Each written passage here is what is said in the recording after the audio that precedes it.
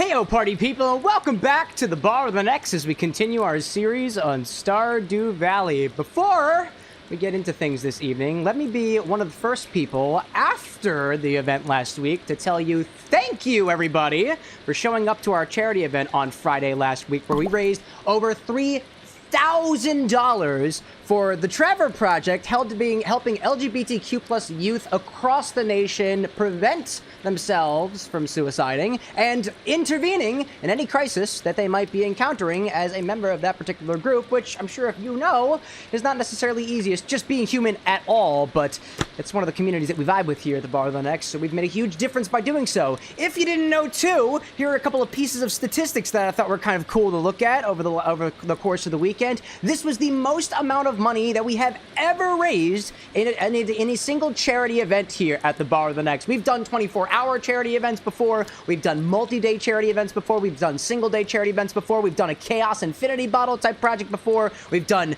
funny ingredients from the store that we mix into cocktails before. This is the first time that we've ever done a random roll-the-wheel type of charity event here, and it was a massive, massive success, not just because you guys showed up for it, but also because we changed around some of the ways that we do our charity stuff a little bit. We changed up the incentives, we gave you a points matching system too, to help maximize people getting involved and contributing to the cause, and we smashed it, dude. We started with a $1,500 goal, and we rather quickly accomplished that during our charity event on Friday, and we've been fundraising all the way through the week with a couple of donations from folks like Raimundo and Levy picking the games that we were playing, folks out there at specifically donating $25 to grab items from the grocery store to specifically have on stock here, and it was just such a blast, y'all. It was very, very chaotic. It tired every single one of us out, including me as well. So thank you, everybody, so much for showing up to that, and being a part of at least the two things that we try to do on this channel, which is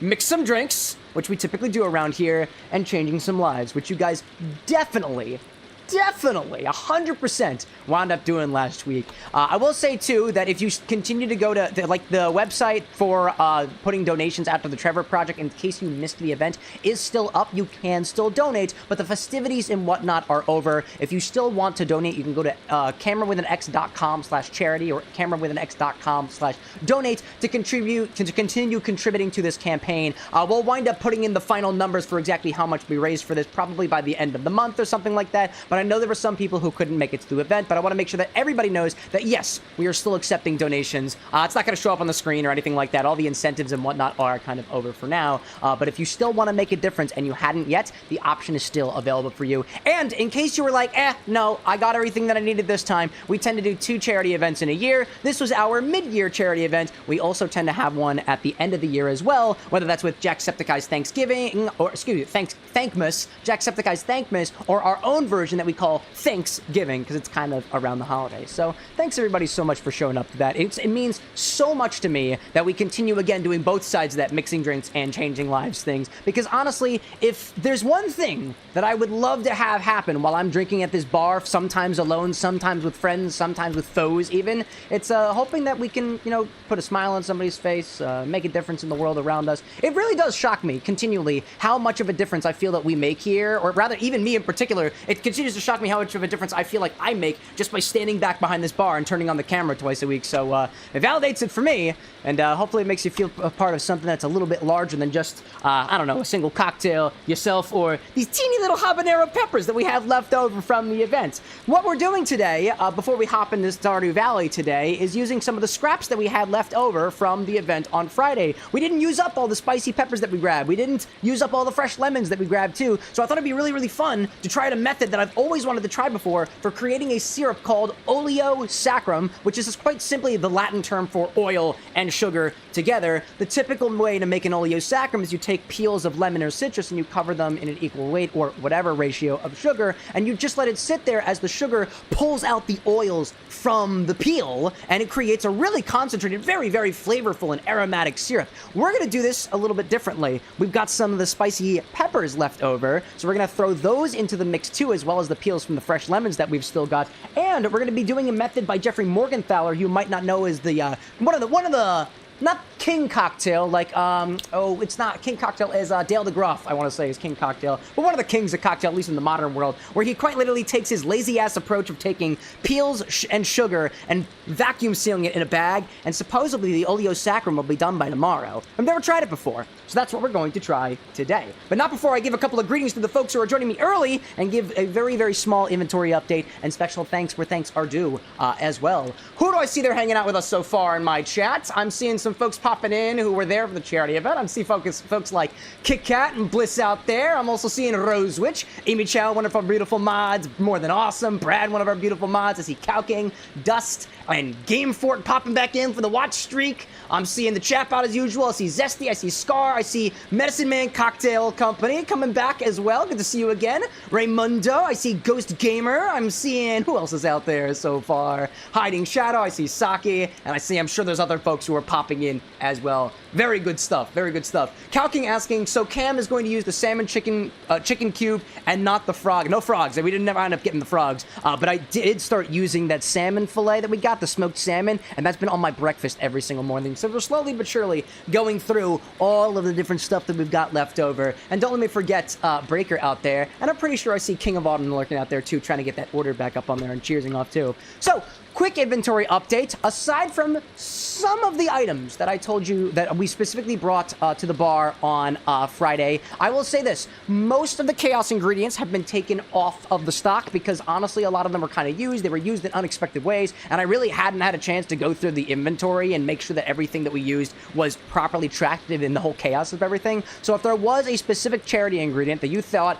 hey, it'd be really cool to keep that here at the bar, use the suggestion command to remind me what it is that you guys want of that. Like, for example, we didn't eat all the manzanilla olives. I know they're still in the refrigerator downstairs, and they'll probably be really good for things like garnishes or stuff like that. I can't remember off the top of my head, so please meet me halfway by using a suggestion. If there's something that you want to keep on the stock that I honestly forgot to put up on there. In addition, I want to give thanks to, first of all, every single moderator who came up and helped out with the charity event, including Lil Abe, who was responsible for that wheel that you saw, Annie Toya, who was doing background work and whatnot, and who continues to work as the Chancellor of Chaos that you might know in our community, More Than Awesome, and also husband Aaron also came up as well. I just get myself tripped up every once in a while for who's got nicknames and whatnot too. But they all came out to help out in the background of the event as well. Brad, actually, let's say Brad and Aaron both got for me this really, really cool, took a look at this little like ice stamp that we got here, chat. It's got an X on it, and so what we can do with our big ice cubes now is we can stamp them with ice. I've wanted to get like an ice stamp like this for a while to have different like patterns and whatnot on them, whether they be stripes or polka dots or spikes or something like that. Honestly, I thought to myself, there's got to be one with an X out there, but I couldn't buy one for myself, and lo and behold, I didn't. Brad got it for us, so it's beautiful. I love it. Thank you. Also, shout out to Amy Chow, who also provided a lot of the grocery store ingredients. Amy Chow was specifically responsible for getting most of the charity items that we got here for Friday's event. So big shout out to Amy Chow for that. Disney Queen was lurking around, working on specifically getting the catering for everybody who came by, as well, and making sure that everybody got fed, as well as doing a lot of the background work. Also supporting Lil Abe, who was doing all of those commands in the background and make sure that all the chaos got updated and whatnot. And of course, we had the happy, tall boy that is Lycos Lore, who is responsible for getting a Wawa sandwich into at least one of our beverages out there. It's always nice to have my brew up for the event, and it was a pleasure to have everybody come up for it in general. So thank you, everybody, especially all of the mods who showed up for the event. And something that you guys literally can't see at all, but while the mods were all up here, the Bar of Nexus studio has been an absolute fucking mess for the last couple months or so, ever since my desk collapsed a little while ago. So while we had some resources up here, while we had some human resources up here, everything behind the camera looks so much more organized than I can even articulate to you guys. Maybe when we're doing our board meeting this week, maybe I'll turn the camera around a little bit and show you guys a bit. We got shelves set up now. We've got spaces for a lot of the liquor closet to actually come out here. Phase 1 is to work on the storage situation because I don't have to remind our moderators how difficult it is to get through that liquor closet, especially when it's packed to the brim with all of the stuff that people wind up acquiring for the stream or sending to the stream. Like these 24 cans of Coco Lopez, which just arrived at the Bar of the Next earlier today. Shout out to the folks over at Coco Lopez, who I don't remember what short it was that they saw, but they were like, hey, can we send some cut samples your way? And I was like, sure, why not? We have 24 more cans of cream of coconut here at the bar. So if you guys have ideas of what to use specifically coconut cream in, we have plenty to work with. So thank you, Coco Lopez, for supporting the stream, y'all. This is awesome. I gotta take this off set. I might put these on some of the shelves that we just set up over there. Absolutely beautiful. Absolutely beautiful. Brad says, for the record, I did nothing to help with this cleanup. I sat and drank C924 and 8 subs and yelled button. It's true, and you also suffered with me through some of the drinking. Those drinks were not necessarily the best things that anybody's had before. So thanks for doing it with me in solidarity or otherwise. They creamed all over your bar, dude. They absolutely did, Zesty, and I'm happy that they did. It was delicious. Excuse me. I actually kind of feel bad now because when we were doing the one cocktail recipe in the pina colada, what started as a pina colada in Biblical, the slushy machine, we almost went for the Coco Lopez, but we went for the stuff in the white container instead, because I thought it'd be funnier to shake the thing around. Now I feel like a little bit bad because we could have used the Coco Lopez, but rest assured, Coco, we're gonna put those in drinks that are not bastardized for the sake of charity, unless that's what you want. In which case, we have our next charity event at the end of the year, so stay in touch. Anyways, so what we're going to do before we get into the game today is we have a two-part thing here with Stardew Valley today, this week. We've got a syrup that we're going to make today by combining diced up peppers. Oh, I heard a helicopter over the top of somebody's flying over the no-fly zone, which I call the X-Bar, and I actually have no proof that it is a no-fly zone, come to think of it. Anyways, we're going to take some lemon peels, we're going to take some spicy peppers, and stick them in a bag with sugar to make a syrup, which we're then going to use on Wednesday to make a little riff on a gin fizz. Going to make it spicy. Going to make it even more lemony than it usually is. Honestly, because I want to try some more gin cocktails. And it's been a while since we've used an egg that did properly become a part of the drink itself and not stayed completely whole while in a whipped cream maker and get carbonated like the SpaghettiOs. And if you missed any piece of that, I'm pretty sure the VOD is still up from Friday. We mixed drinks, we changed lives, and there was cocktails and chaos. It was, pretty freaking intense. Anyways, so what we're gonna do, I'm gonna peel some lemons and chop up some spicy peppers. And again, put them in a bag with sugar, blended sugar, not powdered sugar, not confectioner sugar, finely blended, super fine sugar. And we're just gonna put that in a bag, and that'll be all we do during our pregame today. And if you can guess what my pregame drink is gonna be, because I will be drinking something as we move into Stardew Valley, I don't know, I'll pat your head or something. Actually, I'll throw change at you. No, I'm gonna pat your head with the change. I'm gonna take a fat wad of fake dollar bills and I'm gonna just... That's what we're gonna do. Anyways, so we need a cutting board, naturally. And because I'm dealing with spicy peppers, I'm gonna put gloves on. Because I don't wanna hurt. I don't wanna hurt. Let's see. Zesty out there saying Sapphire and I will enjoy some gin cocktails. We'd love to hear that. I see Silver popping in. And Scar saying Camp's hitting us with a bag of nickels. Nope, I said specifically a wad of fake dollar bills. You are putting words in my mouth. You're putting words in my mouth. You're putting nickels in my mouth, dude. And you know what? I'm okay with that, too. Because the bar could honestly use more money. That's what the guy with glasses says. I'll use more money, though. Don't make sure that you can encourage them to throw money at the screen. I think I'll try my best to. And he goes, good. And that's what I do. That's what I'm supposed to do as the guy who runs the bar here. Anyways, let's put some gloves on, right? I see that out there. Brad's saying, too, for those of you who watch VODs or watch the events, there's a survey and announcements in the Discord to help make these events constantly better. Yes, that's a very good thing that I should also point out, too, publicly with the microphone that I have in front of me. There is also a survey in our Discord server in the announcements channel from Disney Queen to get your guys' feedback on how the event went. If you have any thoughts about the event, things you liked about it, things you didn't like about it, please, please, please answer that survey. It gives us feedback for what we can do the next time. Right? What's a good example of something we got so far? People really like the points matching. That was something that was really, really good. People really, really like that. People like being able to use their points by just watching the show to donate to charity. People really, really like that. I like that. Nice. Just out there throwing a nickel at the bartender. Thank you. Ow. Fuck. Ow. It's okay. It's okay. I won't tell him it was you. I won't tell him it was you. It would be great. It would be great. Gosh. Breaker's like, I thought it was going to be a sock of pennies. No, no, no, no. It's a wad of dollar bills. How many times must I repeat that? Gosh. Bliss says, Cam, a question. Can I submit a double infusion today? I have enough points on YouTube. Nope. Only one infusion per stream. Only one. Only one per stream. That way it doesn't take away the space for other people to get their orders. And you get one per stream, but if you can get it twice this week, I can't stop you. Not right now, at least. Anyways, get these nitrile gloves out of here. Let's start chopping things, right? I'm trying to get my angle set up in such a way that we can actually see me chopping and peeling. I think I'll probably peel first. Nah, I'll do the chopping first. I have all my spicy peppers, so... I got all my spicy peppers. Come here, buddy. Come here, buddy. There we go. Nice little spicy pepper now with the sound of rain in the background. Right? That's what we got going right now. Alright, let's get some of these guys out here. I'm just going to chop these up, probably into strips. I don't know if I really want the seeds. I don't know if I want the seeds. I'm going to chop all of this up. That is the idea. We're chopping all of this up into little slices. So if we lose some seeds, great. If not, whatever. I don't really care. I don't really care. So let's start this by chopping some spicy peppers. I'll put these guys about... Whoop, oh, watch out with your knifing skills, Cam. There we go. One at a time. One at a time.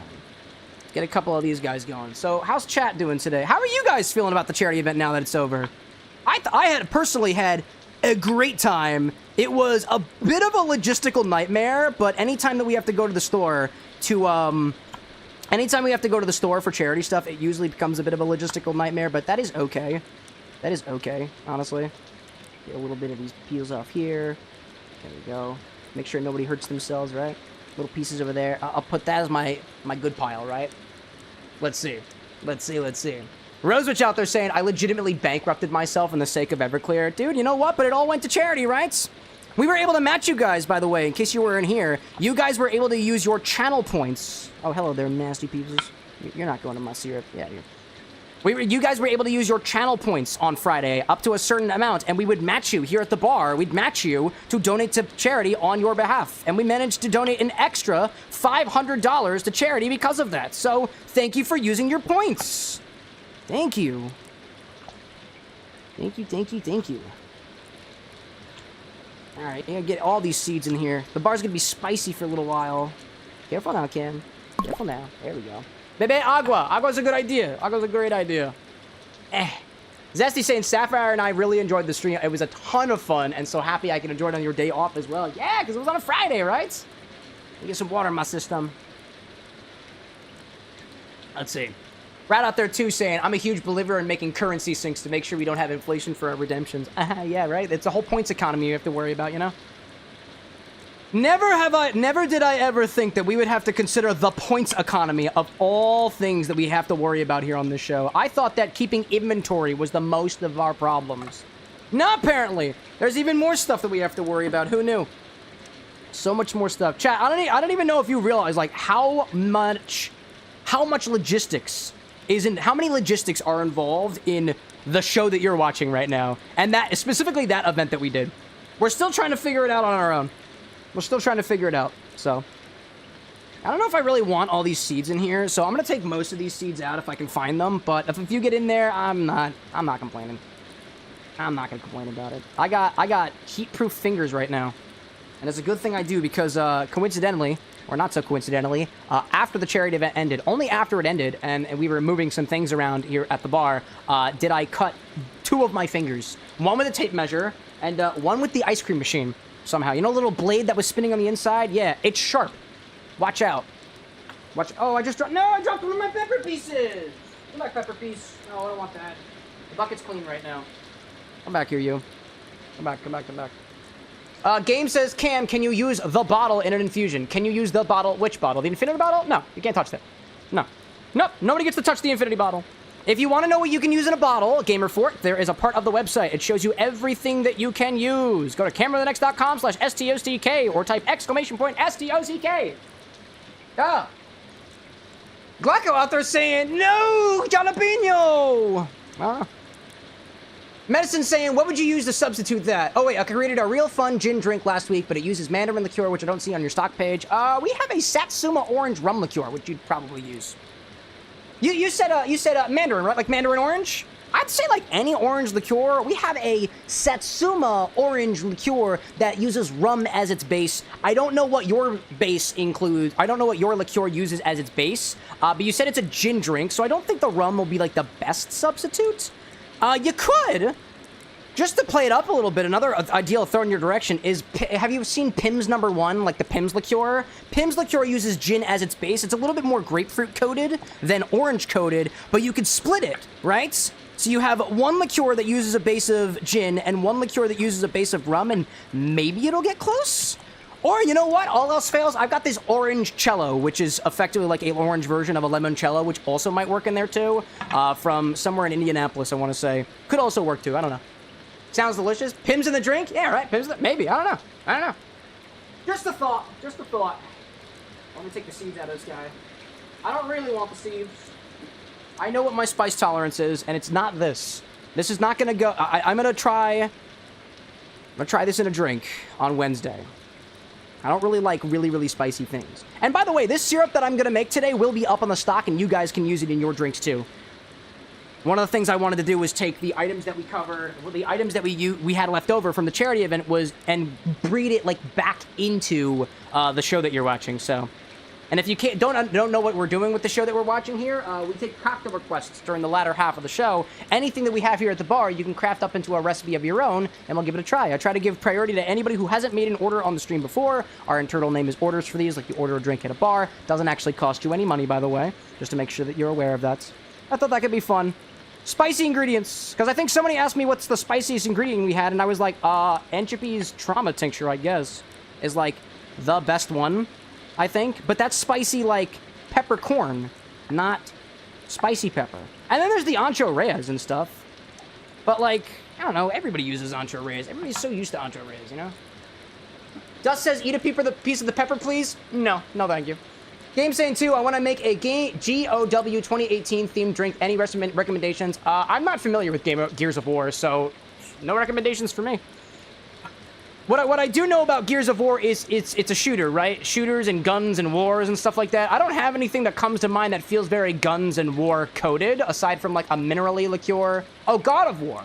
Oh, Gears of War and God of War have the same thing. God of War, honestly, go look at, it's Kratos, right? So it's mythology. So, God of War, is it Norse mythology? It's not Greek mythology, right? Not in all the games. My recommendation is look for some inspiration from the area that God of War takes place in.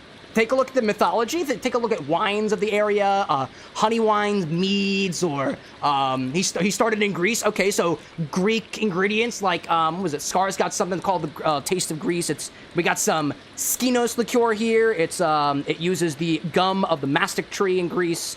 Figs are popular over there. Grapes and stuff like that. I just threw a bunch at you. Hopefully that helps. Anyways, let me also take, I'll take my habaneros. I'm going to put them over here. I'm going to take them off over here. There we go. I'll put them over here a little bit. In this little holding pattern we got here, and this cutting board that Thomas Tusano made for this. Zesty saying too, Cam, I did message you, but whenever you have a free moment, we'd love to get the teeth set. Yep, I will respond to you when we've got time to do so, if there is a message for it. I didn't see a message, but I wasn't looking at my DMs today. Still making sure everything gets figured out from the charity event.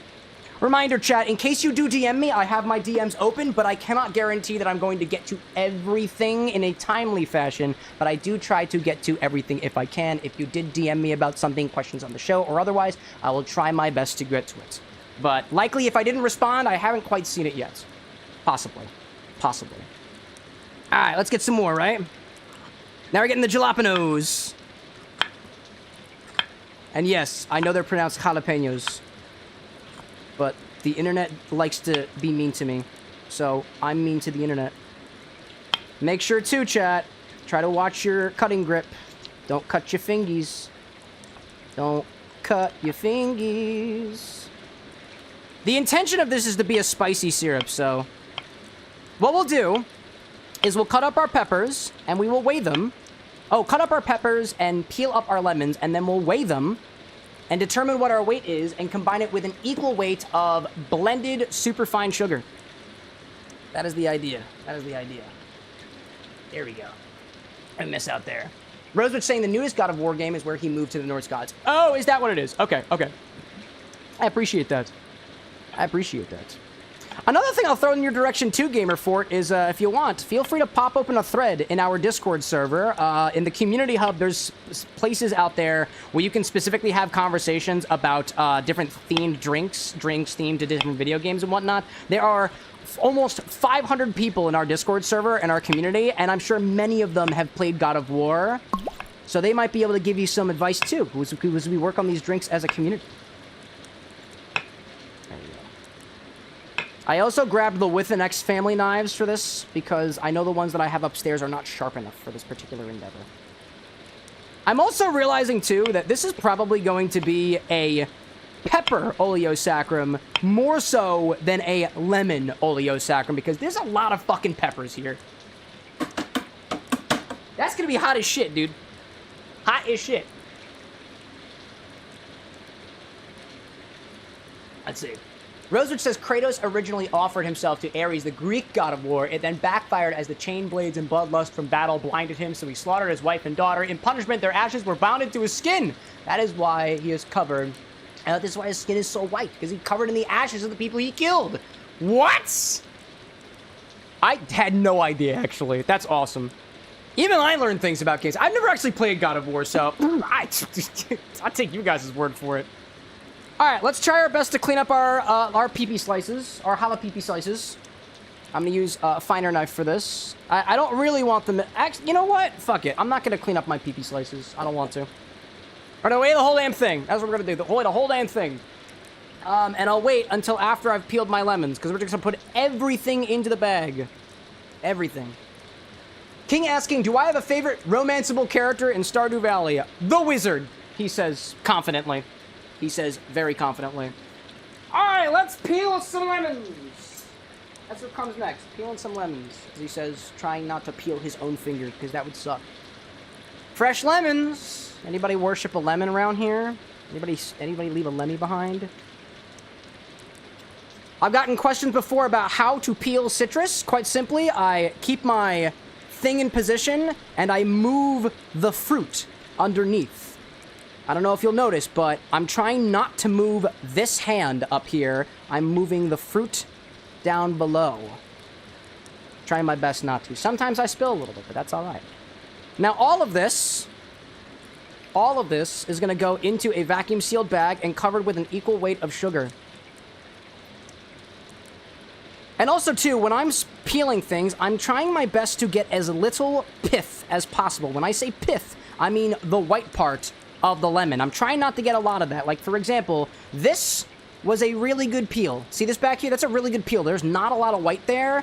Actually, these all have been pretty good. But, like, this one, in comparison, let's do this one versus, the one I just had, right? The top one has a lot more white. It's a little bit difficult to see in this current lighting, but it looks a little bit easier. There's definitely more white on top from my angle over here. Might be a little bit difficult to see. Just a little bit, but... And also, too, I'm not perfect with my peeling either, so in case you see me kind of slipping off on that method I literally just showed you, it's because I'm still learning. Once you get a knack for this, once you've been doing it for, like, a couple of years or so, you kind of get into the rhythm of it. And typically, I try to get into this rhythm, specifically when I'm making super juice, which I did make more of before our charity event. It also helps to have a very sharp peeler. And this peeler here does not appear to be very sharp today. There we go. Trying our best to do so. Okie dokie. What I see. The chose like, write that down. I try. Shadow celebrating some Lemmy. King saying, I was thinking Harvey would be my type. Harvey, the doctor who works himself to the bone and never stops working? Yeah, actually. I do pretty much the same exact thing, you know? Gosh. Rose saying, how did I manage to @ the chatbot? Because it's also a user. Duh. @ chatbot with an X. Oh, did you try to @ me instead? That's hilarious. That's funny. That's funny. There we go. I got 4 lemons we're working with.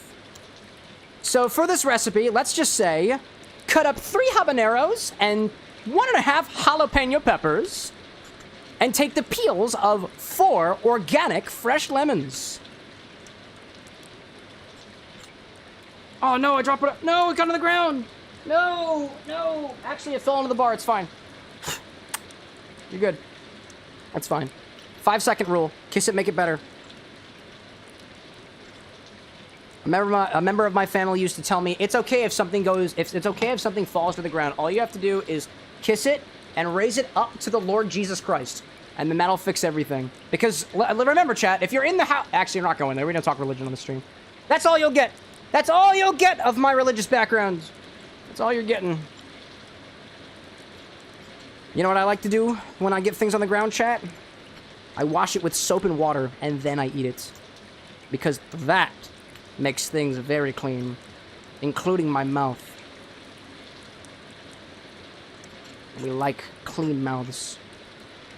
Oddly enough, I definitely put soap in my... Oh, no, I remember what I did the other day. I was trying to remember, because there was a thing where I definitely brushed my teeth, and my mouth tasted like soap for hours after the fact. I got a new toothbrush recently because I brushed way too damn hard, and my gums are receding, so we got one that squeals at me whenever I push too hard. And when I got it for the first time, I cleaned it with soap and water, and then, lo and behold, decided to put it in my mouth.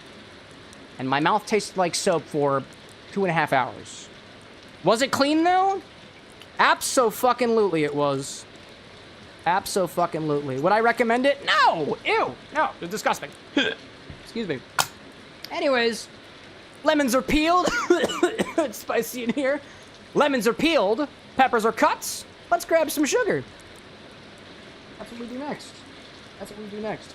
So what I'm going to do, I'm going to take the weight of all of my peels and all of my peppers and match that with an equal weight of super fine sugar. This is just sugar that I put into a blender and sifted after the fact. I'll show you in a little bit. Here, let me move this out of the way. Let's take this bag and put it over here. Let's take this canife and put this down here to be cleaned. Put it over here. There we go. There you go again. Okay, and we'll pop this over here. Droid, welcome to the bar with an X, my friend. Good to see you out there. All right, let's see. Do we have a nice angle on this? Look how fine this sugar is.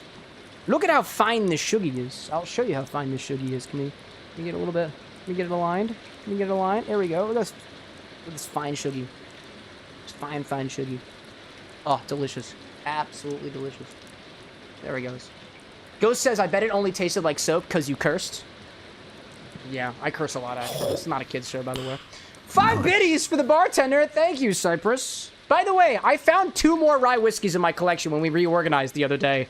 I didn't realize I had them, but if I would have checked my own stock, I would have known. Welcome back, Cypress. All right, let's see. Let's get the bag, right? Let's get the bag. I'm going to use a beaker for this. And this is what we'll do. I have a new scale, too. I have a new scale that we're using. Thank you to Entropy the Ferret for providing that for the Bar of the Next by buying it off of our throne wish list. We're back. We're not raising money for charity actively right now anymore, so I'm back to reminding you guys that we have a wish list for things here at the bar that just makes my job easier. And sometimes the guy with glasses, but mostly me. Mostly me. Nice. Mostly me. We got more beans because of it. All right, what's up, bud? What's up? There we go. Get a little... There we go. See, you can see Entropy's name on the front because Entropy bought it. Thanks, Entropy. Thanks, Entropy. Look. There we go. Let's weigh everything. Beep. Put it all in the container. Get a weight first. All right. Let's get all this in here. I'm gonna pop it right in there. Just gonna use my hands. As opposed to using my feet, which I'm sure some people would like to see, you sickos. There we go. Get a nice weight of all of our peels and all of our peppers. All the King's jalapenos and all the King's habaneros. Couldn't put Humpty Dumpty in a cocktail and carbonate them, but I could. And it was quite the sight to see, my friends. Quite the sight to see. Alright. Lucky for me, I also can't see what the measurements are. So, I'll have to figure that out in a second. Hold up a second. Can anybody see that number down there? I can't see the number. Nice. How am I supposed to know how much sugar to add? Can you see it from your angle? No, you cannot. Alright, cool. That's okay. Just guess, chat. Chat, what's your... How much do you think this weighs? What's your guess? Grams. How many grams? How many grams? Alright, that's all my gunk. It smells really good. The number is... Who was the closest to 187? At least one. The number starts with 0. I think Ghost Gamer gets it, actually. Yeah. Ghost, congratulations. You have won that wad of cash that I was threatening you guys with earlier. It's fake cash. It's fake cash. 187. 187. You by default. Oh, okay. Well, 87's literally got it in their name, so... 187. So we need... 187. There we go. 187. G. 187G. Now we need 187G of Shuggy. So... I know exactly how much my weight of peels and peppers are. No. Brad, the kindness, the Ghost Gamer. Look at that. We did that. We did that very much. Okie dokie. So, put the peppers and the peels in a vacuum-sealed bag, along with an equal weight of blended superfine sugar. I made mine by blending it and sifting it. So I need this and 187 grams of sugar, right? So let's grab another beaker just to make this easier on me. Whoops. There we go. There we go. There we go. And now let's pop this in here. There. There we go. That in there. We'll get this to the side. I'll also weigh out my sugar. I'll weigh out my sugar now so I don't have to worry about it. I think I'm done. I'm not quite done handling the peppers yet, so I'm going to wait on that. I'm going to wait on that. I need to grab my scale again because I dum-dum put it away again already. Let's grab our Shuggy. Grab our Shuggy. And let's align the camera. Hello, camera. Hello, camera. So funny that we have similar names. I know, isn't that? Isn't that the wildest thing you've ever seen?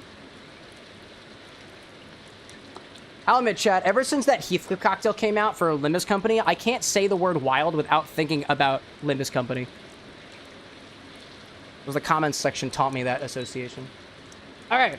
Superfine sugar, 187. 187 grams. Let's get it. That was a lot so far. We need more. More. More. 187. Okay. 130. 160. All right, 170. We're almost there. 180. 181. 183. 84. Almost there. Almost there. 85. 86. 86. 87. 187. We got it. We got it. Here we go. Ghost out there saying, what does a subscription even do? Hey, you get to watch the show without ads. You also get access to a specific Discord channel in our server where people hang out, get some behind-the-scenes stuff and whatnot, and you have the pleasure of knowing that you are helping me procure alcohol without digging into my own life savings. So, thank you. I want to life save. Please. I want to life save. I don't want to say. I don't want to save lives. I want to mix lives. I am not jumping in the water that is 190 proof Everclear and saving people. Nope. I might take a little cup of it though and mix with it elsewhere because the tiki bar needs a little bit more proof than that overproof. It does. That's satisfying. Dude, that was satisfying as fuck. That was awesome. There we go. There we go. Loriander's like, you gotta help his addiction. I don't have an addiction, Loriander. If you happen to be making a reference to alcoholism, that's not funny, and we don't take kindly to people joking about alcoholism, so please don't make that joke again. If that's what you were making reference to. We take alcoholism and other matters of the sort very seriously here on the show. Do not joke about alcoholism. I take it very seriously. Levy, welcome back, friend. Okie dokie, let's combine everything into a bag. Here we go. Here's that bag. There's the bag. Can we get it focused? I want to get this focused on my fingers. Look. Yeah. Look at my bag fingers. Brad says he needs biddies so I can have a larger secret cabinet in the closet and hold double oak C924 and maybe B5265 if I do some research on it. Yeah, you guys are funding Brad's nice, fine alcohol collection here at the bar. All right, let's get it in there. Oh, there we go, there we go, there we go. Whoop! There we go. Don't forget those little seeds that are stuck. I measured all of that. All of it. And that's close enough. Now let's get our shuggy.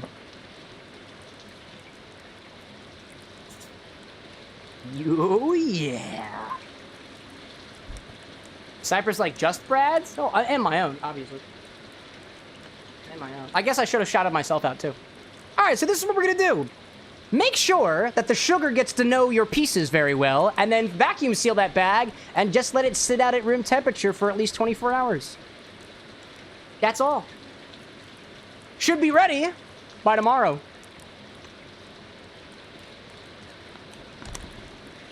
Check this out. Get it all together. Yep, get it all together. There we go. Let's...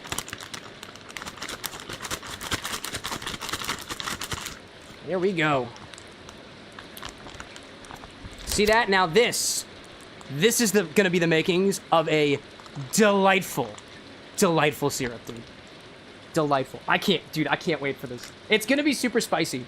I actually did, over a year ago, try to make a pepper Oleo Saccharum almost like this. I just didn't use the, vacuum seal approach, just to see if we could. And it did work. But before I had a chance to use it, it went moldy. So just be careful. Because we're leaving this out at room temperature to allow all the extraction to happen a bit faster, just be careful of mold, right? We're going to vacuum seal the bag, so there shouldn't be any, like, liquid in here. There shouldn't be any oxygen here for mold to develop. But, like, always be careful when you do stuff like this, because shit can grow. And shit likes sugar. And I like sugar. And if you find me in that bag and I start turning green, you should also be concerned. But the green might also just be your jalapenos, so... just know what you're working with. Anyways, vacuum seal that bag and let nature do the work. And then we're good. Imicho says, what kind of Oleos you suppose I could Saccharum? I think anything, really. Here's the thing, right? Oleo Saccharum versus just a typical maceration is basically no different. To macerate something is to combine it with sugar, right? If you take raspberries and combine it with sugar, is it an Oleo Saccharum, or is it just a raspberry syrup via maceration? I don't know. I think you have to use something like peels that have a significant amount of oil in them in order to call it an Oleo Saccharum. Otherwise, it's just macerating. All right, let's see if we can get a nice angle on this. There we go. Let's see. There we go. Oh, let's get this a little bit less. I got some more. Shall we focus? Can we focus? Yep. It's difficult to use this camera already when it's backwards, but it's also difficult to use it when I'm wearing gloves that have zero traction. All right, let's seal it up. Oh.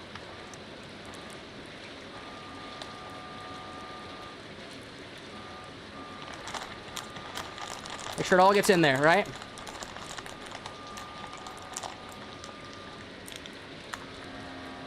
Actually, you know what? Hold up a second. I'm actually going to spread these out a little bit. There's a lot more in here than I anticipated there would be. So, let me flatten it out a little bit. We want to maximize the contact surface area, you know? That's what we're going with. Here we go. Here we go. Loriander, like, any citrus/peel with oil if you can extract it? Yeah, I guess that's all. But, like, could you call a pepper... Like, if I didn't use the citrus peel, but I still had the peppers, could I still call it an Oleo Saccharum? Because, like, chili oil or something like that? I don't know. I'll leave that to the local experts. There we go. Now let's do it. Oh, yeah. That's what we're going with. That's what we're going for. There we go. Nice and sealed. Oh, do you see that? Do you see the little bubbles back here, chat? Those little bubbles that you might have just seen is the syrup already working. Or it juicing the jalapenos. It's one of those two things. It's one of those two things. Could be both. Could be a complex combination of both. Now, I like to double seal things. So we're going to move this out a little bit and then seal it one more time. And then we leave that. We'll be back in 24 hours. Actually, we'll be back in 48 hours. We'll check on this in 48 hours. I think we're good on that. Oh, let's see.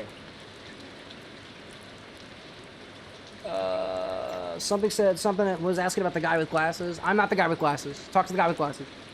That's who the guy with glasses is. Not me. I'm not the guy with glasses. Let's see. Droid talking about Brad's botanical Brad's nice notes on his whiskeys. Oh yeah, dude. Good stuff. And I thought I saw somebody ask about my whiskey collection or my liquor collection or whatever. You guys know what my liquor collection is, and if you don't, type !STOCK, you can see all of my liquor. Except for a couple of bottles. There are a couple bottles not on the stock. Because I don't want to share it with you guys. Because I'm a little bit stingy. The guy with glasses wants everybody to have access to everything at the bar. I get picky, though. I get picky. Anyways, so that's all we got today, chat. Honestly, what we'll do is we'll check on this every once in... Actually, you know what? Dude, check on this. Check on this, dude. Look at it already. Look at it already. Do you see how much of that sugar is just gone? It's already working. It's already working. This is working so fucking fast. I can literally see the sugar dissolving. Hold on, I'm gonna show this to you guys. I've yet to try this method at all, so...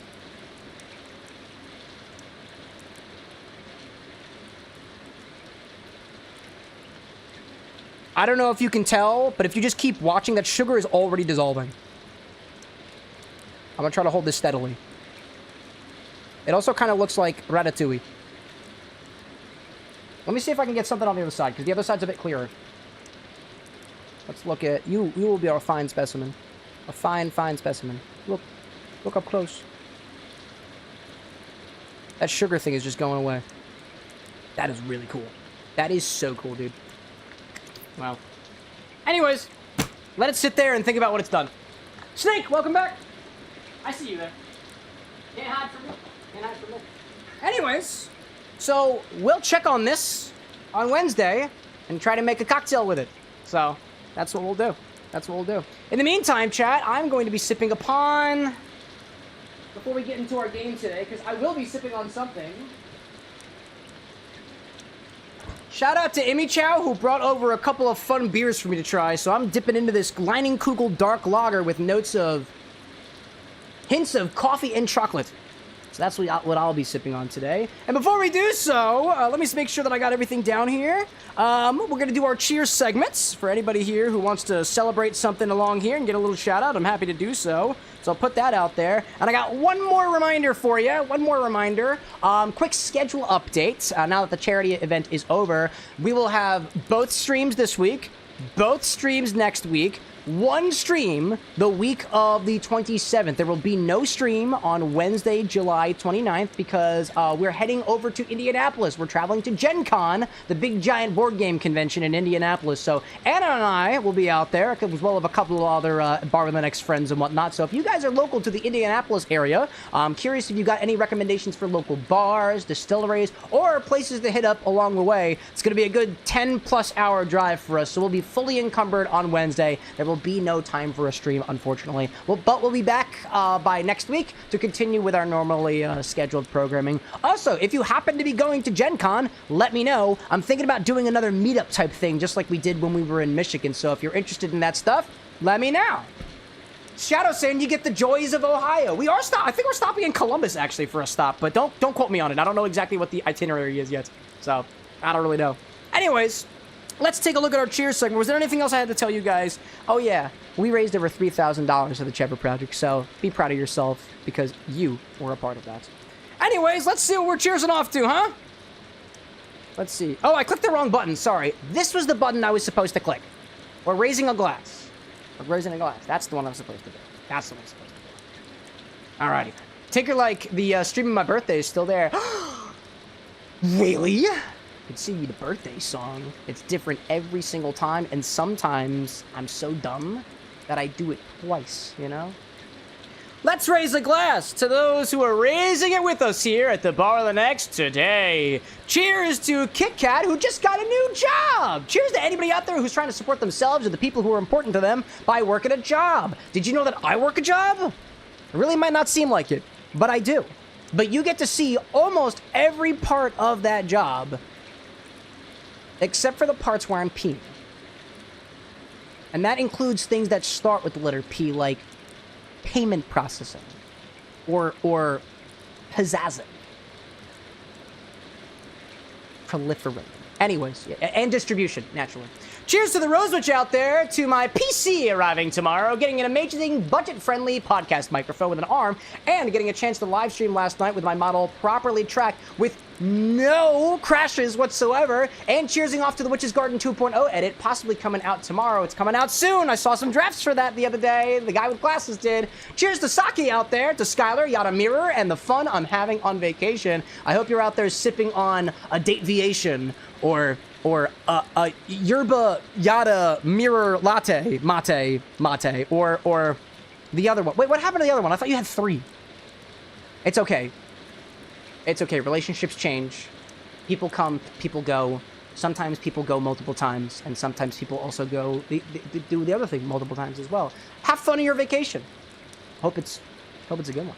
Cheers to Scar out there, to Cam surviving after torturing his stomach during the charity stream last week. Also, grandparents have decided to start making plans for dinner for when Rose visits your grandpa. Said he's making his signature ribs. Dude, we love celebratory meats.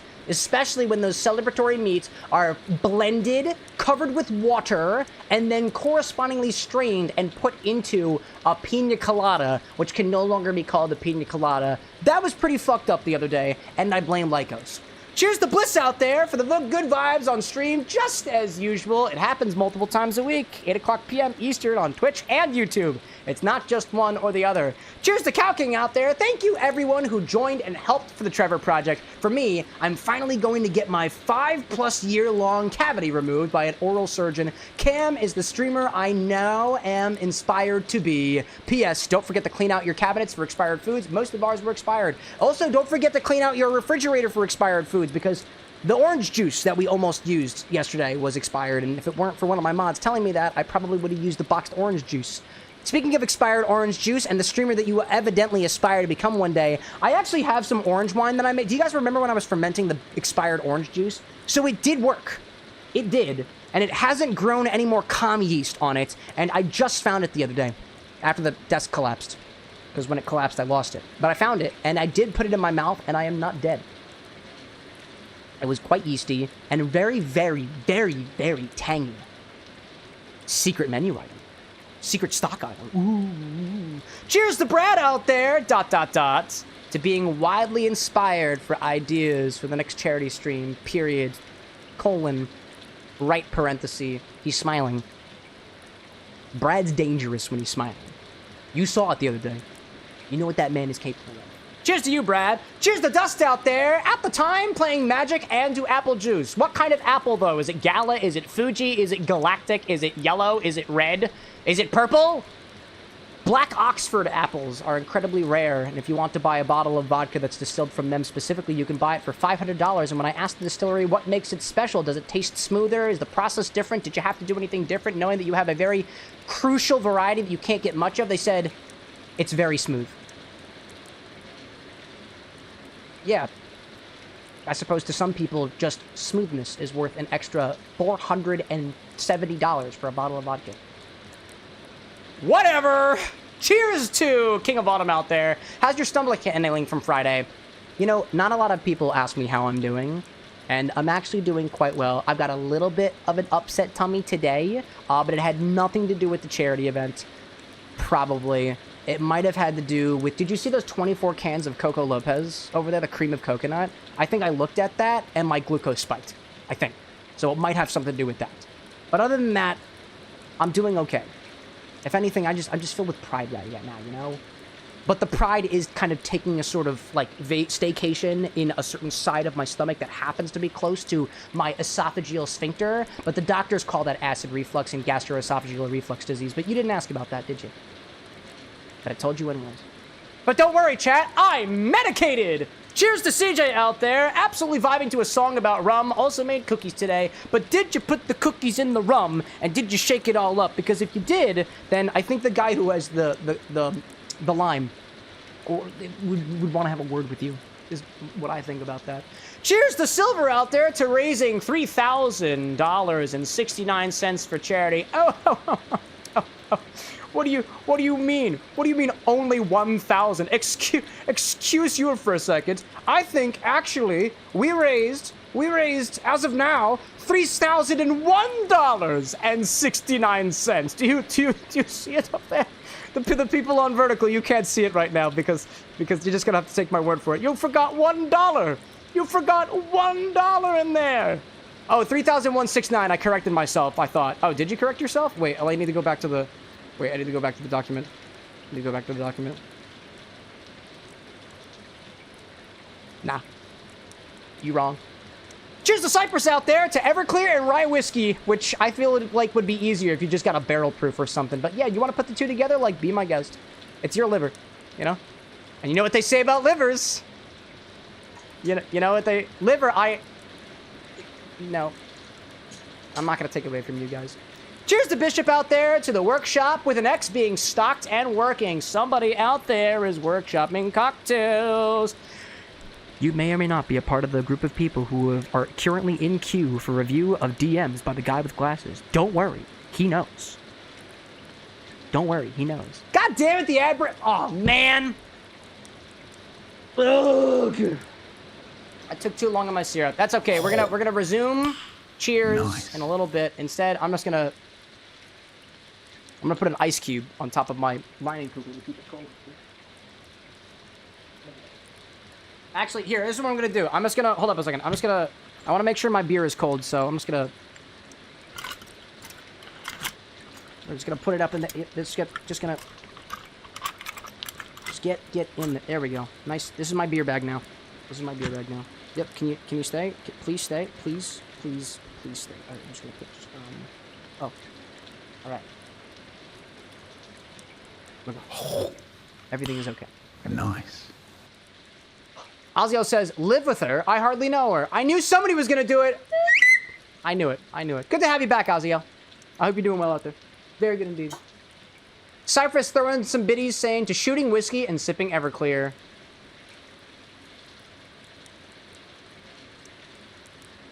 You know, sometimes I forget that you have free will. You have free will. Remember that. Wake up. You have free will. Come on. Go do something. Do whatever you want right now. Quick, chaos moment.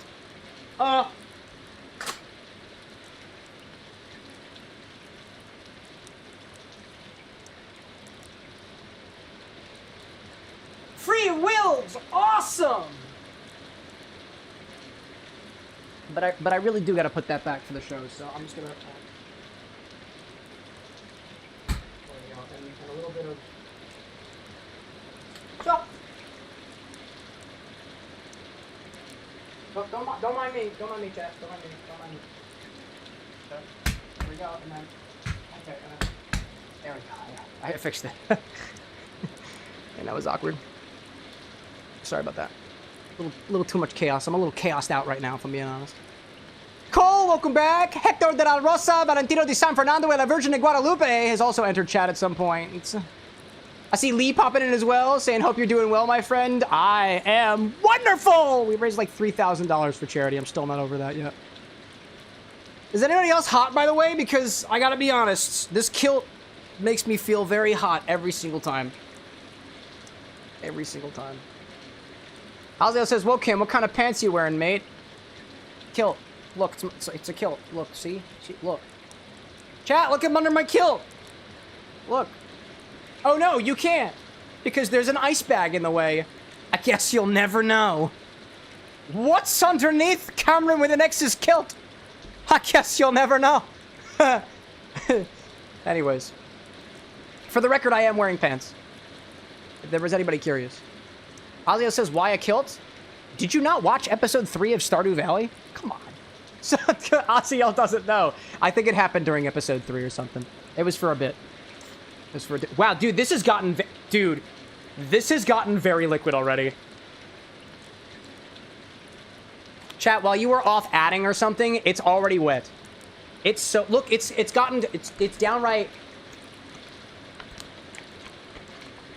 Anyways, let's continue with our cheers segment. I need to take my beer out of the ice bag. There we go. All right. All right, let's continue. Shall we continue? We shall. We shall continue. We shall continue.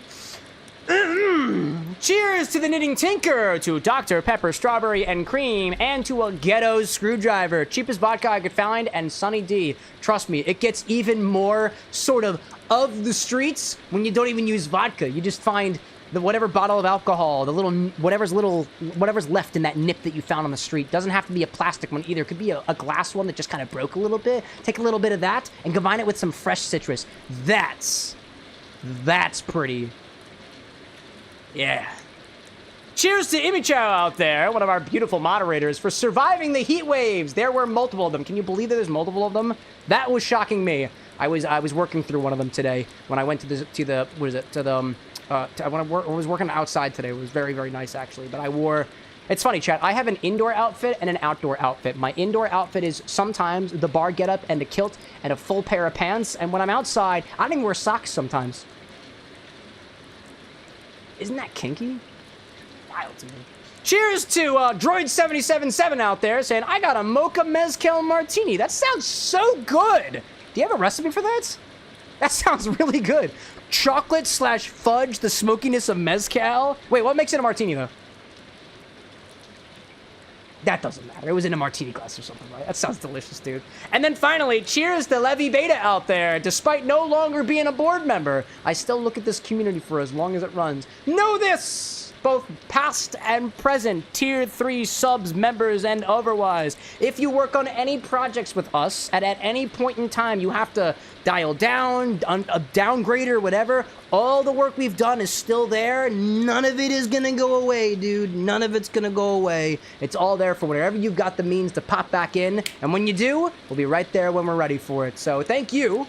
Cheers to you for supporting the show and continuing to feel with this community. Cheers to everybody out there, no matter where you are, no matter how you've been, no matter where you're going. Thanks again, personally, for helping us contribute to that part of mixing drinks and changing lives that we only do, typically, in bulk, twice a year, and that's changing lives. Cheers to you guys. Slancha, prost y vivas. Mabuhay, somebody taught me over the weekend. That was a Filipino one, I think. I haven't fact-checked it yet, so we're gonna go with that. Cheers, kampai, prost, tagay, and kipis, and otherwise. So let's play a video game, shall we? And I'm gonna sip a Leinenkugel. And I'm gonna put that on a coaster. I've got... Oh, actually, I played Catan over the weekend, or sort of. So I'm gonna use Catan for this one.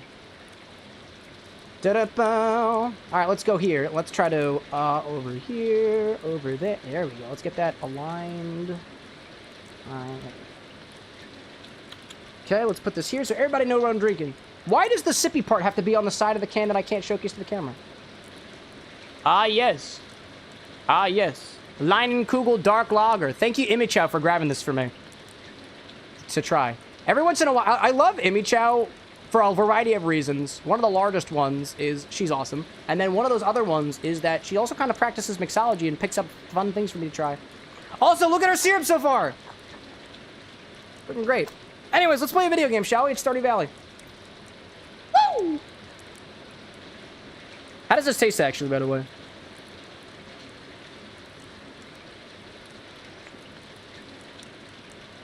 Yeah, it's alright. I taste a little tanginess in there. I'm not angry at that.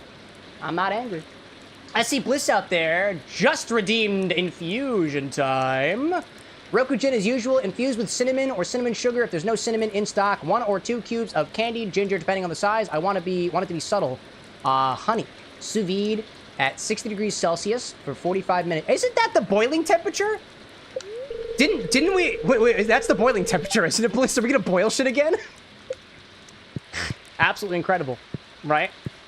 What was that? So it's I got plenty of cinnamon in stock, so no need to worry about that. So cinnamon, candied ginger, and honey after the fact. So I imagine we're just adding everything to the bag, but you want it to be subtle. So a subtle one, you know?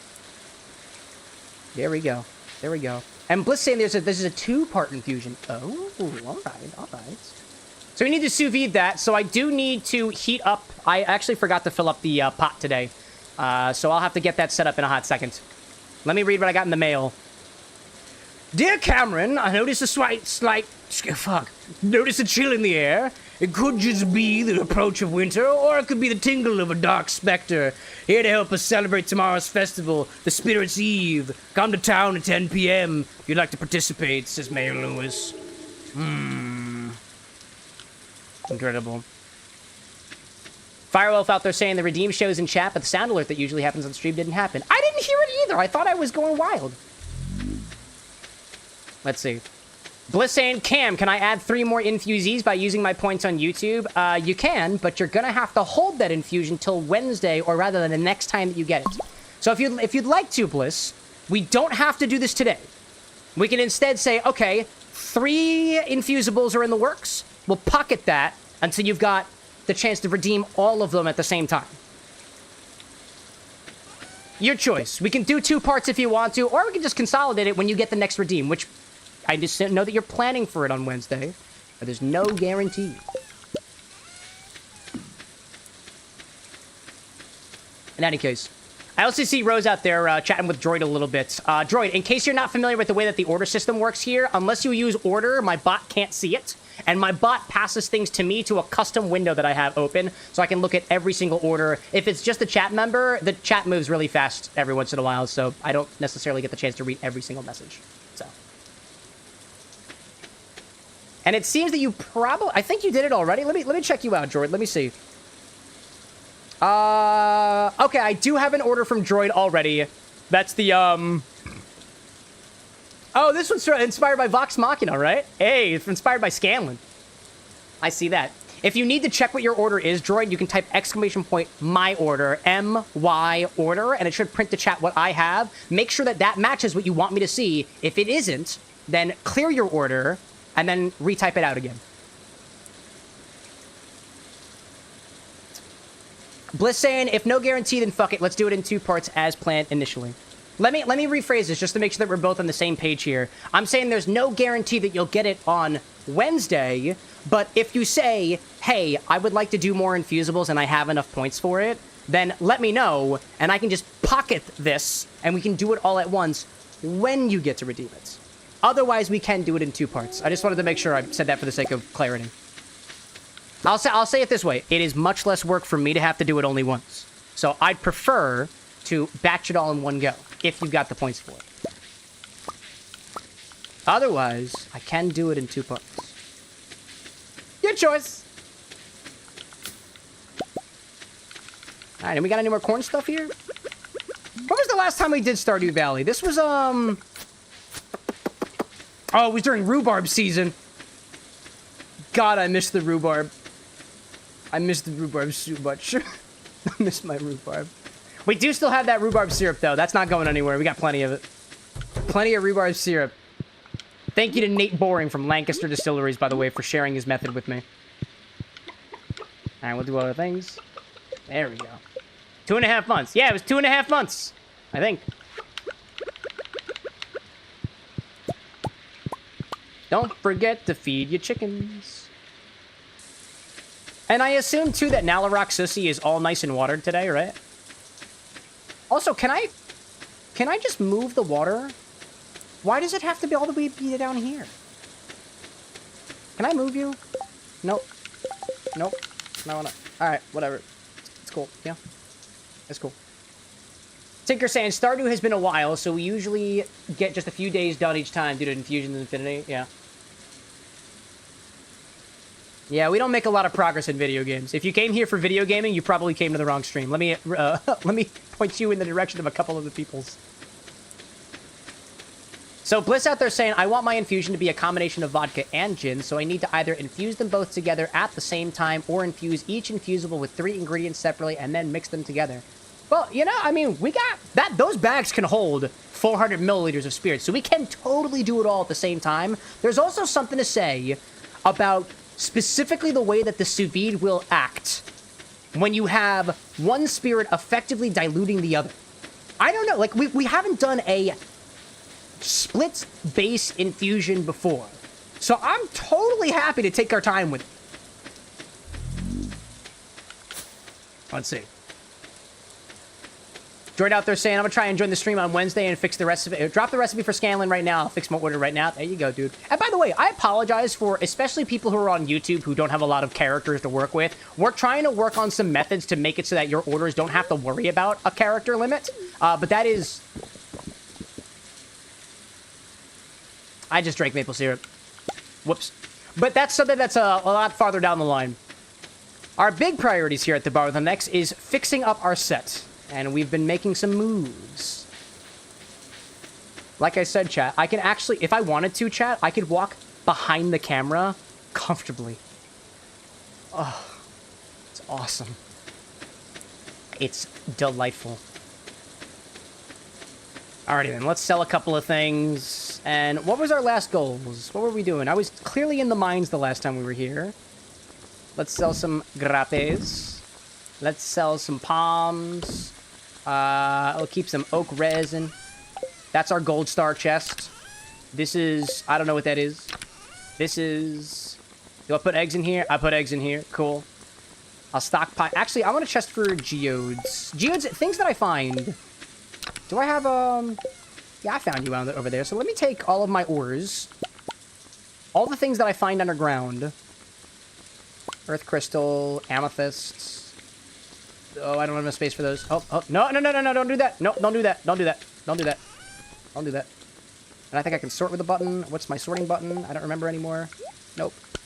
I don't remember how to sort. Ah! There's a button for this. I know there is. I know there is. There we go. That feels better to me, personally. Bliss saying, if by that you're allowing me to create an infusion with 2 alcohols and 6 ingredients, then I'm totally down for that. Absolutely, absolutely. So this is what I'm gonna do, Bliss. What I'm gonna do is I'm just gonna write a note for the guy with glasses to somehow keep track of this stuff because I don't know how he's gonna keep track of it, but I'm gonna try my best to. I'll say that Bliss, I don't know, has 1 infusion charge. I don't know. Bliss has 1 infusion charge. Quote-unquote charge. And when Bliss wants to, Bliss can say, I want to use multiple charges. Today. And if an infusion hasn't been done already, that will be done. Yeah. Yeah. Yeah. Did that make sense? So that means, and if this works, by the way, chat, if you guys are into this idea of using infusion charges, then we'll figure out a way to make that so down the line. And make it a little bit easier for people to keep track of. Because even I'm realizing I'm having a hard time tracking it, but I've tracked harder things before. I've tracked much harder things. Like everybody's nicknames. By memory. Ugh. If anything, I have saved my gin infusion on my phone so I can remind you if you forget last set / lose the note. There we go. We're all... For the sake of mixology, thank you for your patience. I look forward to seeing how this works out. Also, yes, I don't have to go downstairs and fill up the pot with water that I don't have. Yes. I forgot to do that today. But it'll be a better infusion. Let's see. What else can I put away? I have my oak resin. There was something happening in the town for the festival. I'll keep my blueberries with me, and otherwise, I kind of just want to go... Oh, coal. Okay. I like that. Gonna put some coal over there. And then... All right. Now I want to go... I'm gonna go mining again, because I like mining. Okay. Anakin, welcome back. Silver saying, and... I've been wanting to do one because the profile I want is just complicated. And by one, I mean a double infusion of a spirit. Double infusion of a spirit, you want to do that. Excellent! Make sure you suggest it so the guy with glasses doesn't forget. Okay. Oh, I forgot. My face is on the wrong side for this one. You're right. You're right. You're right. Hold up. Boop. There we go. I forgot about that. You're right. Thanks, Tinker. So where did Mayor Lewis ask me to find him? We're gonna... Oh, that's the button. I didn't...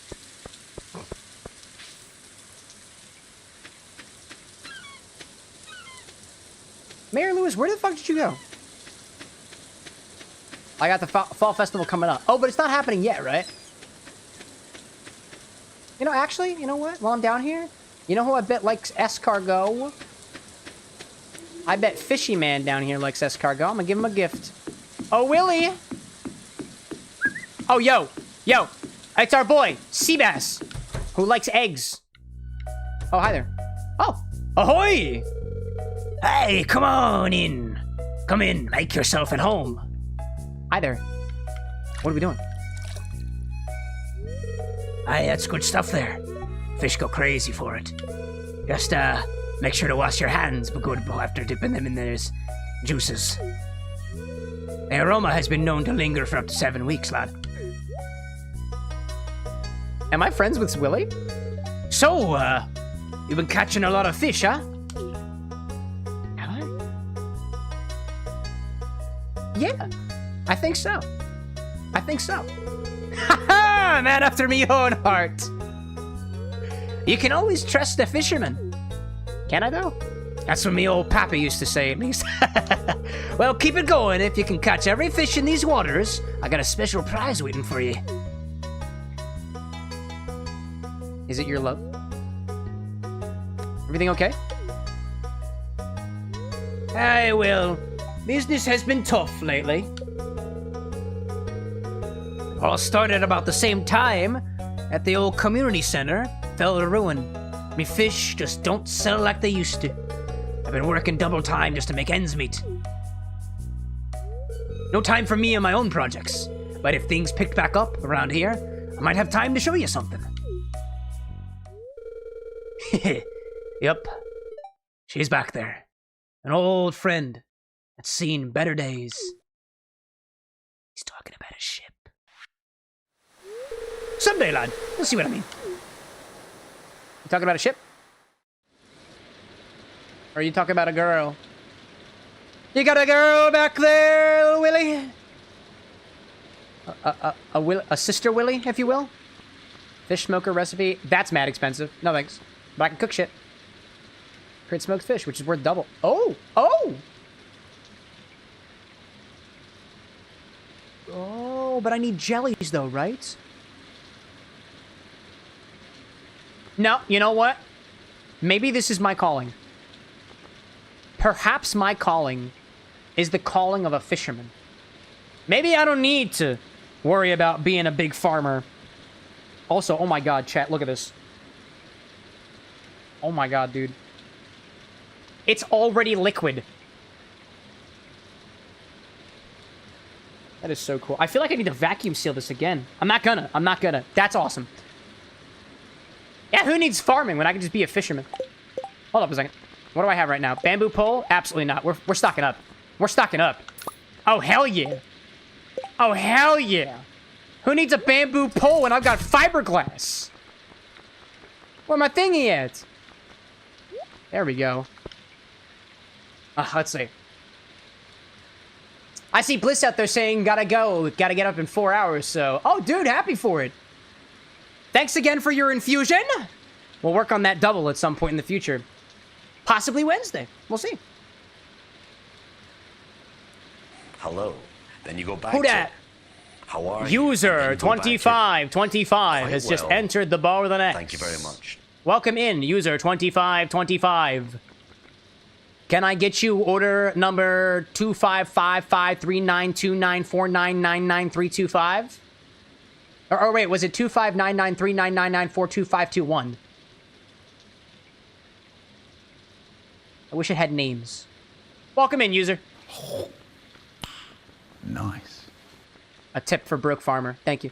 I'm not broke. I have 14,000 G. I don't need your charity.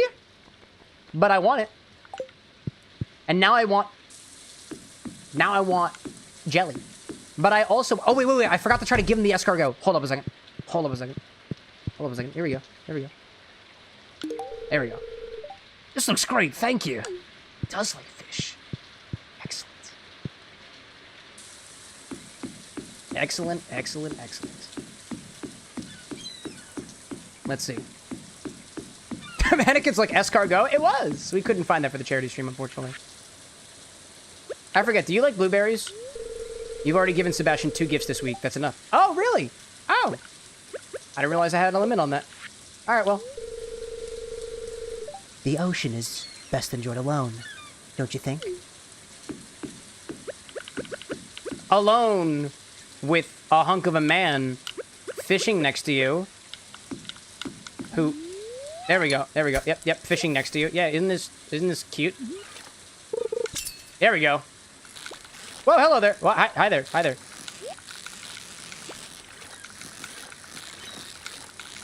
Stand up there. Who needs the gill? You're gonna drop that down, aren't you? Nope. Yeah. Eels. Yeah, honestly, I wasted so much time at the farm. I don't feel like going down into the mines. I think we're just gonna call this a fishing day. Ain't that right, Seabass? Me and Sebi, all the way.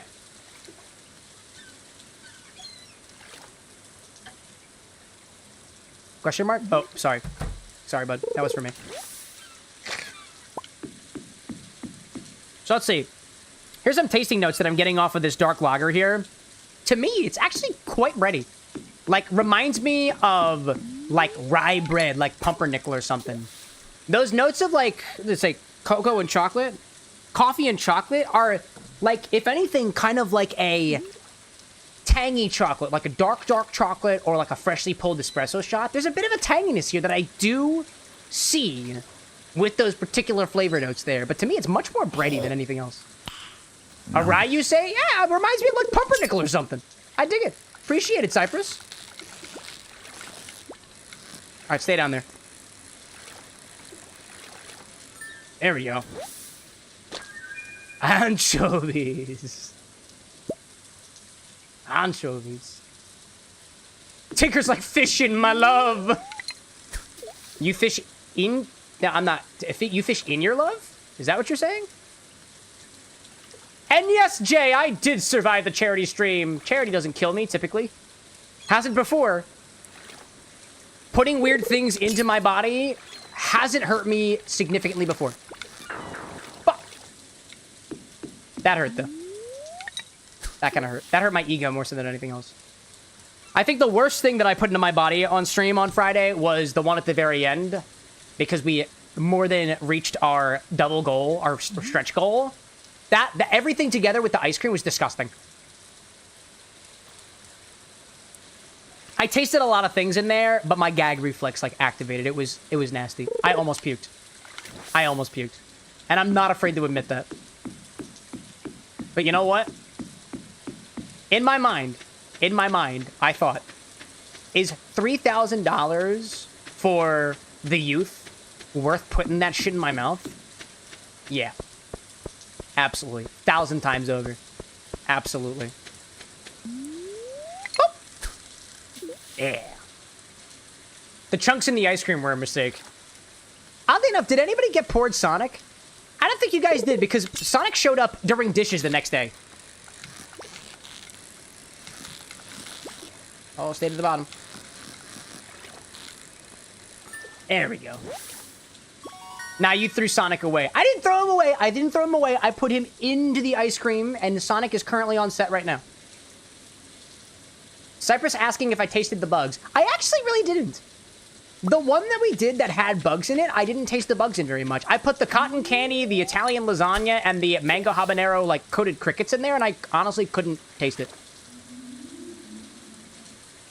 The actual milk of the ice cream was tasty. Bug drink was good. Which one had the bugs in it? Oh, yeah, that was the raspberry one. It was a blended one, I think. Bugs in a blender. I think. Oh, no. That was the gimlet, wasn't it? It wasn't the bugs. It wasn't the blender. The blender was, like, oddly, like, raspberry-y because of that Ponchki vodka. That was... I wasn't expecting that at all, dude. I wasn't expecting that at all.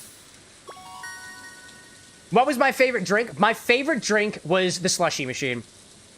What used to be a pina colada, that was really cool. That was so much better than I thought it was going to be, given what went into it. And I think it was the easiest for me to quote drink/eat. Despite the fact that there was parts of an Italian hoagie from Wawa in there. That was wild. Calculate cornstarch bugs. That was it. It was in the gimlet. Gimlet riff was 10 out of 10.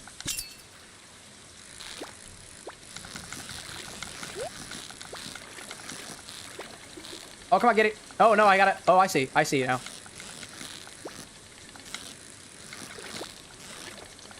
No, get up, get up. No! I messed all of it up. I was trying to see whether or not I could fish with one hand. I can, but not very successfully. Not very successfully. Wow, that garnish must have been... You want to finish that statement, Bishop? You want to tell me what it used to be, what it should have been? What it must have been? Are we going up? Going up? Going up? And then back down, right? Eventually? Yep, back down. There we go. That's what eels are like. Got a lot of eels. And the recipe for a smoker. But I really... You know, how do you get the jellies? Oh, hi there. Oh, it's the wizard! Buddy, do you like eels? Oh, you're not the wizard? I've got this old amulet to sell, but something tells me you're not ready for it, lad. But I have an eel. Should I show you my anchovy instead? Absolutely, Archie. Welcome to the bar with an X, my friend. How you doing? Hey, yo to you. Oh, he's got... He's how you get the marriage pendant. Oh. Wait. So that means I can't marry the wizard, right? Because he and I are close. I literally can't max out my relationship with him, which must mean that we're already, like, lovers, right? Right? Right? That's marriage. That's marriage. That's marriage. Yeah, I'm not ready for marriage. I can't do it. I can't do it. I'm definitely afraid of commitment. Yeah, can't do it. Nice. Archie out there saying, I'm okay. Sick, but okay. Hey, what are you doing to make sure that you get yourself to feel better? Hopefully you're drinking water, maybe some hot tea, maybe some time outside. Sleeping for 18 hours in a day because you're exhausted from a charity event. Couldn't be me. Couldn't be me. But cheers to your longevity and to you getting better. It tends to happen. Even in the worst case scenarios, people do tend to get better one way or another. Tinker out there saying, those who you can marry are going to say bachelor or bachelorette. Wait, so was his name not Bachelorette Wizard? Because, like, I definitely... Maybe it was a dream. Might have just been a dream. Might have just been a dream.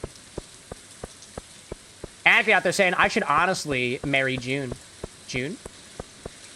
Like the month? Hey, oh, Glorious, welcome back, by the way. Saw some ketchup-flavored Doritos today. Seems kind of questionable. Dude, ketchup and chocolate chip cookies. On paper, an excellent idea. An amazing idea. But who the fuck is gonna do that? Children, apparently. I don't remember what it was, but I was reading an article about, like, how children determine what is, like tasty versus socially acceptable. And evidently, children love the idea of, like, ketchup and chocolate chip cookies together, but society does not. And so I raise the challenge to you, chat. Chocolate chip ketchup cocktail. Let's make it happen. Let's make chocolate and ketchup work. Goddamn, they made banana and ketchup work together. We can make the chocolate work. I have full faith. Absolutely full faith.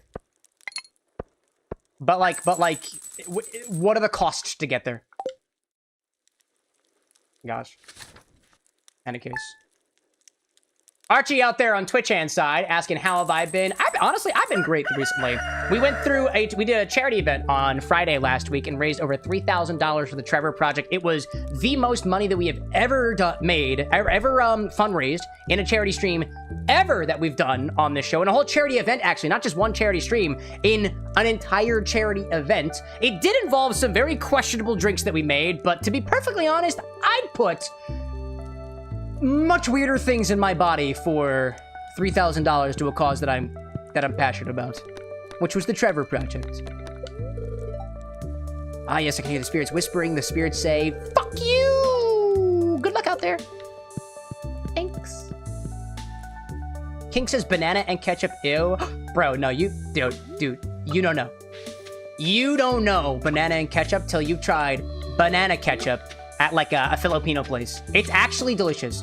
Like banana ketchup on like yuca fries. Dude, don't knock it till you try it. It's savory, and like the banana doesn't really do much for it aside from provide like extra texture to the sauce. Kind of thickens it up a little bit, which personally I love, dude. Also, can you guys please go back in your pen? I don't want the coyotes getting to you. Come on. Come on. Come on. Come on. Get back in your cage. Get back in your cage. Back in your cage. Change whole building. Can you? Alright, I'll just have to wait till I get back. I'll come back for you guys. I will come back for you. I will. Isn't there also fish ketchup? Possibly. I'm less familiar with fish than I am bananas. And I'm more familiar with bananas than I am ketchup. Take that out of context. Let's see. Banana split chocolate chip sandwich drink. Dude, I want to see it. Banana split. Wait, banana split chocolate chip sandwich. Banana split chocolate chip sandwich. Banana split chocolate. Wait, where's the ketchup, Cypress? We forgot the ketchup. That was the whole point. The whole point is add ketchup and chocolate together. Like, it can be done. We have ketchup. We have chocolate. It can happen. In this stream, wild drink concepts can happen, you know? MHL, like, that soy, like what SpongeBob ate that one episode? Soy? Honestly, you know what? Soy sauce and bananas also doesn't sound like a terrible combination. I'm here for it. I am totally here for it. In a cocktail, though, that might be a different story. That, you know, we use the soy sauce, maybe like the umami component. Oh, I forgot to water one of my grapes. Hello there. Silver says, I drink with everything from the Fairly Odd Parents intro. Isn't there guava? I feel like they mentioned guava in that song. Has nobody made that drink yet? No, they must have. They must have. They must have. I'm sure somebody's done a Fairly Odd Parents opening drink. For sure. For sure. Ooh, excuse me. Excuse me. Amy just like, damn it, I got it backwards. Wait, what happened? What did I miss? Alright, today, I'm gonna walk past the bulletin board. I'm gonna see when this spirit festival is. And then I'm gonna go to the mines again. I yearn for the mines, chat. And this grape is gonna get me there. And these blueberries. And these eggs. But I'm gonna sell the eggs, because I need to make a living. Banana split. Oh, banana split ketchup chip sounds like the Bad Breath Sundae. Oh, it sounds like the Bad Breath Sundae from SpongeBob. Oh, okay. Okay, I see what you're saying now. I see that now. I officially see that. Today's festival being set up, cut them back later. Okay, guess I'm not going to the mines today. Oh, no, oh. Well, that's how it is, you know? I see Archie out there saying I officially came out. Hey, congratulations, Archie. Let me raise a glass in your direction. Cheers to you being who you want to be, Barbie girl, Barbie guy, Barbie thing, Barbie otherwise.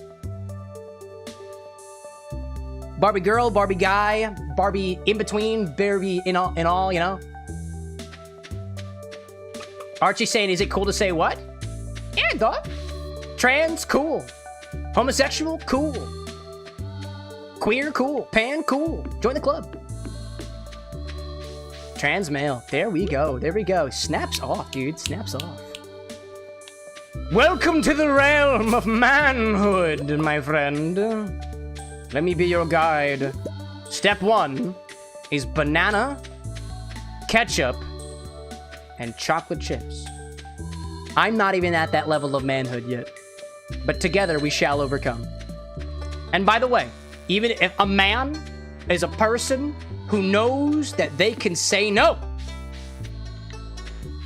Women and people who don't ascribe to either gender binary also fall into this category. But like, a real man and a real lady and a real person who's comfortable about their sexuality regardless of what it is knows how to say no. It's literally in the pronunciation. Seriously though, congratulations, Archie. Congratulations. We will celebrate by going deeper in the mines.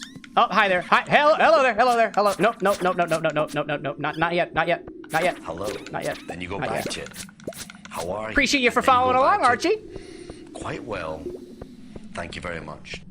I see Glorious out there on the YouTube side saying, another lady made a smiley face out of ground beef, then potato chips and water and pan fried it all together. There is some good left in this world.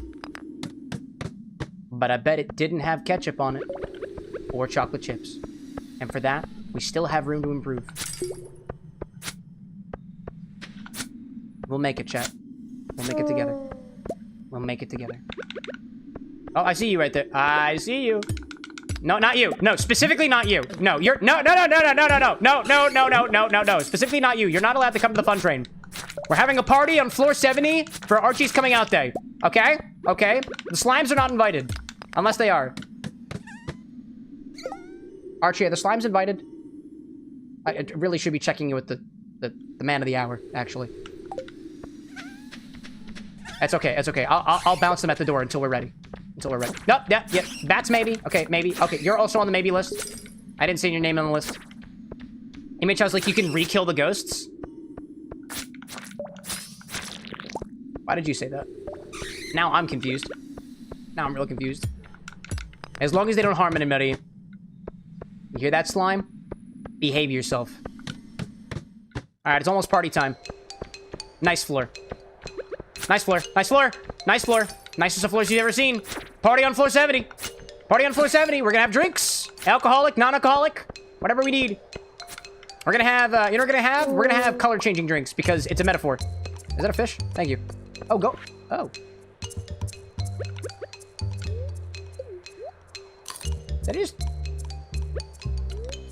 Did I just pull a fish out of a ghost? What? Is that the first ghost fish I've had, or did I just forget the first one? That's incredible, dude. That's incredible. Void! Nyal Void! Welcome to the bar with an X, my friend. Welcome in, welcome in. Chat, Infinity's happening real soon. Really hope it's not lemon vodka again. That'd be really cool. That'd be really, really cool. Really cool. I didn't even have a chance to consume all of my Leinenkugel. That's okay. That's okay. When I get to the party, chat, it's gonna be a fucking rager. But, like, in the bestest, most respectfulest of ways. That's got energy. Let me eat them cave carrots. There we go. Gosh. Maybe I was saying, or was the ghost reincarnated as a fish? I choose to believe that I sliced my sword through the ectoplasm, and what popped out was not ectoplasm, but a fish. That's what I'm choosing to believe, because in my brain, which, by the way, is not very intelligent to begin with from certain perspectives, that is the way I'm going to cope with it. Now, where's my thing? Where's my thingy?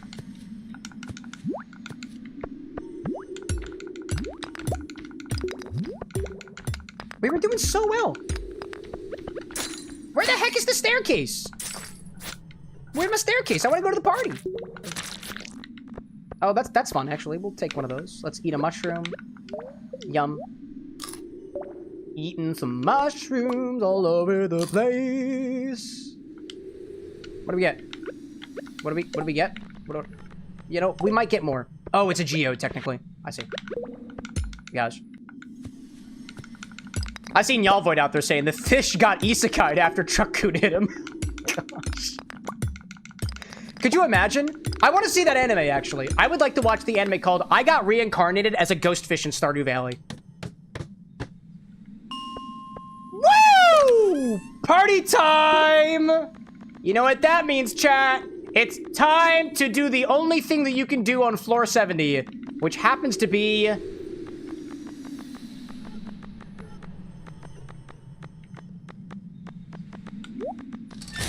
Okay. I'm getting there. I'm figuring out what it is. Master slingshot. There we go. Wait. Okay. Hold up. I know how this works. No, do I not know how this works? Oh, actually, I have... Yes. Nope, hold up. Chat. It's Archie's coming out party. Let's go break a light bulb. Chia!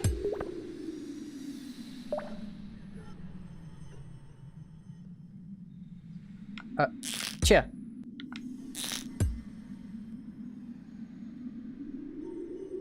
Okay, but it's still something worth celebrating. That light bulb is not gonna break. I realize that now. Anyways, festival's starting or something, so I'm gonna... Let's go for it. I'm gonna go to the festival while chat figures out what we're putting in the infinity bottle today. Worth it! Shadow, why are you voting for more lemons? Ponchki vodka approved, Zesty. Stop the infinity right now. Ponchki vodka is going in the bottle. Today's festival being set up. Come back later. I want to go to the festival. Why can I not go to the festival? Bree say... Brad, I almost called you Bree. Actually, I did. Bree says I can't Bree-leave. It's Malort. I can't Bree-leave it. I can't Bree-leave it. That's a cheese. Gotta get some cheese spirit at this bar. I know it exists. Milk vodka exists. Alright. Are my chickens away? Is everybody home? We home? Cat cows? Okay. Koala is trying to sleep? Is that what I named that thing? Cool. Okay. Anna told me last time I have to move my whole body. So I'm moving my whole body. And then I am going to go to the Spirit Festival and I'm gonna have an amazing time. Yes! Spirit time! Come on! What time does the festival start? I don't know what time the festival starts. I don't want to miss it. All right, fine. I'm gonna sell some. I'm gonna sell some things. 10 p.m. That's helpful, Tinker. Thank you. Made my back hurt even more. Chat, this is what we're gonna do. We're actually gonna do Infinity prior to the Spirit Festival because it feels right. What do we got? No! Oh man! Oh man! More lemon in the bottle. Why is it so lemony right now? I can't believe... Shadow, how, Shadow? How? How in the world? It's not... at least it's not Western Sun. It's not Western Sun. I'm happy about that. At least. Did somebody vote for Western Sun? Out yourself. Did somebody vote for it? No. Okay. Shadow's like lack of votes. Yeah, everybody did just spend all their money, all their points to donate to charity, which makes me happy. Right, you know what? Maybe that's... Yeah, you know what? That's the good vibes. That's the vibe, chat. That's the vibe. Yeah, nobody gets to vote for Infinity because a lot of people spent all of their points specifically to raise money for the Trevor Project. So, it works. Nice. It works, right? Isn't that beautiful? Appreciate that, Archie. I'm gonna use that to buy my first bottle of Ghost Fish Tequila. I'm gonna buy Ghost Fish Tequila, my love. That's what happened. Oh, also more lemon in the bottle. More lemon. No, actually, it's limoncello. Shadow! We have a couple different limoncellos. Which one? Silver saying, and if we didn't spend all of our points for the Trevor Project, it wouldn't have been $3,001.69. You're right, dude. Nice. Same one we did last time. That's the one I liked. And in the beauty and spookiness of the night, we're going to go back to the bar. Spookfinity. Spookfinity is upon us. Ooh. I think it was Polini.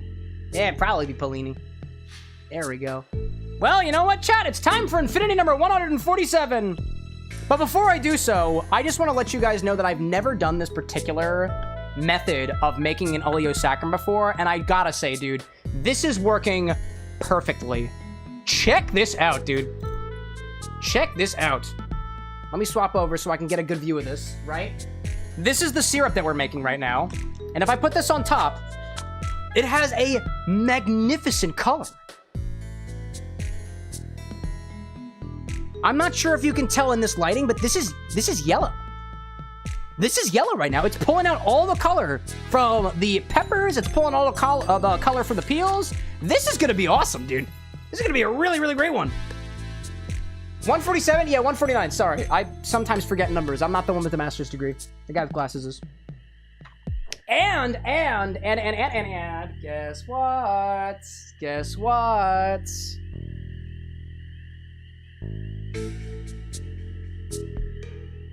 Sorry. My dearest partner is signing something to me.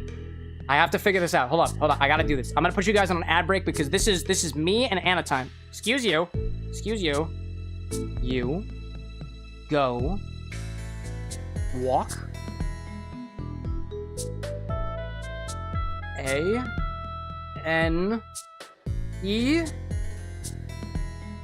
A-N-A. A-N-A. Oh, you're going for a wickle? No, I'm just going. Oh, you're leaving me? You're leaving me for 5 minutes? Hold on, I need to react to that statement for a second.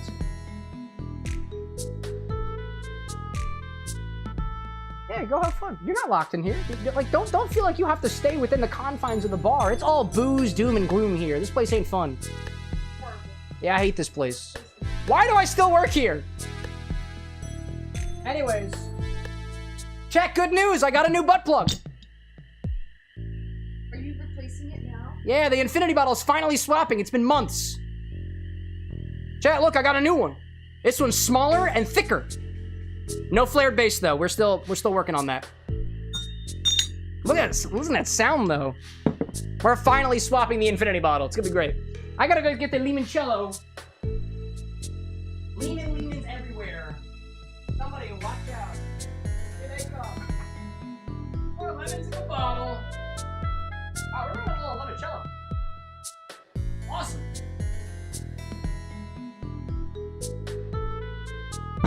This is what we're adding to the bottle next. Tinker's asking if I should eat... Do I eat saltine crackers? That depends. If you do, then you did. I can't tell you if you will, because then I'd be professing myself as a seer or one who sees the future, and I don't do that. I can pretty well make out the past, though. That's not too bad. That ain't too bad. Well, let me cut up my bucket a little bit. Move things around a little bit. Do a little bit. No, there we go. That's easy.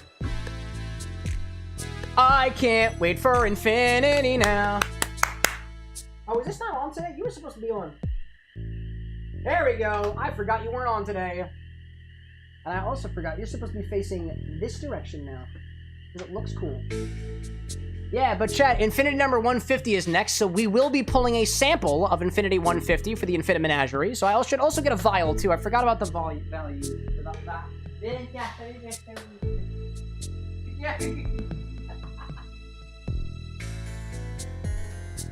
Charity changed me, chat. Charity changed me. There we go. I got one of these guys. I got a little vial. A little vial. Oh, Shadow, no! Shadow, don't do it. Shadow, don't do it. There we go. We got it. We got it. Let's see. So the ad didn't entirely work for everyone, but shout out sign language in all forms because the booze is partially paid for.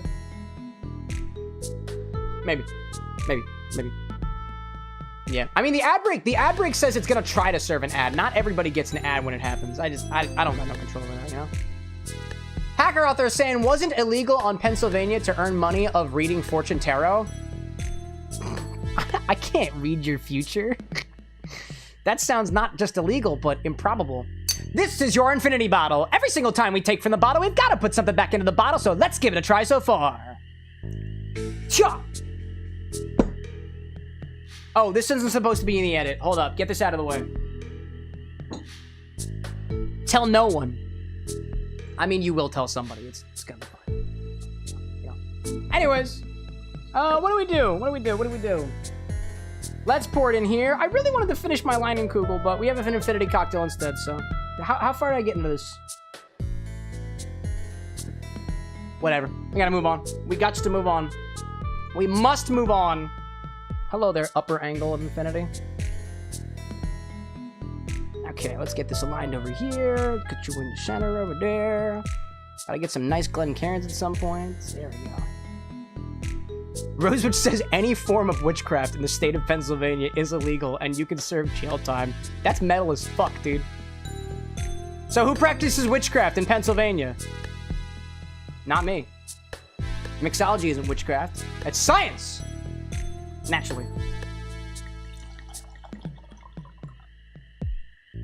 Very, very yellow. Very, very, very yellow. Let me go fill up my water. I'm still using the charity chalice, by the way. Because I'm still not over it.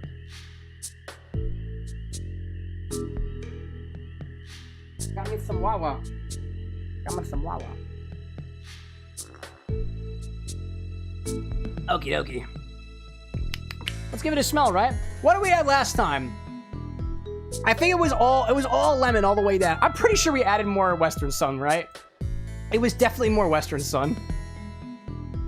I can actually smell it from here. It's more Western Sun. I can actually smell it from here. I know what Western Sun smells like, and it smells like Western Sun. I know what that vodka smells like. I didn't even put my nose in it yet. I didn't even go to take a sniff yet. I know what this smells like. It smells like piss. Lemony. Zesty piss. Ugh! It's also licoricey! It's much more licoricey today than it was the other day for some reason. Maybe that's because the bathroom... What happened in the bathroom? What's going on in that bathroom? That's not a good smell to me.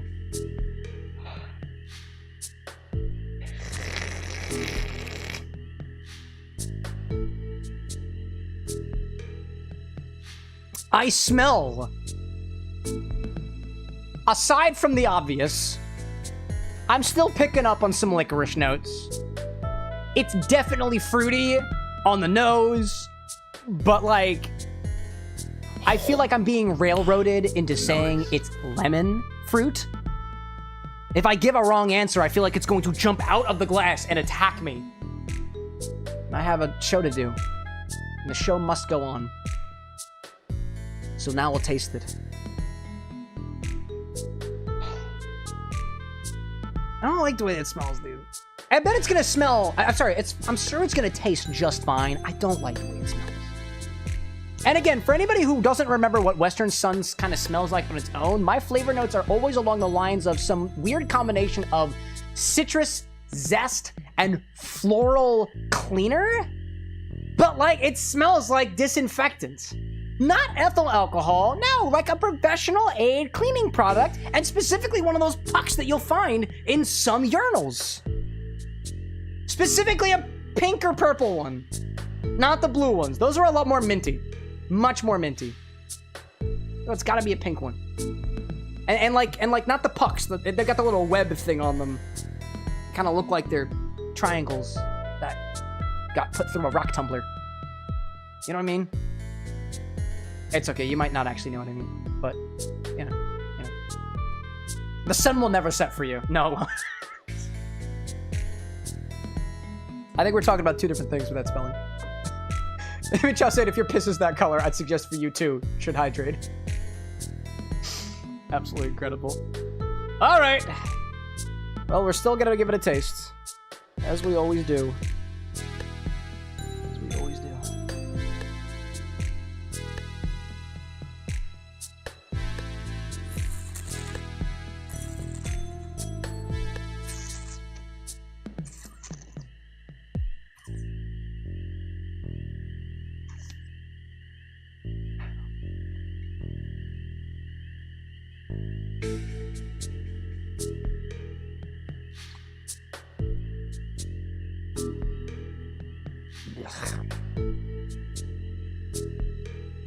I enjoyed it for like 2 seconds. I was really having a good time for like 2 seconds. But now it's back to that all too familiar.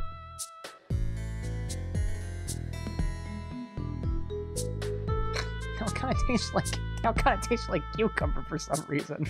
Why does it fucking taste like cucumber today? Why is the flavor on the end suddenly turned into cucumber? I haven't even taken my second sip. Was that the influence from the beer over here? There's no way.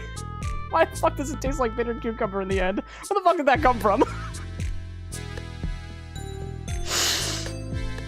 Infinity's fucking breaking me, Chad. I don't know what to do about this. I haven't taken my second sip yet. It could just be a hallucination. It could just be a collective hallucination for all I know. Oh my god. Okay. Compose yourself. I must do it at least twice. I am the arbiter of chaos. I am the arbiter of infinity, not chaos. I am the arbiter of infinity. I must give it a second sip. Round 2.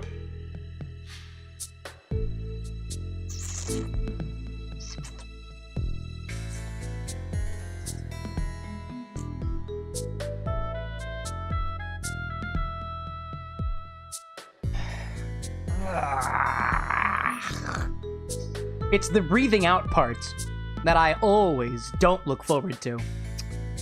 It starts tangy, citrusy, bright and fruity for like 2 seconds. Then it kind of edges into that fennelly licorice flavor where the sweetness kind of jumps up a little bit, and I'm not angry at that. But as soon as I start breathing, it's like the door to the men's room just whoosh, is into my nostrils. It's great. Grainy's the wrong word for it. It's citrus in a way that is disinfecting of the body. It is floral in a way that's not quite describable, but at the same time tasteable. If you've experienced that before, I have. It's hard to. It's like you know what it tastes like if you tasted it, but you've only ever smelled it, like that. It's kind of like that. It's kind of like that. But then, of course, right? As I breathe out fully, it like, I don't know where this is coming from. There's this tannic. There's this dryness on my tongue that develops, and in that dryness, I swear to you, I swear to chat, I swear to you that I taste some level of like bitter cucumber skin, and I have no idea where the fuck that's coming from. I don't know how that happens. I don't know how that happened. It was really good for a little while. Like, there was a solid week where Infinity was pretty damn good, dude. The sake was adding some fun, fruity flavors in there. The tanginess was just at the right point. But then Western Sun came in here and claimed it as his own again. Gee whiz. Is there anything else I can piece from that?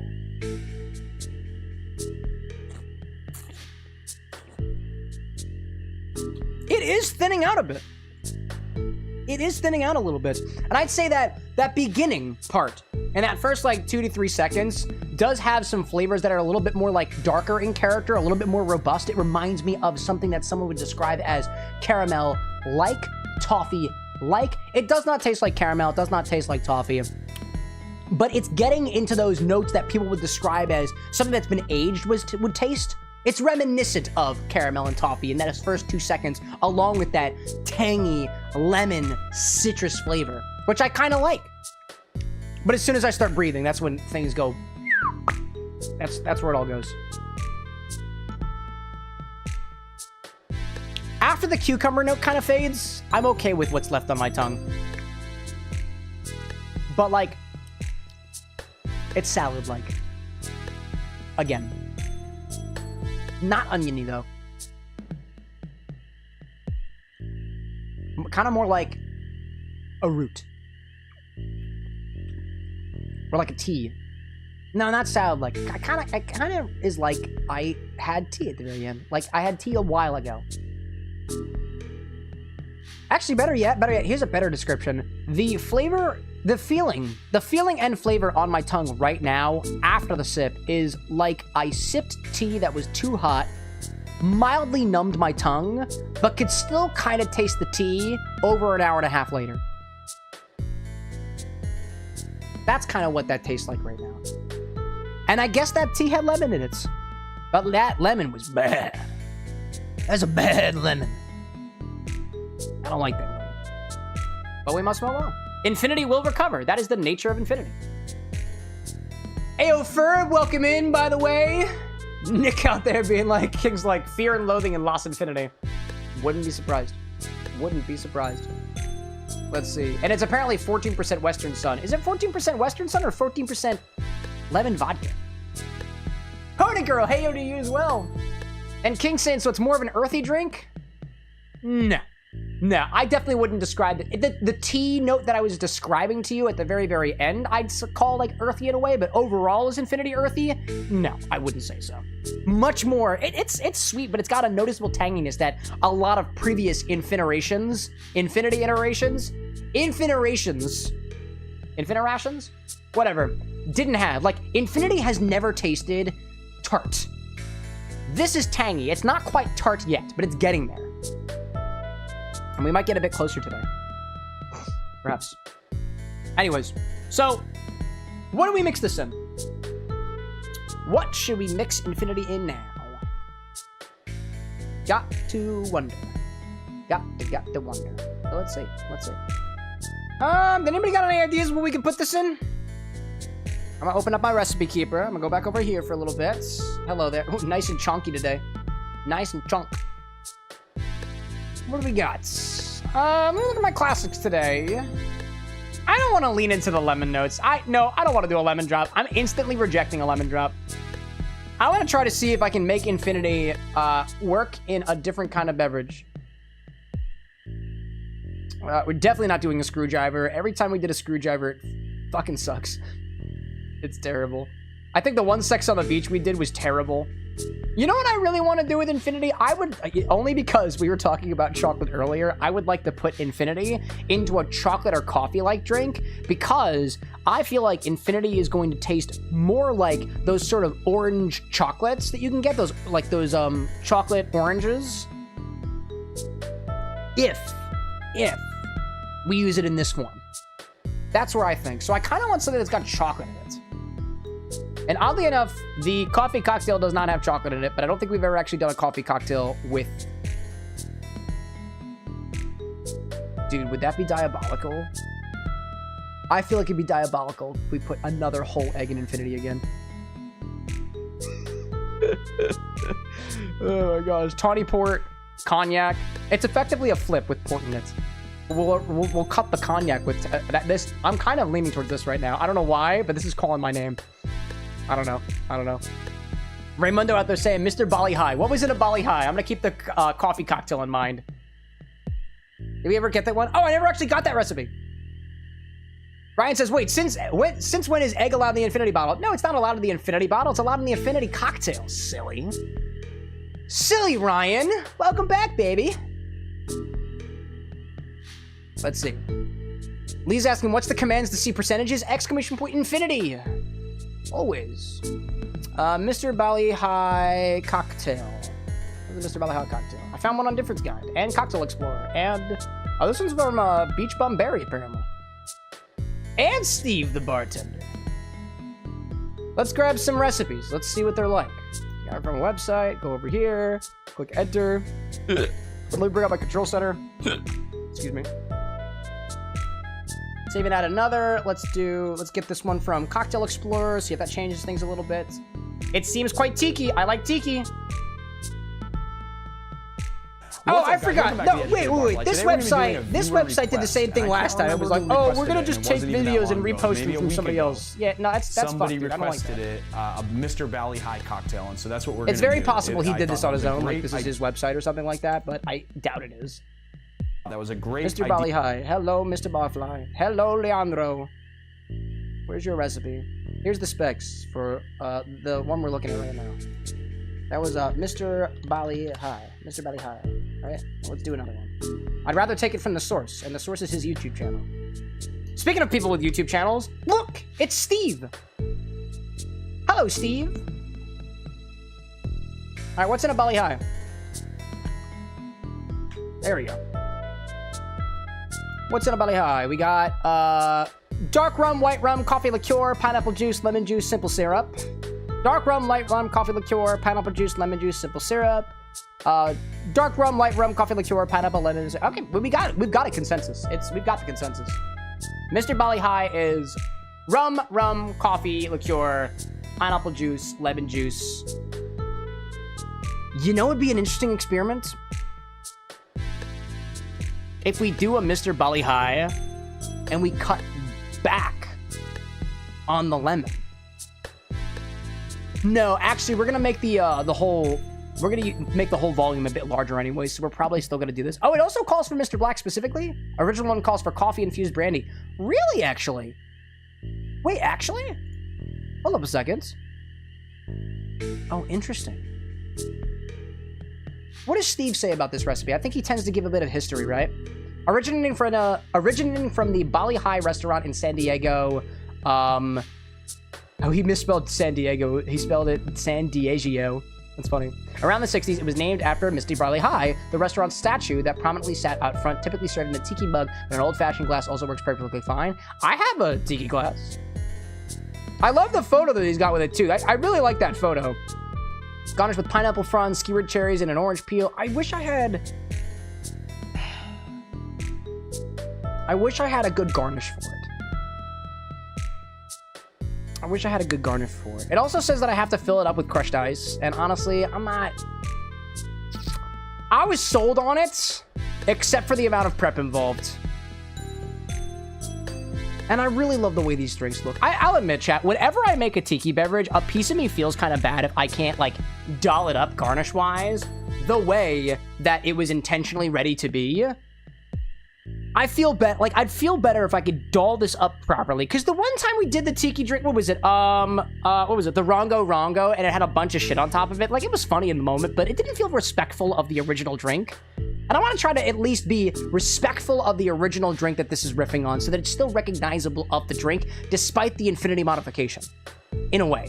So, I'm not ready for Mr. Belly High yet. Not yet. I would much rather, look at this. Look at this beautiful, oh, you can't see it actually from this angle. Look at this beautiful mint bushel, that wedge of pineapple. If I had more prep, that'd be done.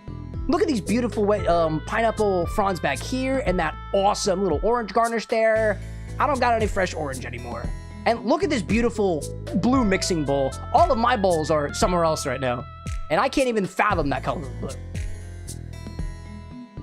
So I say we do a coffee cocktail. And by coffee cocktail, I mean the coffee cocktail, which has no coffee in it at all. No coffee in it at all. And I'm going to double check whether we've done this before, because I don't think we have. Nope, never done a coffee cocktail. So that's what we're going to do. We're going to do a coffee cocktail. All right. Let's pop this back over here. Open up my orders app again, and we're going to try to see where we at. Okay. Next is this one, and then our Infini-Drinks. So let's pop this here. We're gonna call this current drink name ideas. Lincoln, Infini-Drinks cocktail, Coff-Inity Cocktail, because the word cocktail is in the cocktail recipe, so we have to add the word cocktail there. Ferb saying, toss an idea for the name. Why not just Coff-Inity? Oh, you know what? That vibes. That was kind of where I was going with it. Coff-Inity Cocktail. Coff-Inity Cocktail. That's what we got. And it calls for tawny port. I don't know if I have tawny port specifically, but I have some port wines. I just gotta go see exactly what I got. It calls for an amber cognac. I don't know what that means. Amber, like the color? It says Pierre Ferrand, and I don't have Pierre Ferrand, unfortunately. Infinitely, right? Amber cognac. What cognacs do I have? I got this Gautier. This is the one I got on me. I don't have a lot of cognacs here at the bar, so I'm just using whatever I got. This one's Gautier. So this says cognac. I'm gonna go Gautier Viz. It calls for simple syrup. Do I have any simple syrup prepared? I think I do. Do I have simple syrup? Please tell me I have simple syrup. Yes! I have simple syrup.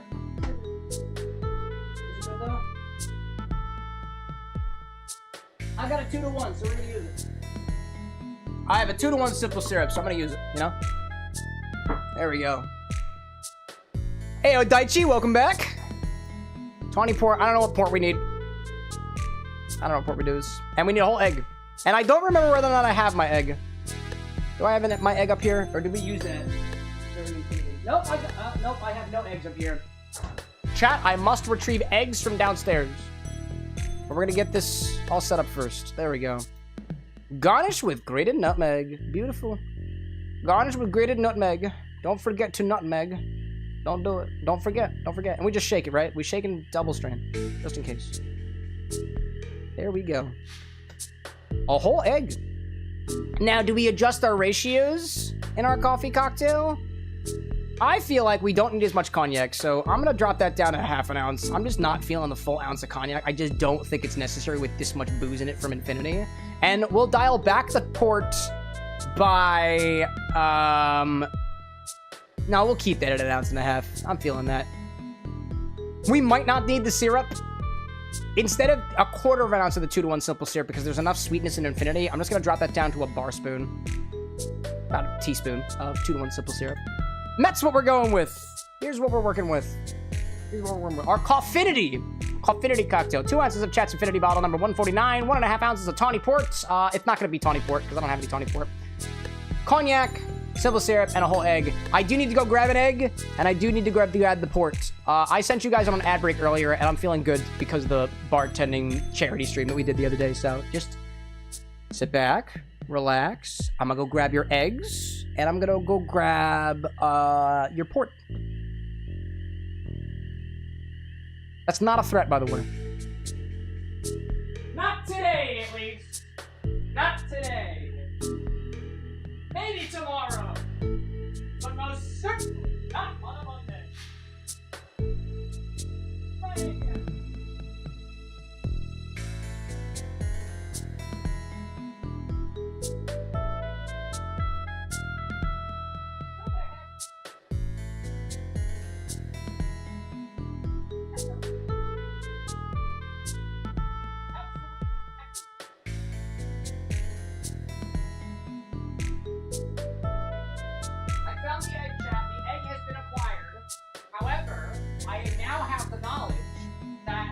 The Wawa sandwiches from Friday were over top of the eggs.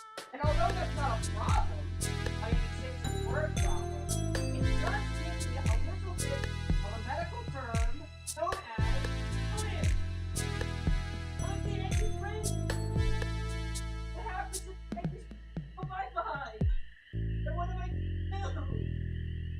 What am I going to do with my beautiful eggie?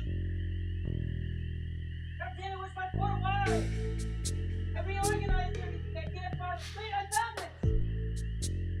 I found the wine. I found it. I found the port. I had a moment, but I found it.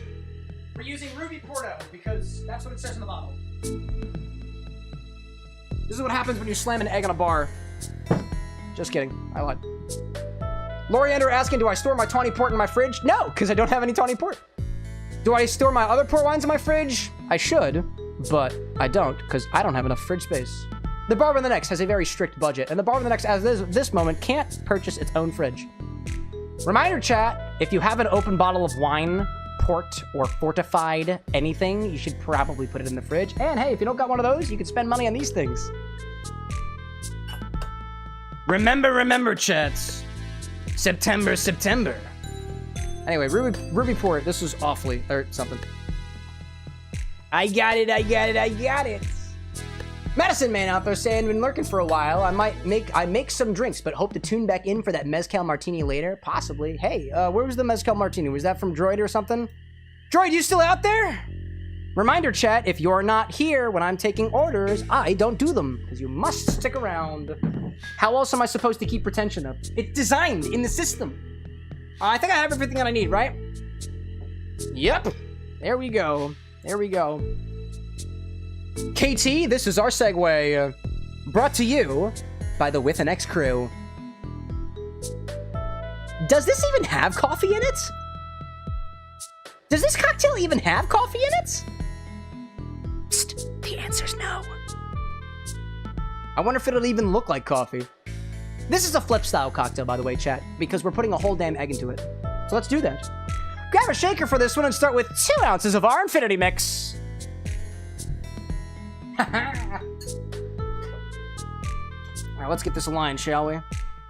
Let's get it aligned. Let's get it aligned.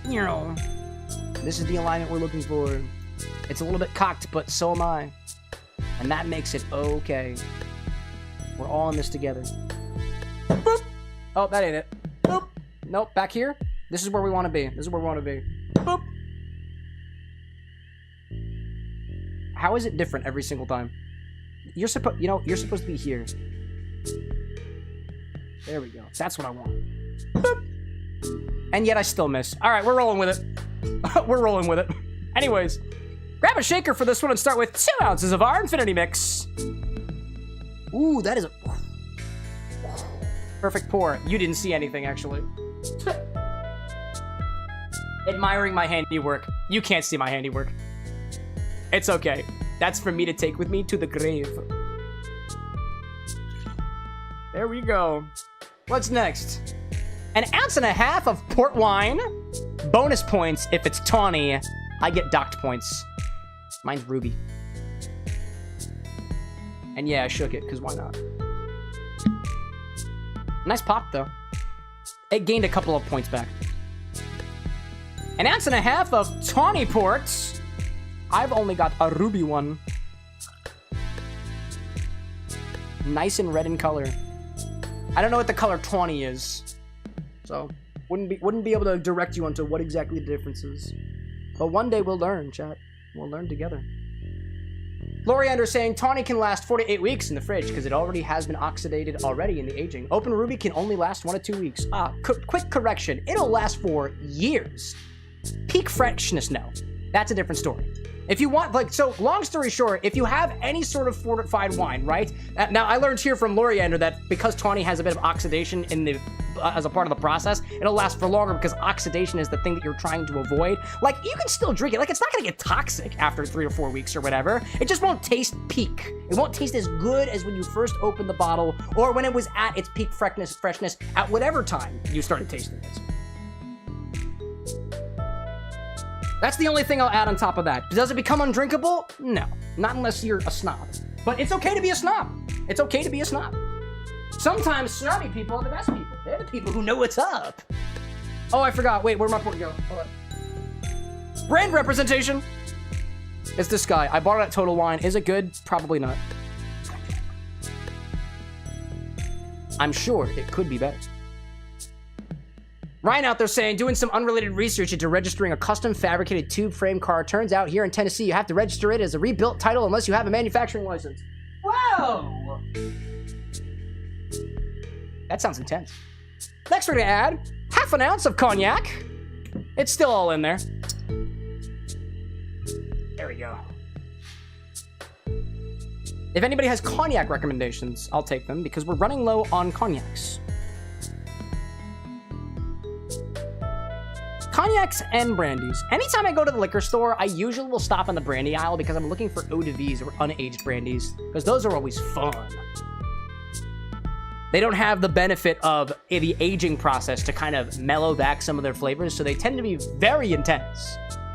Or relatively intense. Sharper, vegetal, more aromatic, right? At least the ones that I've had. And those make for some pretty fun cocktails.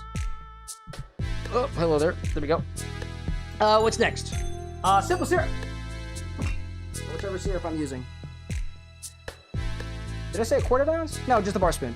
A bar spoon of 2-to-1 simple syrup. I don't want to use a lot of it, so I won't. Steve, welcome back. I hope this will be a hard-boiled egg. Lol, that would be funny. Oh, we did that one time. You missed it. That was during a Stardew Valley stream too, honestly. That was April Fool's Day or something like that. Welcome back, Steve. Nah, no boiled egg this time. No boiled egg. You can order a boiled egg, though. See what happens. It worked one time. It could surely work again.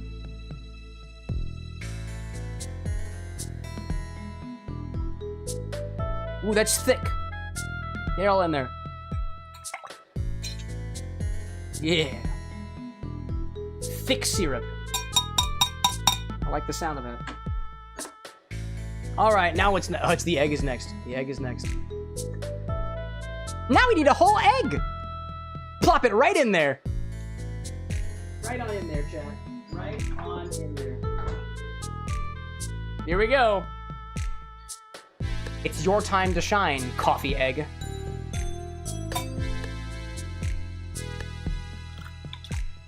Whoop.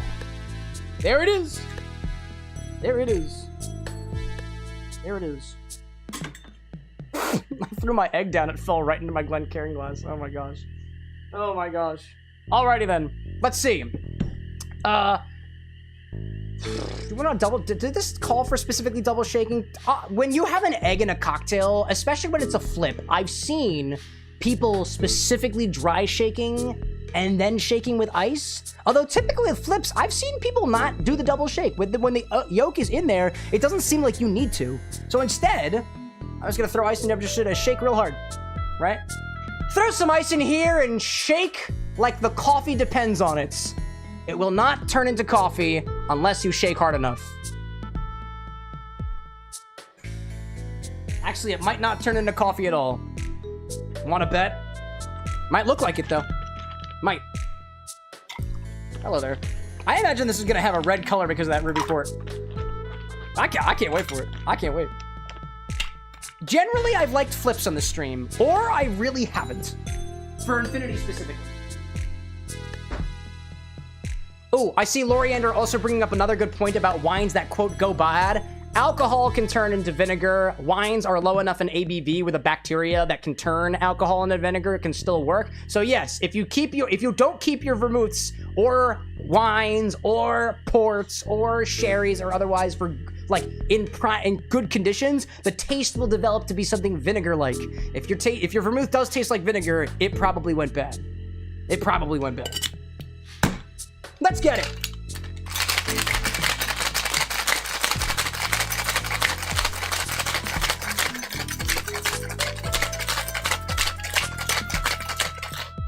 Shake it real good.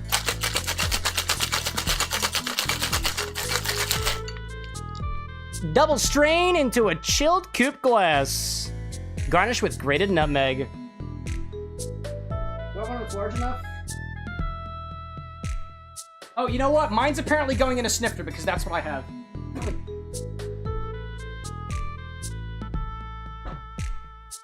Strain this into a chilled stemmed glass. Excuse me. Double strain this into a chilled stemmed glass. Garnish with grated nutmeg.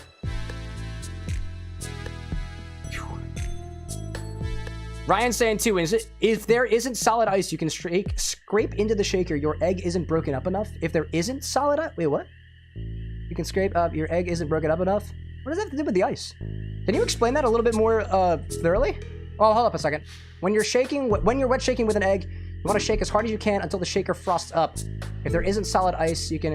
I guess that's a pretty good. I mean, is there any like research backing that up about the frost? Because that also depends on the specific metal that your shaker is made out of, right?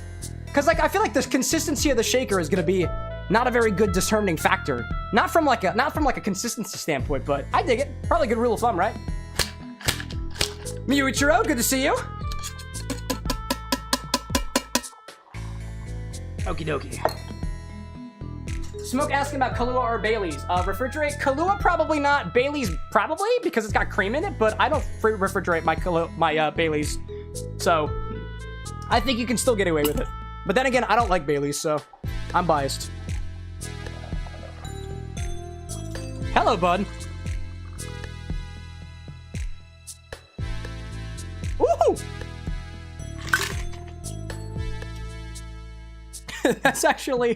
That's very pretty looking. That's actually very pretty. Wow. let that sit there for a second. That's really pretty looking. I wasn't expecting it to come out so pretty. Or was I? Or was I? Here's the grated nutmeg. Oh, where's my big eight? There we go. Here's the grated nutmeg. Ooh, am I getting it on the side? Can I get it on the side of the glass? Look, it's got stubble. It's got stubble on it.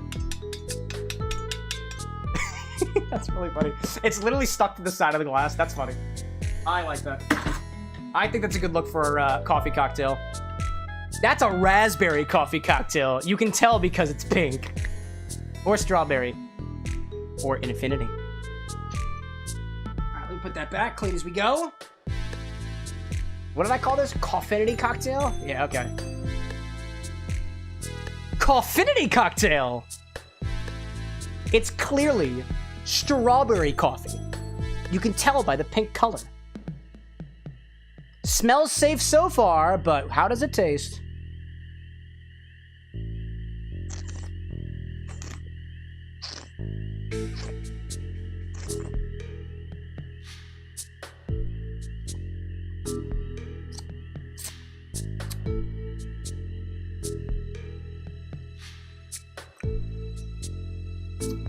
That is not the most terrible flip we've ever had on the show.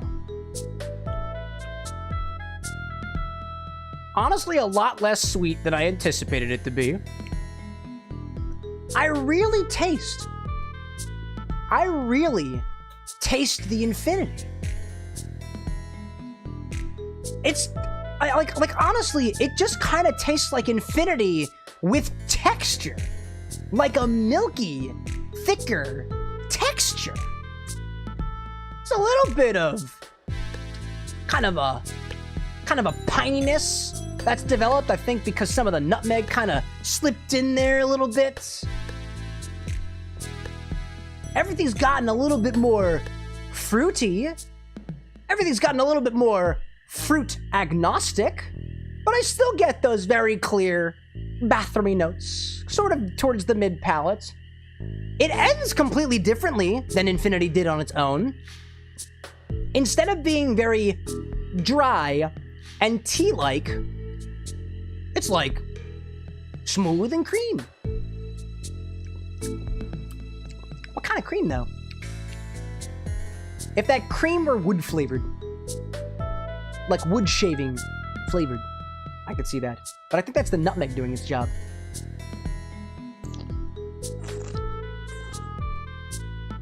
It is not terrible. It is not terrible.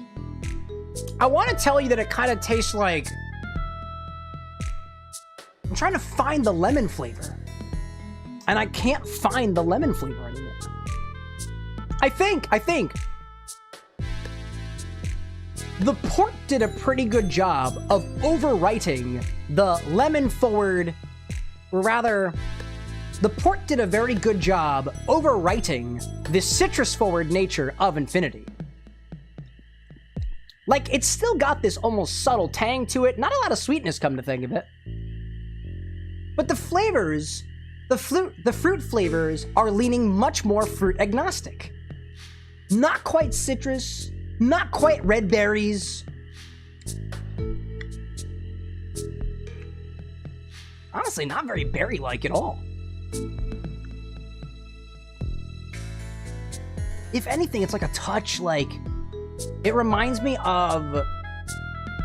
Not the flavor of a guava, but like that sort of almost mucusy kind of texture that you get from one. It's not tropical in the least bit. Like, that's just the closest thing that I can give you as an analogy. It's not terrible. It is not terrible. It just doesn't really have much going for it. If anything, it makes me think that I should add more syrup to this, but... Nah. It fooled me enough by making me think it was gonna taste like coffee. Shame on you! But I've had like 3 of these, so... Shame on me, I guess. As in, like, 3 coffee cocktails in my life. What is intriguing to me, too, is I do get that subtle tanginess. Even in this drink. And typically, when I've had, like, flip-style cocktails before where you have a full egg in it, I've never had that tang stick around to the end. Unless there's, like, lemon zest on top of it. Like, if this had lemon zest on top of it, I could totally see where that's coming from, right? But no, the tang is embedded in the flavor profile, and I've just not had an egg cocktail like that before. Or specifically egg yolk and whites. Because typically there's no citrus in these, otherwise it just curdles. It's a little odd. Custard-like, in a way, you know? I dig it. I'll take it. Hey-o, Lousy, as well as KT. So the fruit flavors don't lean at all?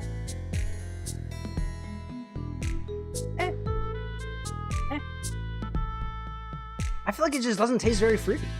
This is like granted, the flip itself is not super duper fruity. It does use cognac as a base typically, or a brandy of sorts, so it leans fruit without having fruit flavors. Usually, like the flip style cocktail I'll have will lean a little bit more almost like custard-like in flavor, where the egginess is embedded in the flavor profile, but like not as an eggy flavor, if that makes sense. More so contributing texture, especially with the egg yolk in there, making your mouth feel a little sandpapery, a little bit tannikin-like, or a smoothness. Some people would also describe drinks that have egg in them as being smooth or velvety. I've never gotten that personally. I don't agree with that. But it does offer proteins, right? Allows for some fats to kind of convey across your palate a little bit easier. Intriguing. And that's where I'll leave that. I'll continue sipping on that. There's some, I bet as this warms up, some more flavors will come to the forefront. So that's what we're going with, right? All right, Shadow. More lemon in the bottle. And then we got some work that we have to do after this, so hold for it. Shadow says to add more limoncello to the infinity bottle next. That's a lot of lemon recently. So let's take 2 ounces of this, put it in our infinity bottle, and check back on this again next time.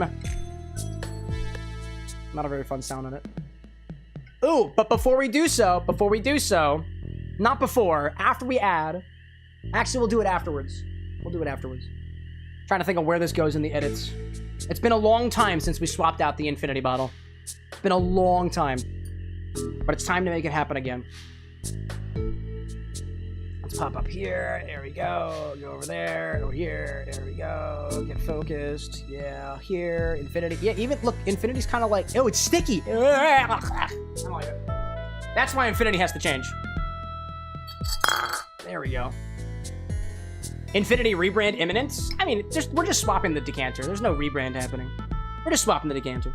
We've done that quite a few times in the past, but I haven't done it in a while. Oh, why are you spilling?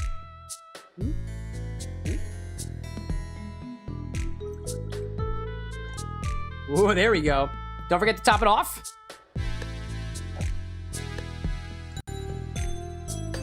And now, is Infinity going to be filtered? Yes. Yes, it will. Yes, it will. So, we're going to do 2 things. This is Infinity 150. So, we're going to swirl it around a little bit. And we're going to get a sample of it for the Infinity Menagerie. Because every 25 additions to Infinity, we lock in. Gotcha. Caillou's dead for the 4th time. 3rd time? 2nd time? I lost count. So we're going to take a sample of Infinity 150. After we mix it up, we're going to add it to the Infinity Menagerie. Then, we're going to swap the decanter because Infinity's getting a glow-up. And yes, we have a new plug. Isn't it cute? I think it's cute. And we're going to filter it. So there's a couple of things we're doing today. So, first of all, we're going to mix it around and take a sample. That comes first. So we'll do that first. Do a little mix. Move around a little bit. And then we're going to filter it. Filter Infinity. There we go. For a couple of different reasons. It's got a little cloudy, and when it gets cloudy, I try to filter it out anyways. I just don't have a lot of bottles that fit Infinity. One of the reasons why I used to swap the decanter more often was because, like, I just didn't know what the consequences of it was. When we swap Infinity bottles, if the next bottle is smaller than the last one, then we permanently reduce the capacity of Infinity. Because it wouldn't make sense to put this into a larger bottle. Let's say if we move this from a 750 bottle like it is right now to a liter bottle, we'd have to add 250 milliliters, and that's way more than 2 ounces of another spirit to make up for it, and that's not possible without really biasing the bottle and completely changing up the 2 ounces in, relatively 2 ounces out mentality of Infinity. So the bottle can't get larger, but it can get smaller, but the smaller it gets, the relatively higher effect every addition on it is going to have. So the bottle is locked in at around 750 milliliters, and I had to find specifically a new bottle that was about the same size. You might be thinking to yourself, well, aren't most bottles you buy at the store 750 milliliters? Couldn't you just use one of those? Yes, but I'm not getting rid of this plug because it is the main source of interaction, as the guy with glasses has told me, on every single Infinity bottle video. At least one person says, hey, this kind of looks like a butt plug. Bet you put that up your ass. And I'm like, want to bet? And then we get like 2 comments out of it, so it's important. Retention. Engagement. So we'll take a sample of this first for the Infinite Menagerie. Bring this over. It's always lurking back here. And we're gonna add the first one in the back. So what I'm gonna do is, I'll bring this down here, right? Bring this down here. Are you all centered? A little bit. What I'll do is, Infinity 25 is gonna move backwards. 50 is gonna move backwards. 75 is gonna move backwards. 100 is gonna move backwards. And 125 is gonna move backwards. And real quick, in case you're wondering what all these look like, I'm gonna put the little bounce card behind it so you can get a little look of how Infinity has changed over the last year, right? So here's Infinity 125. Rather orange in color, right? Oh, can we put you back, please? There we go. Here's 50. Honestly, I wouldn't say that much different. Then again, it's kind of existing in a shadow right now, right? So I'll bring it to the front. Still kind of orange, right? Very obviously orange. This is when Infinity was getting green a little bit. So this is a little bit of a green Infinity for a little while. That was around, I think we added green creme de menthe that caused it to get that color. This is recovering from green, but leaning a little bit more on the yellower side. And 125 is kind of back to that orange that we had previously. Kind of. And now, we'll add 125. Let me just write on this real quick. 150, excuse me. Infinity 150. Eventually, the storage situation for the Infinite Menagerie will also change, but... Why is 75 less full than the others? Probably because I didn't fill it up as much.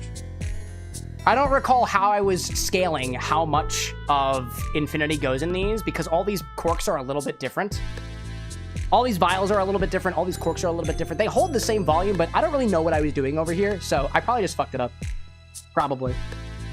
Anyways, let's take a sample. Pop it in here. And then the next addition will fill up for the difference we have in this bottle. The next one. We grab a little pipette for it. We'll sample Infinity, all right?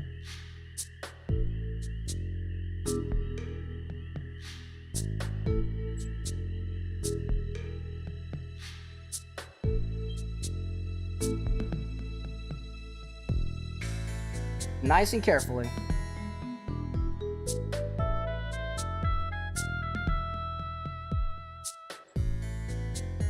Little by little. There's probably a better way of doing it, so this is what we're doing. This is how we're doing it.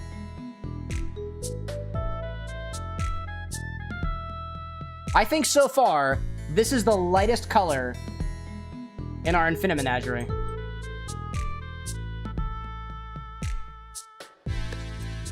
It's the anticipation, CJ.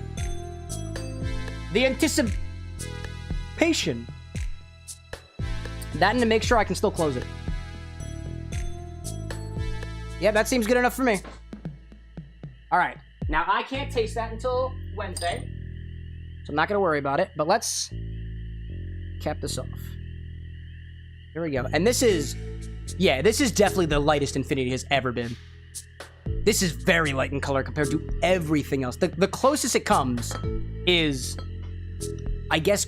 No, not even. No, we've never had Infinity this light before. That's wild, dude. That's wild. All right, let's put this back up here. A little longevity, you know? Anything else? Here you go, buddy. Now, this part, KT, if you're watching now, because I don't think you've edited a decanter switch before. What's this? Bottle upgrade? Or, excuse me, decanter upgrade, decanter upgrade. What's this? Decanter swap? Infinity's kind of getting dusty. We do this every once in a while. So that's what we'll do. So now, let me go down here, and we'll get our newest Infinity canter. Haha! And a new plug. So let's watch Infinity fill up. With our new addition, and our new bottle. I think this one's clearer than the last one. Let me get to the center. There we go. New plug alert. Hell yeah. Hello there. New plug indeed. This one's shorter. So here, chat, for you guys, this is the difference in our plugs. All right, here. Let me hold them for the base. See this? This one's, the new one's shorter and stouter. This one's a chode. This one's I don't know. I don't know what you call it. I don't know what the right word for it. I don't know the words that you use to describe penises. I only have one, to my knowledge. Anyways, so, pop that in there, and I'll add a filter. I'll pre-wet my filter first because I don't want to lose a lot of Infinity. That's not the idea. And actually, I'm going to double filter it too. Because in the past, single filtering Infinity didn't do much. And I've learned. So, the new bottle definitely looks higher quality. I wonder. I don't know. I also bought it at this one came from an estate sale, so I don't know whether it is actually higher quality or not. I have no way of knowing. I paid $30 for it. No, 15. It was a deal. We got it as a deal. 2 for 1. 2 for 1. We got 2 bottles. The other one was too big. And the plug didn't fit. So, if the plug don't fit, can't be my Infinity. Double filter Infinity. Alright. Get this in here. And we'll filter Infinity out. Let's see how fast it moves.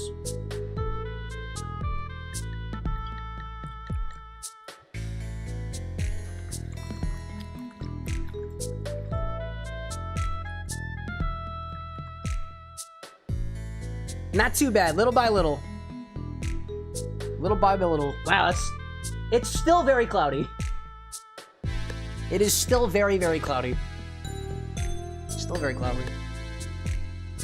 Ugh. Ryan says you completely missed an opportunity for if the plug don't fit, you must acquit. I didn't even know that acquit was a word. I'll give it to you. No, you've earned that, Ryan. Yeah, nice. I wonder how the light will interact with the new pattern. Who knows? Oh, gotta keep filling it. Little by little. I'm actually gonna sip a bit of my Leinenkugel from earlier, see if it's still good. Not angry at that. Not angry. That's a solid beer. It was better cold, though. It's becoming more piss-like. It actually is. Because the bottom, so this base down here is thinner than the other one. Right? So there's less space for the light to pass through, so it appears lighter. This one looks a lot more dehydrated. It really looks like piss. Wow, that's incredible. That is incredible. Me continuing to sip my Infini cocktail, which, by the way, I should publish. That's a good idea.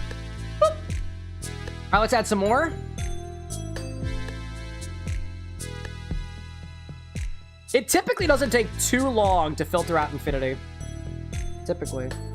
Also, do you guys see... Wait, do you guys see this? Wait. I'm gonna put this on the main angle, because I don't want to interrupt this little time-lapse we got going here, but there's something dark and black at the bottom of Infinity. Oh, it's actually collected on the walls. Ew. That's why we filter. I'll try to show you guys. If it doesn't come through the filter, I'll show you. Remind me to show you the black speck that's currently floating in the old Infinity decanter. Imicho says, this piss has me less medically concerned, but not zero. Not zero.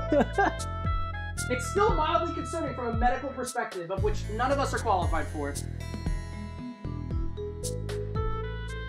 Gosh.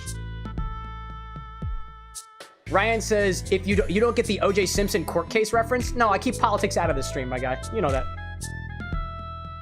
Is it politics? I don't know. Is murder politics? I don't know. No, I don't get it. I didn't get the reference. Sorry, Ryan. I did get the Pine Needle reference, though, because your infusion is still going. That's all I'm concerned with. Does the Pine Needle fit inside of my clit? Nope, that sounds weird. What? Why are you shaking no? Sorry, excuse me. I have to go pay for my crimes.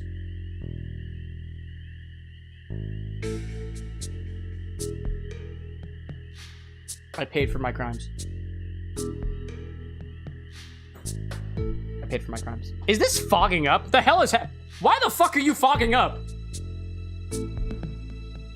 Do you see this condensing right now? It's getting hot in Infinity right now. What the heck? What the actual heck? Alright. Still got a bit more to go. Still got a bit more to go. Gosh. Ryan saying, I wouldn't say it's politics. More pop culture since it was everywhere for years and people in entertainment still reference it every now and again. That's fair. Hey, I don't watch pop entertainment. Me, the guy with glasses, used to watch TV. I'm concerned with mixology and video games, I guess. I just sometimes also don't get the reference, so I appreciate people explaining it to me every once in a while. Sometimes I want to be a part of the joke, and sometimes I just want to get on with the fun. But the fun is already happening right now, right? We're watching paint dry. That is literally the funnest thing you can do. Except the paint is Infini-Paint, and the color is piss! For good reason. Alright, there's the last of it. Now we just gotta wait for it all to filter out. Can I find that black speck in here somewhere? Oh, it's on my arm. I can't taste it, and I'm really not supposed to smell it either. On the bright side, like, I don't smell it from this distance, which means it has changed in smell. That's a good thing. That's typically a good sign.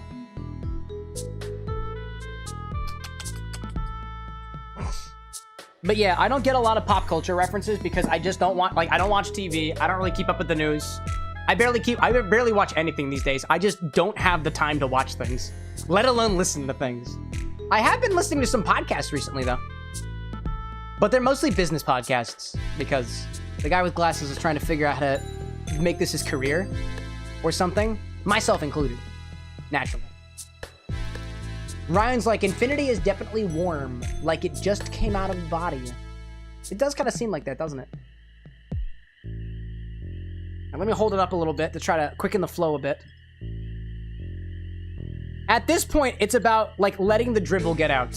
There is going to be a certain point where this bottle is a little bit larger than the other one, so there will be a certain point where it won't fill up anymore, but it's up to us to determine where is the best place to keep it. So we took out, actually, come to think of it, we're at a bit of a disadvantage because we did just take out the mix for Infinity 150 for the menagerie. So we don't have a proper idea of how full this is supposed to go, but we'll estimate it. We'll try as best as we can. We'll just pick a point on the bottom. We'll always fill up to it. Ryan's like, oh, so you don't listen to Lorex? Bro, have you been keeping up with Lorex? Oh, we haven't recorded an episode in months. I don't know. Do you listen to Lorex, Ryan? Did you know Lorex is on a hiatus? I mean, I did, yeah. I did, yeah. Lycos and I are on a bit of a hiatus with the podcast right now. So, I haven't listened recently. Now let's squeeze this out like a tea bag. I don't want to squeeze it too much because we did saturate this with water. And I don't want to add water to Infinity. And then we'll get back to some Stardew Valley, the Spirit Halloween thing, whatever. Spirit Halloween store. Dude, Stardew Valley has a Spirit Halloween now, and we gotta go. We gotta go. Ooh, place a little infinity symbol where you want the fill line. That's a good idea. I never thought about that. I never thought about that. On the black tape, yeah. I honestly don't even want to use the black tape. The black tape doesn't work. Because the black tape is written on with chalk marker, and the chalk marker rubs off. And we don't want it to rub off. That's not the plan. Alright. We lost a little bit of infinity to the process, but... New decanter! Decanter upgrade! We did it. Now, I think I'm just going to use Sharpie marker. I have Sharpie marker. We're just going to use Sharpie marker. Let me get to the other side so I have a better vision aligning this. I'm going to do... This is minus a bit from the filtering, minus a bit from the Infinite Menagerie pull. So I kind of want to add it up. Here, I think I'll do this to the side, and we'll go... Honestly, so these little leaf-looking things here, these indents, end right here, where my pointer is. So I think I'm gonna put it right there. This is the point we'll fill infinity back to, so that the volume remains relatively consistent. So there we go. All right, let's go with that. This will be where our infinity symbol goes.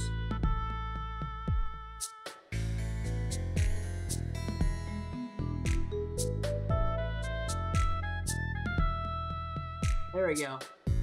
Infinity symbol on one side. Let's turn it around. Let's try to get it over to the other side. Okay, right here. Let's do another one here.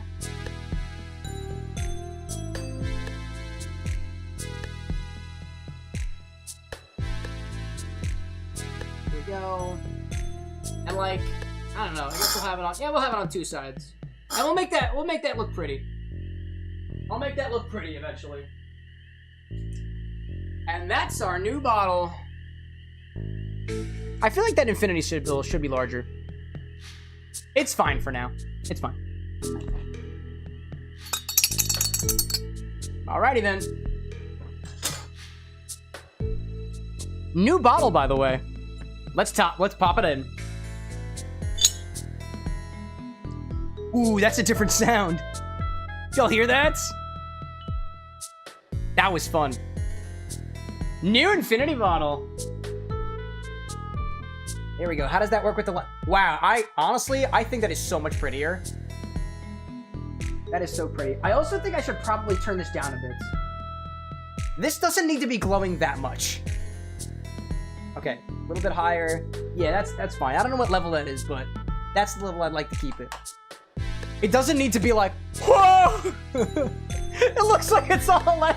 It looks like... Wait, actually, how does this look compared to the limoncello that we just put inside of it? It's really not that different. It's not that different. It's not that different. That's incredible. What I'll probably do, chat, in my own time, is I'll add a different infinity label up here that's a little bit more obvious, because from this distance, especially with the backlight, you can't really see the infinity symbol from a distance. We'll change that. We'll fix it up a little bit. And that officially concludes our infinity segment. We did it, chat. We did it. All for Lemonfinity. There we go. All part of my plan for Lemonfinity. Is this a part of the plan? The Church of Lemmy? Is that what it's all about? Alrighty, now let me put this back to the side, down here. Alright. The old Infinity bottle really needs to be cleaned. And it was cleaned. When we took it to Sano's place over in Michigan, we also cleaned the bottle. Excuse me. We cleaned off the bottle before we got it over there, so. Let's also check on our syrup so far that we made at the very beginning of the stream. Chat, I don't know if you can tell. This is like completely liquefied. It is almost completely liquefied. This looks like it's gonna be awesome. Look at all this. Look at all that. That's gonna be one wild ass syrup, dude. What we'll do is, honestly, what I'll probably do is this is done a lot faster than I thought it was. After the stream today, I'm gonna put this in the refrigerator for the next couple days just to make sure that it doesn't like grow mold or anything like that. And then we'll cut it open on Wednesday. We'll strain it out or filter it out, and then we'll try it in a cocktail. That'll be the plan. There we go. Lemon pepper syrup, specifically a lemon pepper Oleo Saccharum.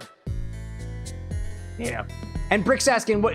I'm sorry, limoncello, like more lemon? Yeah, more lemon. Can you believe it? I still can't, actually. I still can't.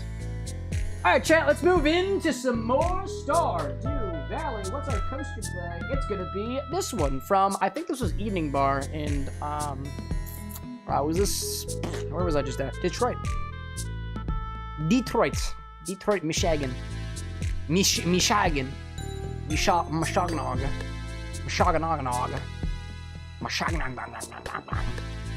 I was just over there, Michigan. There we go. Eventually, chat, this is going to be a beautiful... Like, I had a realization over the weekend that this little spot right here, where the cocktail is, could be, like, the sexy station. You know what I mean? Let me explain that further. This is the sexy station. Like, when a cocktail is on this angle, it looks sexy. We got to have custom lights. We got to have a little shadow box. Maybe it's got a little cape or something like that. Something cute, you know? Sexy box. This is... I just wanted this to be focused at this point. That's as close as we're gonna get, you know? I think that looks good to me.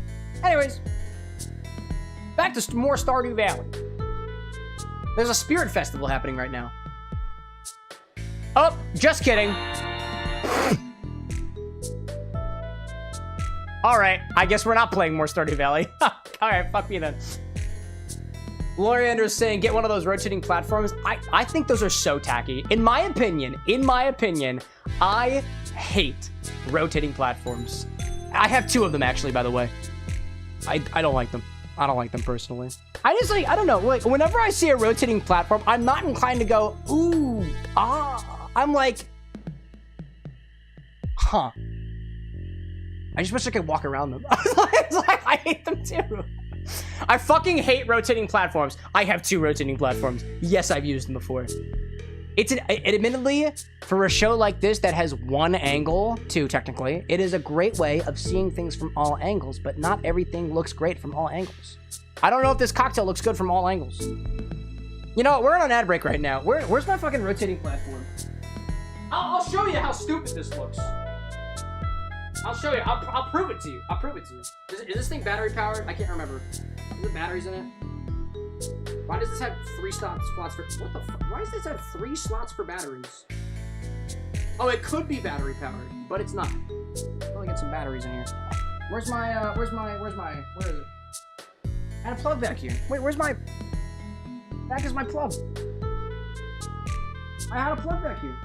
I thought I had a hookup. Where is me hookup? I don't know where it is. So you know what? You get your rotating platform, but it's not gonna rotate. Look, there we go. It looks beautiful. There we go, beautiful. The most pretty cocktail you've ever seen. Look at that. Look at that. Oh man, dude. Man, if only that rotated. It doesn't. It's out of battery. Absolutely beautiful. Imagine I spill it. Man. Ryan's saying, since there's an ad break, can we check in on the pine needle infusion? Alexa, how much is longer on that timer of mine? For Ryan. Pine needles. You don't have any timer set, Cameron. I'm honestly a little offended you thought I was keeping time. Alexa, how much longer on the pine needle infusion? No pine needle infusion timer here, Cameron. Are you brewing some kind of forest bean tea? Because that's either really specific or I'm really out of... Alexa, shut up! It would be Wednesday? Oh, okay. Well, then it's not going to go off till Wednesday. No? Naturally. We can check on it now if you want to. After the ad break. Ask about a reminder instead. Alexa, do I have any reminders coming up on Wednesday?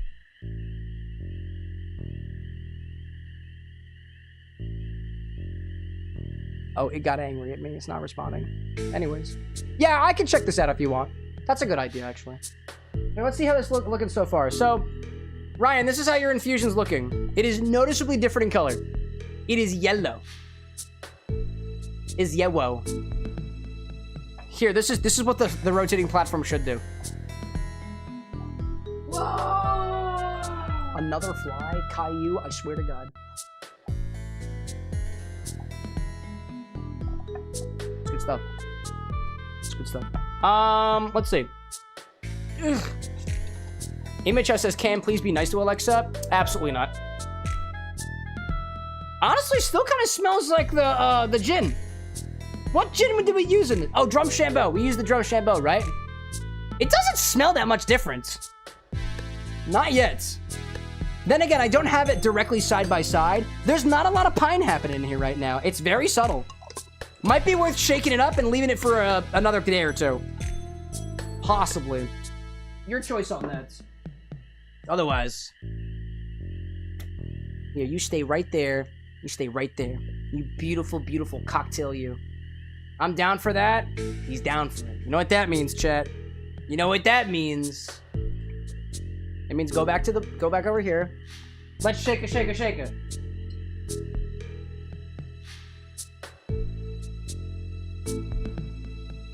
Oh yeah, dude, you see that?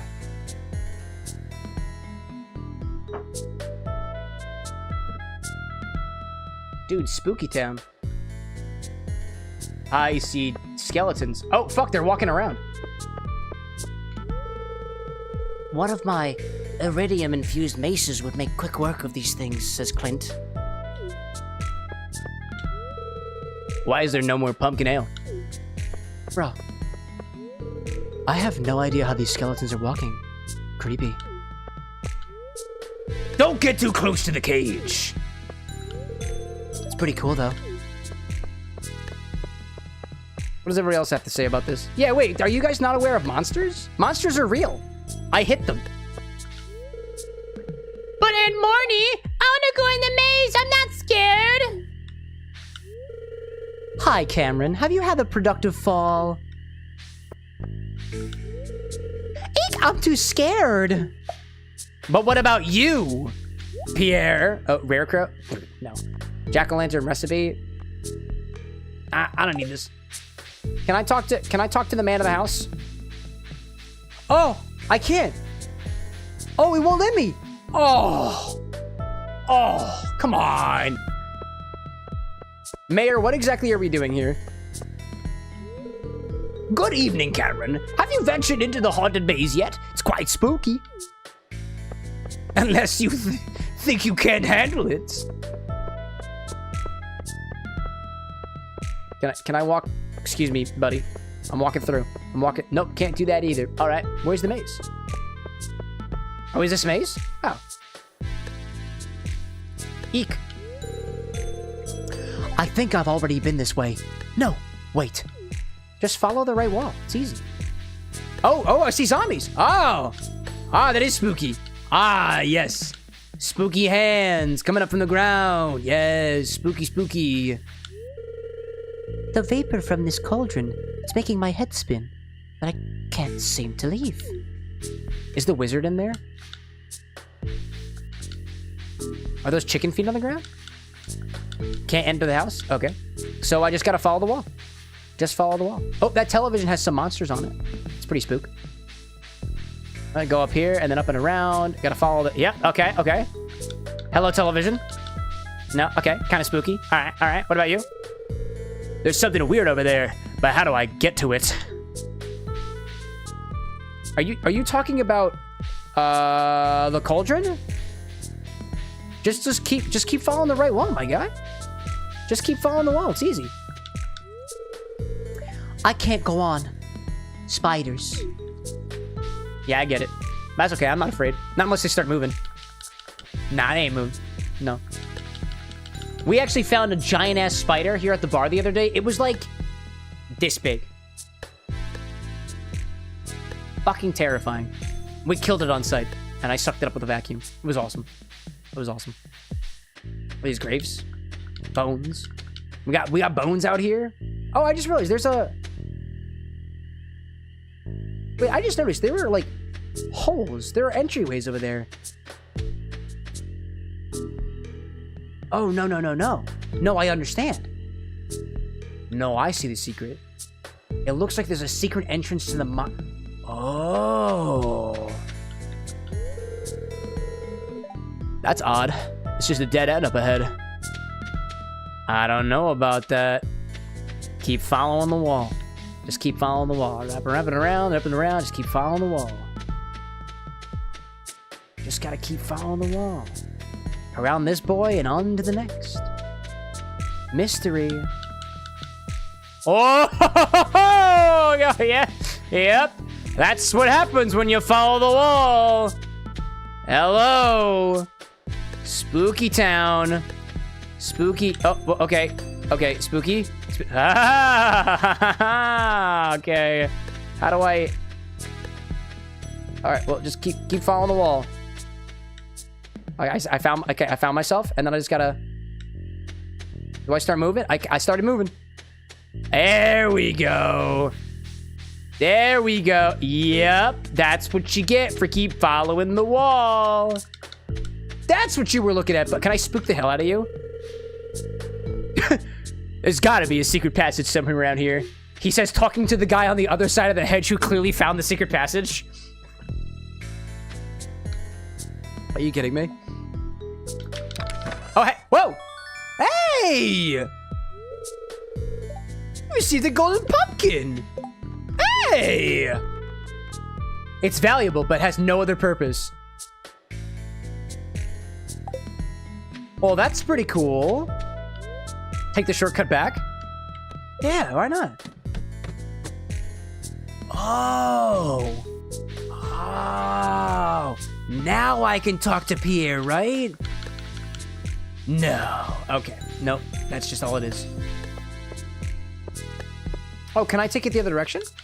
Nah. Ah! Appreciate the assist there, Kit Kat. Aha! That strange man who lives in the tower set it all up himself. He wouldn't let anyone near while he was working on it. The wizard? Where's Wizzy Dizzy? Wizzy Dizzy, where you at, man? Mother won't let me go in the maze. That's because she doesn't want you to find the riches. Only I can find the riches. Anakin says supposedly you can get married if you give that pumpkin to certain people. Not sure though. Probably thinking about a different game. I should give the pumpkin to the wizard, is what you're saying, right? Which means all I have to do is find the wizard. By going to the areas of the maze that I haven't been to yet. Oh, you found me! The truth is, I got too scared, so I came here to hide. Don't tell anyone. I love you, Harvey. I love you. And one day, I will drink you. That is the expression of true love. Drinking people. It's true. It's true. Lee, appreciate the star out there, by the way. Evidently, some of the gifts are not popping up on the overlay for some reason today. Don't know why. Oddly enough, you know, the infusion alert didn't pop up on the overlay too, but those are two completely different things. Odd. Krobus, are you around here somewhere? I'll come to any event with free grub. You won't see me in the haunted maze, though. There's no free grub in there. Hey, is that a pumpkin? Why, hello, Cameron. It's chilly, isn't it? Yes. It's a lot of fun to cook with pumpkin. Such an interesting fruit. Oh, there's an alert. Not for Lee's 100, though. Bryce, for you nuzlocking again. Good to have you back. How are things? Welcome to the Pumpkin Festival or something. I haven't seen Maru in hours. I hope she's all right. She in the maze. Hello. Then you go Getting back, Jit. How are you? And right then you go back, angled. Jit. quite well. Thank Angel you very says, much. "Oh, Angel, how are you doing?" You can't speak to the wizard, but he is hidden somewhere in this festival. Oh, I bet he's... Oh, there's the... Well, there's the alert that was supposed to pop on screen. And QWERTY, welcome to the bar with an X, my friend. Intriguing. So the wizard is somewhere. Where is the wizard? I bet he's hiding somewhere out in the distance, right? He's definitely hiding somewhere in the distance. I must find my boy. I must find my Wizzy Dizzy. Hey, Dizzy. Dizzy. Dizzy Wizzy, where are you? Where's my Dizzy? Let me whizzle your Dizzy, dear wizard. Please and thank you. If you say no, I'll respect that. Come to think of it, if I go to the secret passageway, can I just walk past the minecart? Nah. I don't think so. Nah, I gotta move on. I got my golden pumpkin. I should be happy. I should just be happy with that. One day I'll be happy with my Wizzy Dizzy Lizzy Wizzy by my side. I love you, wizard. Leave the spirits eat. Once you do, the festival will end. I see no consequence to this action.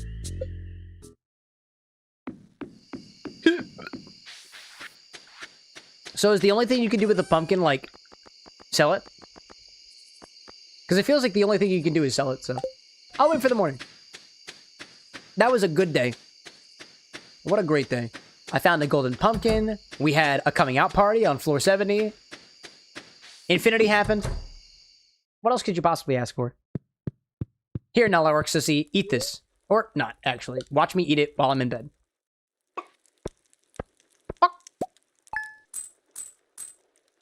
Making bank. So they say, chat. Riches start 1 penny at a time. Those were a few of my pennies. So keep your hands off of them. My fortune. The rooster can have them, though. That's fine. Weather report, fortune tellers, queen of sauce. Give me the queen of sauce. Greetings, it is I, the queen of sauce, here to teach you a no mouth-watering recipe from my secret cookbook. This week's dish, artichoke dip. This is a delightful way to get more artichokes into your body. Personally, I don't even dip anything in here. I just guzzle the sauce down like it's a milkshake. Delicious. You learn how to cook artichoke dip. You know, I can't help but feel kindred with the queen of sauce right now, because when those 24 bottles, and I repeat, 24 cans, excuse me, of Coco Lopez arrived at the bar today, I thought to myself, it would be the, quote, wrong thing to do to just take one of them, open them up, and just consume it completely. But if the queen of sauce can do it with artichokes, I can do it with coconuts. Angel out there saying it's also a universally loved gift. That is helpful. Maybe I give it to Krobus. Or the wizard. Might actually give it to the wizard. He's a good guy. He's a good guy. Pie King and Kate, welcome back to the bar with the next friends. Eat corn? No, thanks. Nope. No, don't eat the corn. Do not eat the corn. Do not eat the corn. Don't eat the corn. Do not eat it. Don't eat the corn. Save the stars. Save them stars. And then and then move on. I'll sell all of this. This is my inheritance, chat. This is my 401k. This is what I will retire with. Those cranberries. And then everything else is for illicit activities that I can't share with you. They're illegal. Which is why I won't share them with you. In any case, I will be selling the golden pumpkin because I evidently don't value the relationships I have with others. And that's okay. That's okay. It's gonna be alright. Blake's like, you'll go cocoa nuts for coconut. Yeah, you got me. You got me. I'm full of nuts, chat. I'm full of nuts. Given the opportunity to be full of nuts, I would be, dude. You ever see chock full of nuts? I love chock full of nuts. Honey roasted nuts? amazing. Peanuts? Oh, dude, actually, I was eating peanuts over the weekend, and you know what I found out, chat? Peanuts grow in the ground. But not like a potato.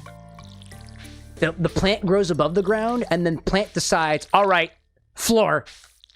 And then the little sapling, like the sapling goes like on the ground, and it goes into the ground, and that's where the peanut goes.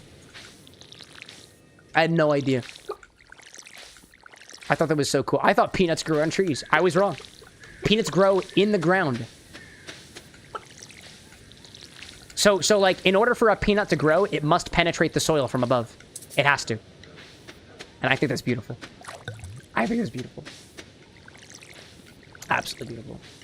Like cashews. No. Cashews actually grow on trees. Cashews grow on trees. Cashews are a part of a larger cashew fruit. And cashews are toxic if you don't process them. I think that's so cool. Kate out there saying, I love your little goldfish, by the way, Cam. I only just noticed it. Yeah, it's because I love fishing so much in Stardew Valley. My DM got it for me as, I think it was a birthday present or a Christmas present. I don't remember what occasion it was, but it was shocking to all of us because it is a very, very realistic goldfish pin. It is not real, but it feels real and it looks real. And that's mildly disconcerting. Bishop out there confirming that cashews grow on trees. Evidently, there was a Tobuscus song about it. Tobuscus? Is he the same guy as Tobuscus? The only song I remember by Tobuscus was about diamond swords, I think, and a nugget within biscuits. Which I've never actually done before. I've never actually put a nugget inside of a biscuit. But, like, weirder things have happened on this show. So, could happen one day. Hello, hello, hello, hello. Hello. Oh, nobody ate last night? Oh. That's fine. More hay for me. Delicious. Silver says peanuts are legumes, meaning it's a bean, but not really, but yes. Like, I get it. I understand. I know that peanuts are not nuts, they're legumes. And I know that edamame are also a very prominent type of legume, but what the fuck is a legume? Alexa, what the fuck is a legume? A lagoon is basically a shallow pond chilling near the coast, cut off from the big ocean by a sandbar, reef, or tiny island. Alexa, no. Not a lagoon, like the water. A legume, like a peanut. What is a legume? Like a peanut. A legume is a Fabaceae plant that drops its seeds inside a pod that splits open, and peanuts are just that kind of underground legume. Okay. But, like, what are they as a category? Peanuts sit in the legume club, the Fabaceae or pea/bean family that spits out seeds in split open pods. Spit out beans and split open pods. That includes beans, peas, lentils, and soy. Spit out peas and open pods. Okay. Alexa, let me test my understanding. If it spits out pods that inside... Cameron. What's your understanding about? If it makes a pod, and those pods can split with beans within, it's a legume. Right?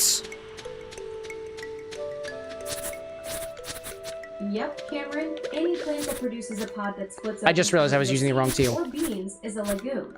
Legumes are defined by that pod-splitting fruit shape in the Fabaceae family. Fabaceae? What's a Fabaceae? Can I eat those? Hi, Nala Precision. Fabaceae is the pea family, a huge order of flowering plants that drop their seeds in split open pods. Oh, they drop them. Peas, Yup. and soy. Yup. Peanuts drop, just like balls sometimes. Dude, hold up a second. Wait a minute. Yeah, Cameron, peanuts don't just roll like marbles. They'll actually dance in a beer, sinking, then floating back up as bubbles cling to them. Wait a It's like second. they've got their own tiny life jacket. Wait a second. Alexa, stop. I don't want you to hear this one. This is between me and chat. Wait a minute. So, if it drops and it splits, dare I say, it busts. It's not a nut. It's a legume?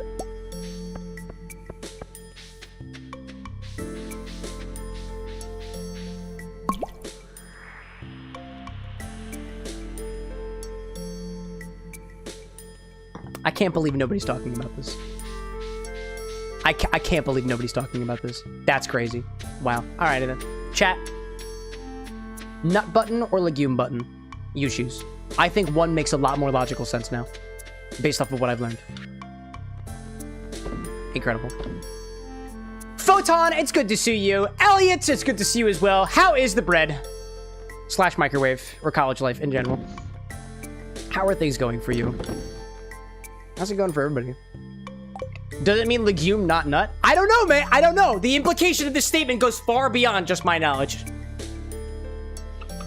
Take this with it and run, chat. If you are a professional of the legume, excuse me, nut variety, I need somebody to confirm this for me. Test it using science. Science is key. Science is key. All right, speaking of busting open nuts or something, we're going to go bust open this mystery box, and Clint's going to be the one to do it. Bread is good. I'm back home, so I can make it normally. That's good stuff, Elliot. Good stuff. Bitter Tree's out there saying, as a wise Torbeck once said, I'm gonna legume! Well, I mean, he's gonna legume because peanuts are peanuts are legumes, right? So, like, if you say you're gonna legume, you could say, like, I'm peanutting, which... Yeah, come to think of it, Photon and Elliot, this was a weird time to join. Huh. It's locked.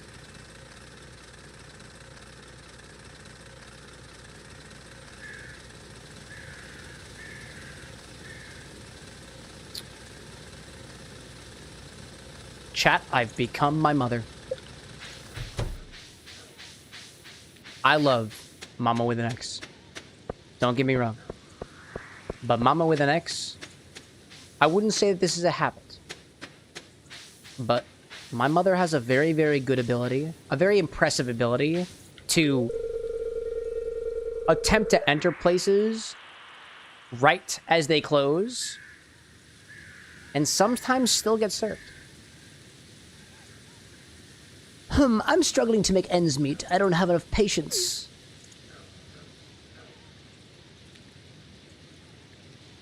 Harvey, what are you asking of me? Wait, what is... hold up. What are you... I guess it's to try to get patients from the neighboring towns. Oh, okay, that's fine. That's okay, I guess. How though, Harvey? How though? Stop, I forgot I can't see Kroger's. Gosh.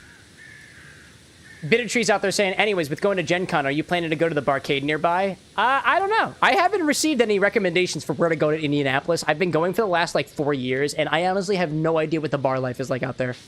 I've never been to the barcade, but I'm not much of an arcade guy, to be honest. I'm more of a drinks guy. Like, if I go to the barcade, I'm there for the drinks, not the cade. I'm there for the bar, not the cade. Levy asking too, does Mama with an X still watch your streams? Yeah, she actually popped in during the charity stream on Friday. Oh, I see. Though, they're covered up by the bushes. I was wondering about that.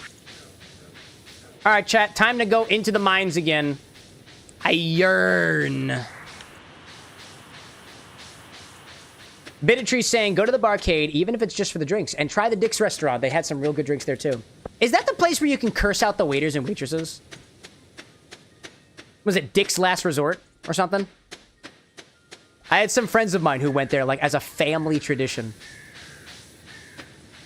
Not really up my alley.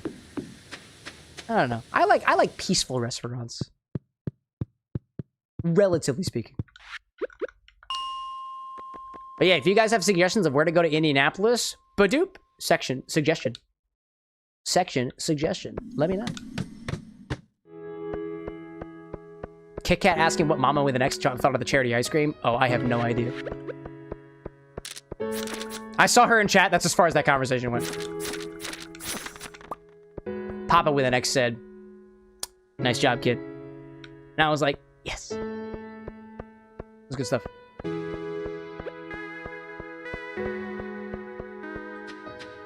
Let's see. Lee out there saying Dragon Con in Atlanta. Hopefully you can make it in the future. Possibly. Wouldn't be the first time I've been to Atlanta, Georgia.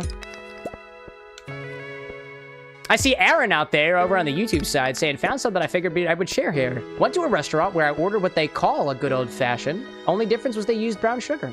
Well, oddly enough, Aaron, oddly enough, a, quote, traditional old... let's say a good old-fashioned oftentimes uses a rich simple syrup, and a rich simple syrup oftentimes uses Demerara sugar, which is a non-refined sugar, which happens to appear brown because some of the molasses is still left behind during the refinement process. So, if you're saying that the place you went to gave you a good old-fashioned with brown sugar, I bet they used a Demerara syrup. A rich simple syrup, in other terms. So that makes a lot of sense, actually.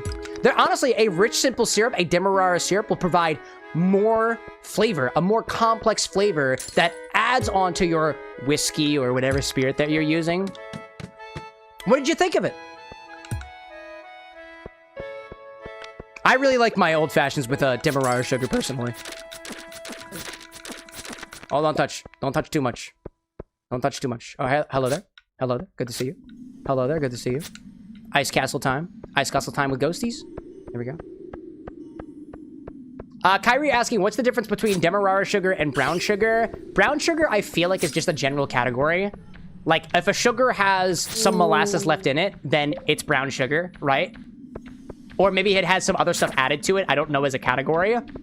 But generally speaking, Demerara sugar versus turbinado sugar is going to depend on where it's from. Like, Demerara sugar is going to be made and processed around the Demerara River, which is, I don't remember where. But the style is like, you can use turbinado sugar, which I honestly, like, I want to say it comes down to how much molasses is still in it. But Demerara is a location. Turbinado, I think, might be a location. What's the difference between all of them? Just the amount of refinement it's gone through. How much of the molasses has been removed from it? Like, refined white sugar is going to have all of it removed. Cane sugar is going to come from cane, like sugar cane. Demerara sugar, let's say beet sugar, for example, could be refined into white sugar, like a white beet sugar. But sugar can also come from beets. Sugar can come from a variety of different sources. But a brown sugar is, to my knowledge, sugar that isn't completely refined. As in, all of the molasses, or 99% of the molasses, or whatever the number is, hasn't come out of it yet. But Aaron's saying it was great. I can't stop making them to myself now. Dude, yeah. Hey, you can level up any cocktail, in my opinion, just by using, like, a brown sugar syrup. It's delightful. I see Silver up above saying that you made plans for Otakon the whole weekend. There we go. Yeah, Otakon conflicts with Gen Con, so I've never gone to Otakon. And Levy asking when Indianapolis is, when is Gen Con? It is, so I'm leaving on Wednesday, July 29th, and I'll be there until, probably until August 2nd, if I'm doing my math correctly. So not this week, not next week, but the week afterwards. Oh, and I got to go home. Bye, everybody. Kyrie's saying too, so it's technically brown sugar, but you're removing most of the molasses. White sugar? I mean, really, the way that I think about it is a sugar that is brown is a sugar that is not completely refined. Brown sugar can encompass Demerara sugar, turbinado sugar, dark sugar, whatever the colloquial brown sugar actually is, which I don't know what that is, at least here in America. I don't know what, when you go to the store and you buy brown sugar, I don't know exactly what you're buying.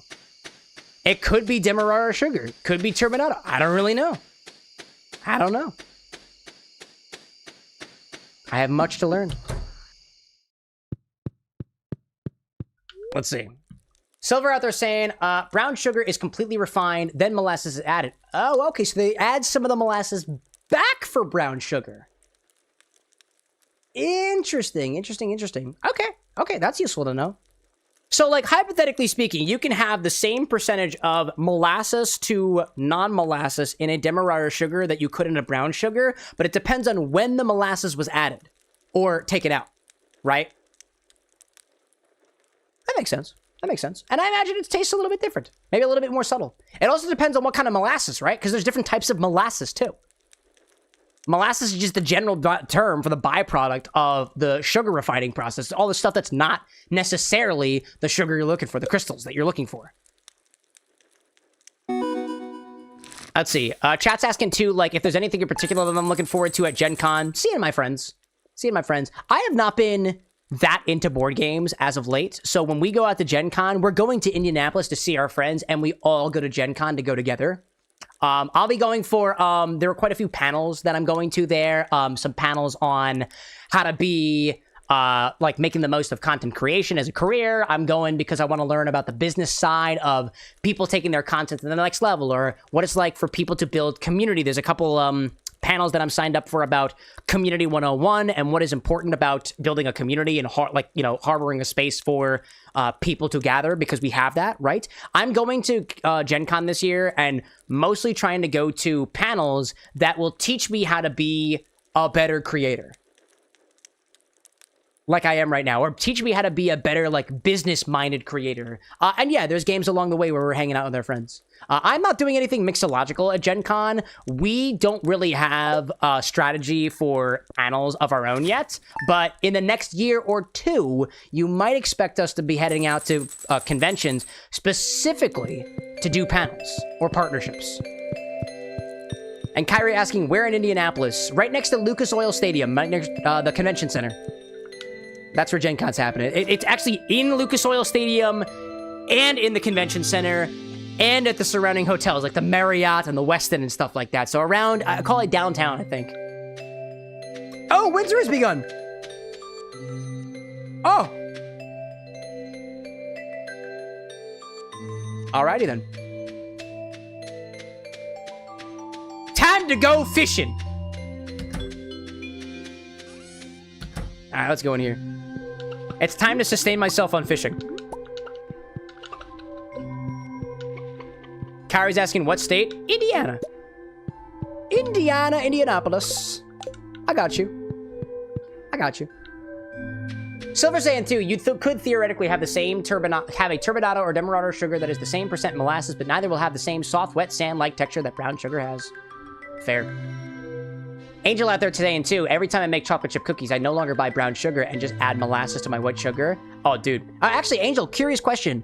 What kind of brown sugar do you use? Or sorry, molasses. Is it blackstrap, or is it just like regular non-blackstrap molasses? Because to my knowledge, blackstrap molasses has more of the sulfurous, bitter compounds left to it. Which is oftentimes why certain recipes don't call for it. But I don't know. Ooh, bone fragment. That seems useful. All right, let's put things up here. I know I don't have a bone fragment. Organize. Okay. I wanted to put all my stuff away. Oh, no, I see. There we go. That's what I wanted to do. I'll put a bomb in here. I got some copper ore. I really haven't been mining much, have I? There we go. Put that in there. I'm gonna put my copper ore in here. I got this one to take to Clint's. And I got a slingshot, which requires stones for ammo. I don't really know what to do with that, to be honest. But I can feed my chickies. Quetzalcoatl with an X. Koala with an X. Barbacoa with an X. Cocoa with an X. Love these little chickies. And one of these days, we will farm void eggs. One day. Angel's saying, I didn't know there was a difference between blackstrap molasses and non-blackstrap molasses. I just bought the Grandma's Name brand. I think that's just the regular molasses. The blackstrap molasses brand that I have is called Plantation. From what I've read, blackstrap molasses has more bitterness to it. It's more bitter. For some reason. A piece of me wants to think it's because, like, more of it has been, like, boiled off. But I don't know. Krobus! Oh, Krobus! My boy. I sold the golden pumpkin. I should have given it to Krobus. I will save up all of my void eggs for the boy known as Krobus. I know exactly where to find you. But first, let me talk to you. You want cake? Marnie, you want cake? Marnie, you want cake? Thank you. Marnie like cake. I'm sure plenty of people like cake. Everybody will get cake. Would you like cake too, Penny? Actually, let's talk to you first. On the 25th, we'll be having the Feast of the Winter Star. It's one of my favorite events. Like blueberries? Thanks, this looks nice. You're welcome. I know Clovis is in here. No, wait a minute. Wait a minute. No, I know where to find Clovis. It's the sewer grates. That's where I must go. I'll find the Crobster in the underground. Of course. But along the way, I must fish to survive. So that's what we'll do. Have you gotten the key yet? Asks Kit Kat. No. Is there a key? That makes sense that there should be a key. Is there a key? Whoa, hi there. What? Hey, what are you doing? Whoa! The rusty key for the sewer is needed, sadly. Ooh. No, that makes a lot of sense. Yeah. No, far be it from me to think that it was going to be that easy. Oh, is there a door? Oh, hi there. There's a door. What is this? Only a master of the 5 ways may enter. What? Oh. Oh. Oh. Oh, I gotta fish more. I gotta fish more. That's the key. That's the key. No, not this key. The other key. Alright, so I can't go over there. Okie dokie. Okie doke. Well, might as well sustain myself and fish instead. It's the only explanation.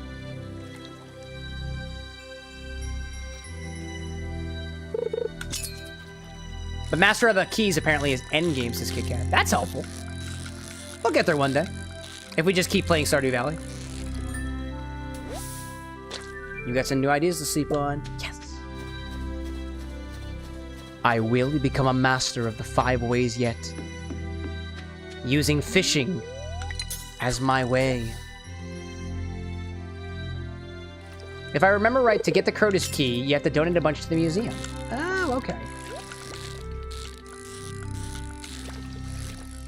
Oh, you're being a little difficult, ain't you? Oh, I was doing so well. I was doing so well. I was doing so well.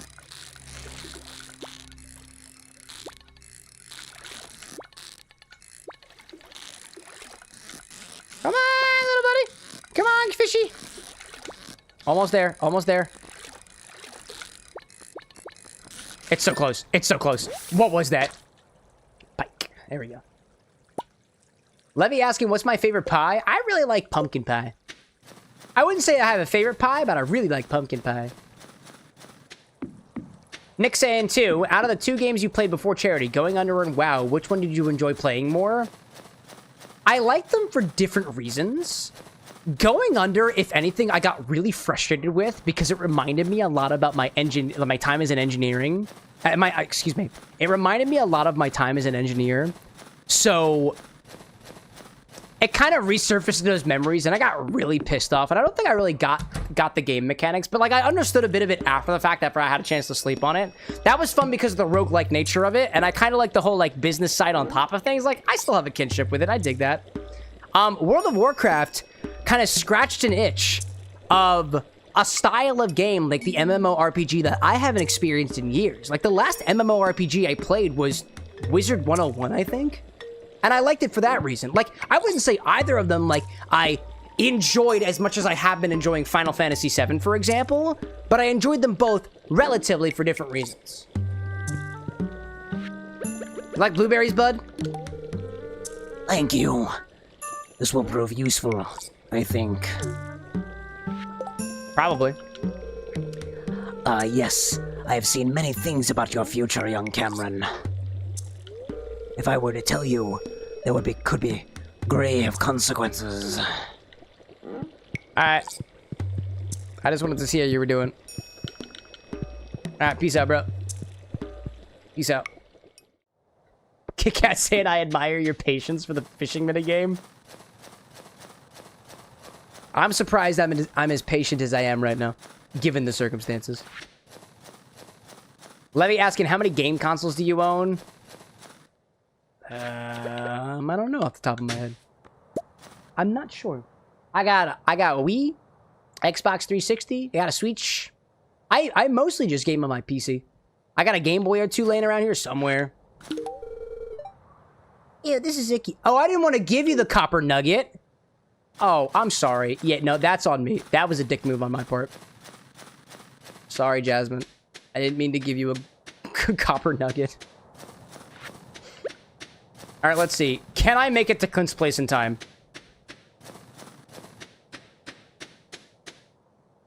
King out there saying it'd be funny to see you do a VR game. We have done VR once before on the show, and that was during our... Was that our last charity? Not our last charity event. We did it during one of our charity events. We did, like, puzzle making. We did something else that I can't remember. Oh, I'm absolutely not going to make it. I'm absolutely not going to make it. No! Oh! Darn it. I'm going to cope by fishing. I'm going to do the only thing I know how to do in fish. That's where my talents lie. My talents lie with fishing. Gosh. Levy saying, I see, just was asking if and when you decide to do another viewer-decided game for stream. Oh, gotcha. Just in case, right? Yeah, I have those consoles. Typically, though, chat, if it's going to be a game, like if it's going to be up to, like, chat's interpretation, like, I'm probably going to emulate it on PC. I don't do a lot of, like, console gaming just because of the latency that's involved in it and the setup and teardown. Like, don't get me wrong. I think it'd be cool to play some, like, games. I have a GameCube, too. Put it on the Wii. Like for the Wii, it makes sense because it's got very specific, like, motion controls. But if I can emulate it, I'm going to emulate it. Like, 100%. Will I tell you I emulate it? Yes, because I'm honest. Naturally. I don't know you. Why are you talking to me? But you could know me, Shane. And you could know me with this blueberry. This is great. Thanks. Silver saying too, capture card stuff is fun, but the latency or just the setup is sometimes wild. Yeah, I get that. Like, so I've actually streamed from a console before. I want to say it was mostly GameCube. I want to say we did one of our charity streams playing Super Mario Sunshine. It was a marathon thing, and I did it from the GameCube. I think we also did that during the 24-hour stream where we were playing Shrek 2. I was playing it with Lycos in the middle of the night. The problem is setting up the latency. Granted, once you set up the latency, you're set, because you don't have to set it up again. But having to do that in the way that we currently stream would just be a little bit of a pain in the ass. Would I do it? Yeah. Would I do it for charity? Even more so, yeah. Thanks, this is really nice. Blueberries. Excuse me. This is what I'm going to do, chat. I think that my life would be improved if I get more copper. So I'm going to go down into the mines, and I'm going to try to get some copper. I'm going to go mining. A squid frenzy has begun at the beach. Well, now well, hold up a second. Well, no. Well, now I want to go to... No, now I want to go to the beach! Nope, screw that. I'm going to the beach. Squid frenzy. Yep. Jack be nimble, Jack be thick. That's me. Yeah! I don't know what I just got. Nice. Squid is better than copper. It is. I need squid. I want squid. Let's see. Lee saying it would be funny if I played Just Dance. Yeah, I mean, if I had I do have a dance pad, but I don't have enough space behind the bar. But I did mention to you guys that the bar set has been changing a little bit, so we will eventually have space behind here for a dance mat. And maybe we can use the cocktail angle to showcase my feet moving while drunk. Wouldn't that be fun? Alright, where's the squids? Bring me the squids! I'm gonna catch a big one. Where's the squid at? Squid? Squid? Squid frenzy! Where is my squid at? Where's my squiddy? Where is my squiddy? To go to the other side. Ah, rats. I'm gonna go to the other side. Just Dance doesn't use a step pad. Oh, I'm sorry. Oh, squid!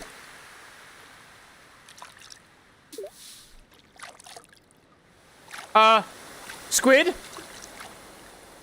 Squid? You're right. I was thinking of Dance Dance Revolution. I was thinking of DDR. Honestly, that too would be awesome.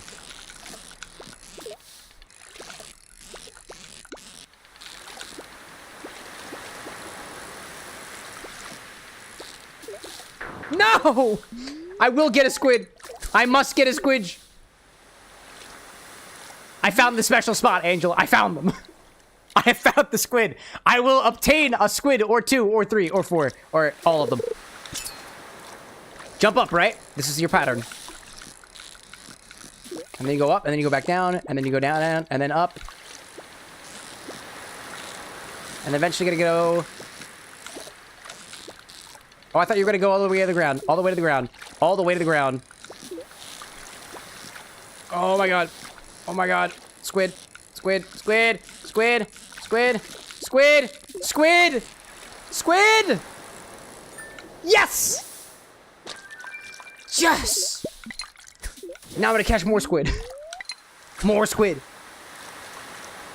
Gosh. I've never actually put squid in a cocktail. I've never had squid. Like here at the bar. I love calamari though. I love eating squid. Like fried squid. Love that shit, dude. Love it a lot. What are you doing? Why? What are you doing? Yeah, come on, dude. Look at him go. Look at him go. Look at him go. Look at him go.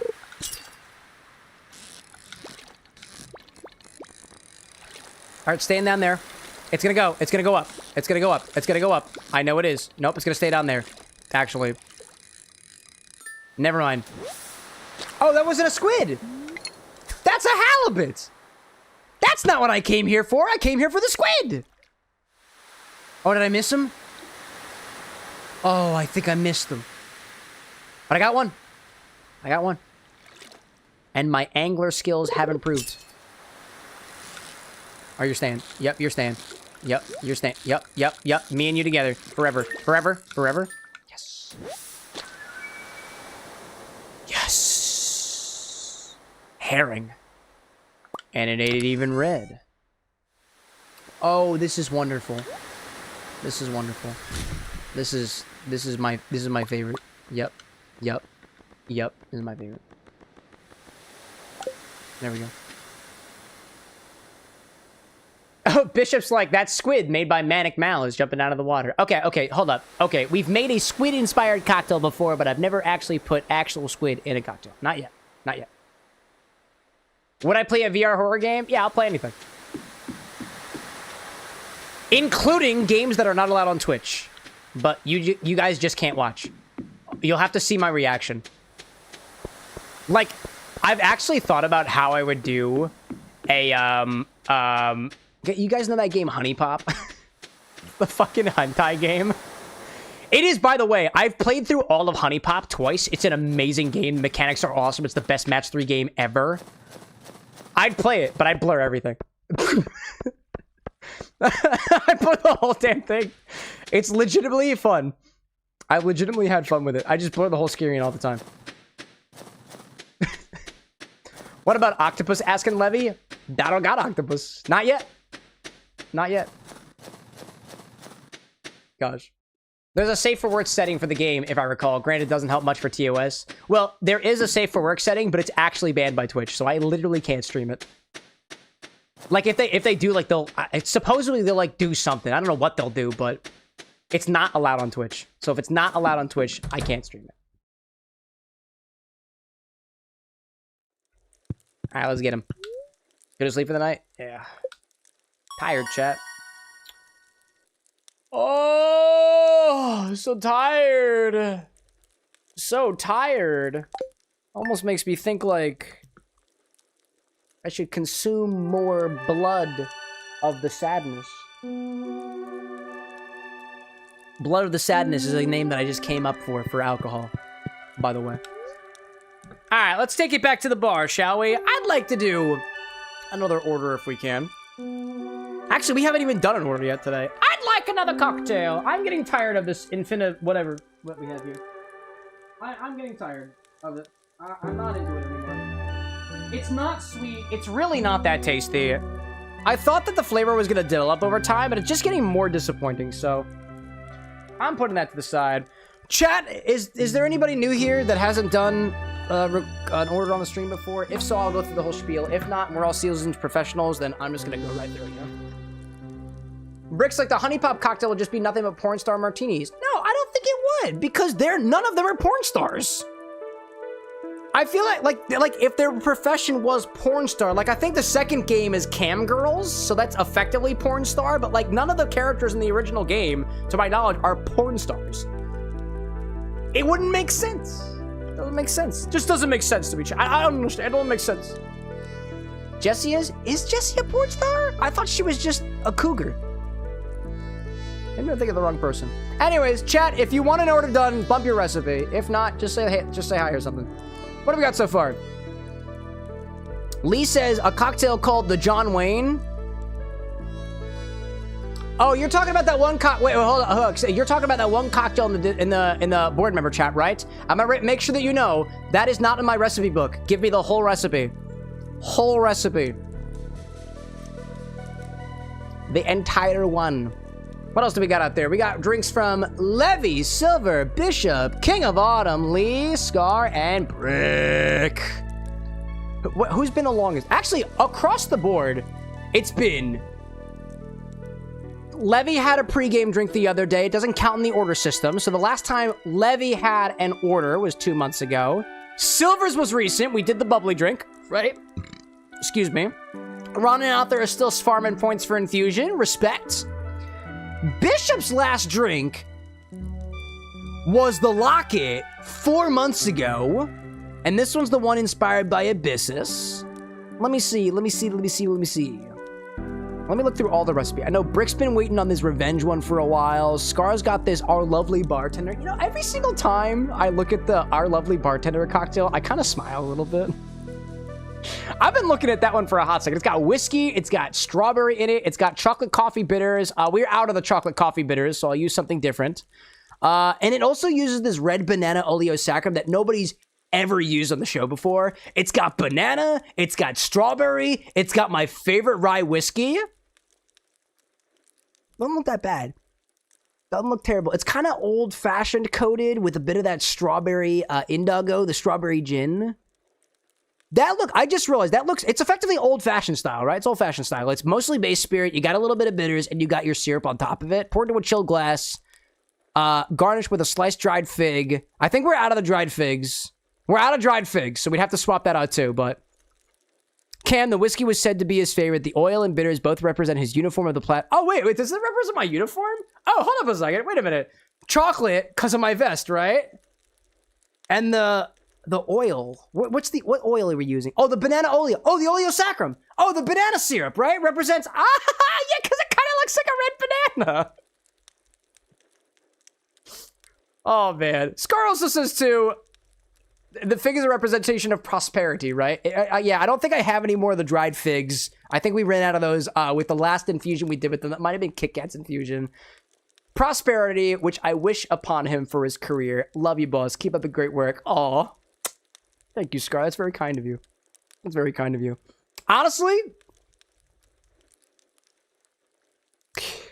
I've earned it. We had a very successful charity event the other day. I'm going to do a drink that's designed specifically around me because I'm an egotistical bastard. That's what we're going to do. I love it, dude. I love it. Okay. I need to let me find a swap out for the chocolate bitters because I think we're out of almost all the... Actually, let me just pull up my stock. I could swear I used fig jam. Oh, wait, you did. Oh, no. We used the figs on Scar's infusion. Scar, you used the rest of the dried figs on your own.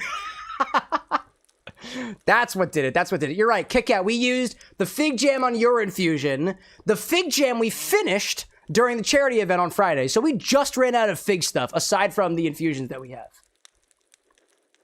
Gosh. I see Brick out there being like, Drat. Dude, we'll talk this week in the board member. You're a board member, ain't you, Brick? I thought. We're talking this week, right? You have a level above everybody else. You have direct access to me. Comparatively. All right, so let me see. Actually, I'm going to pull up my stock real quick to see whether or not I have chocolate bitters. Because I don't know if I do any. Oh, no. I know what bitters we have.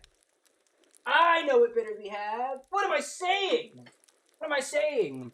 We got the Angostura Cocoa bitters. What the fuck am I talking about? And we also have the Fee Brothers Aztec chocolate bitters. We just don't have the teeny ones. We don't have the teeny bitters anymore. That's great. The whiskey is the Rittenhouse. And, I'm really excited, chat. I'm really excited. So, actually, I want to show you guys something. The bar was completely reorganized. I mentioned that to you guys, right? So, check this out. Hold up. I'm going to swap. I want to show you guys where the whiskey is. Actually, in every single one of your infusions. Check this out. Hold up. I got a bunch of shit on my desk, so I'm not showing you that. I'm not going to show you the shit on my desk. But I will show you, hopefully. There we go. Look at this. All the whiskey has been moved, and all of your infusions have been moved too. Check that out. So, hello there. Where's my Rittenhouse? I just moved this the other day. Right in the back. There we go. Absolutely awesome. And there's our ad break. I just saw the ad break. Perfect. Yes. So the stock is moving out of the liquor closet, right? There we go. I get so excited, dude. Okay, so I got the whiskey. Let me grab the INDOGGO. Let me grab the red banana Oleo Saccharum, and let me chill it, warm that up a little bit. I just need to grab the red banana Oleo and the INDOGGO, and then I think we're good. So I will be back in a second. You guys are already on ad break. So I'm gonna go grab it. I'll be back. I will return. But I can't.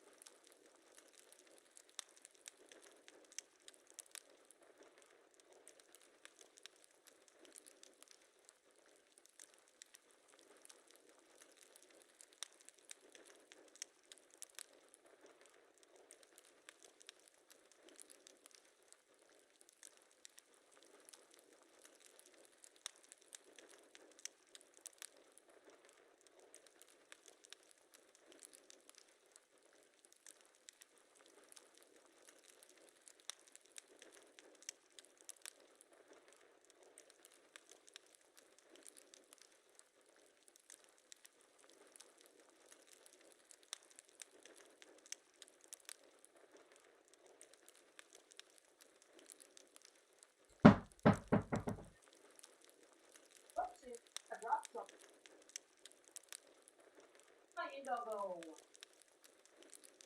What's dog doing now? Where's dog at? There you are, way in the back.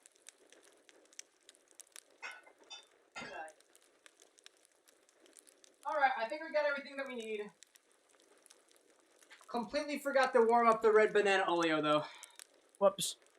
Completely forgot to. Alright, let me see. Let me just, there we go. Let me just warm up the banana real quick. It's not difficult to do. I just gotta breathe on it or something.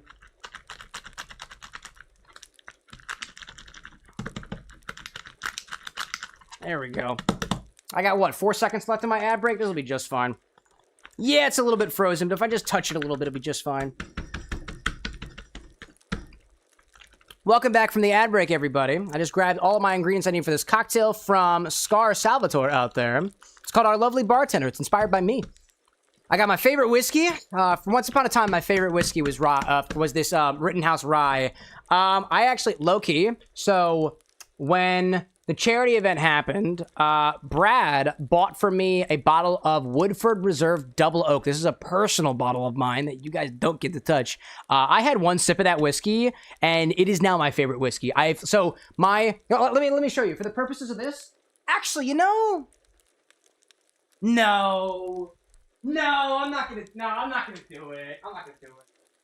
Where's the bottle? Where's the bottle at? Oh, I put it in the closet already. All right, now you don't get to see it. I had one sip of this Woodford Reserve Double Oaked, and it was the best whiskey I've ever had, dude. I think it might be like somewhere like 50, 60 bucks or something like that. I don't have a bottle for the bar.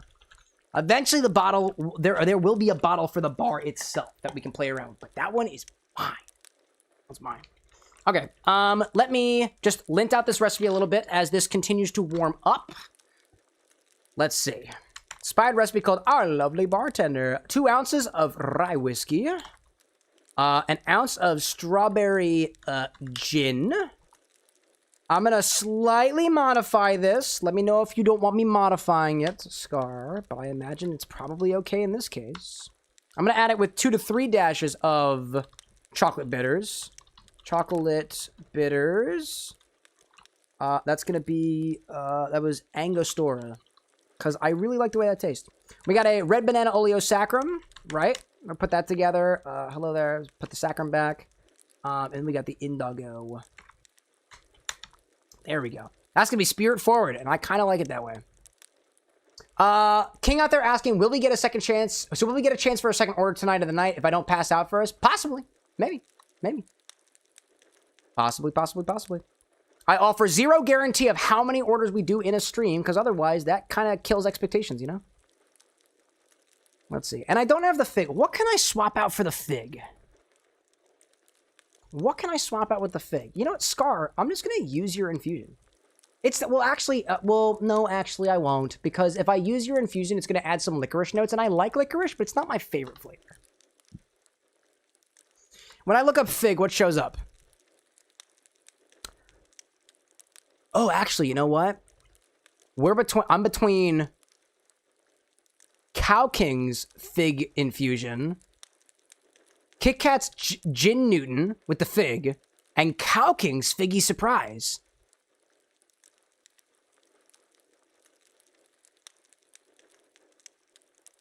Which one's sweeter? Better yet, Scar. Here's an idea. Let me know if you if you disagree with this. Instead of using the INDOGGO, well, actually, in addition to the INDOGGO, we can cut this in half, because it's very strawberry, with Kit Kat's Fig Infusion. Because that will complement the gin base in the INDOGGO, and it will actually give a figgy flavor. Despite the fact that we don't have the dried fig on top. And I know it was mostly for garnish, but it's missing right now, right? I'm kind of down with that. Let me go grab Kit Kat's infusion. Let me go try to see if I can find it. I'll swap you guys over so you can see what I'm going with over here. Can you guys spot your infusions? Excuse me a second. There is Kit Kat. They're not ordered in any particular way. Oh, actually, hello there. This was right here. That's fun. Put this on the bar, and then swing this back around. We're gonna need to do that anyways. I didn't pick Cow King's because it is a different base than the gin. So I figured this would probably be the better substitute. So we'll do half an ounce of the strawberry gin and half an ounce of the figgy infusion. There we go. That'll be fun. I imagine I'm probably gonna love this, so feels good. Feels good. We'll do Kit Kat's. There we go. Gin Fig Newton. Kit Kats. Gin Fig Newton. Infusion. That is fig jam plus cassia cinnamon. It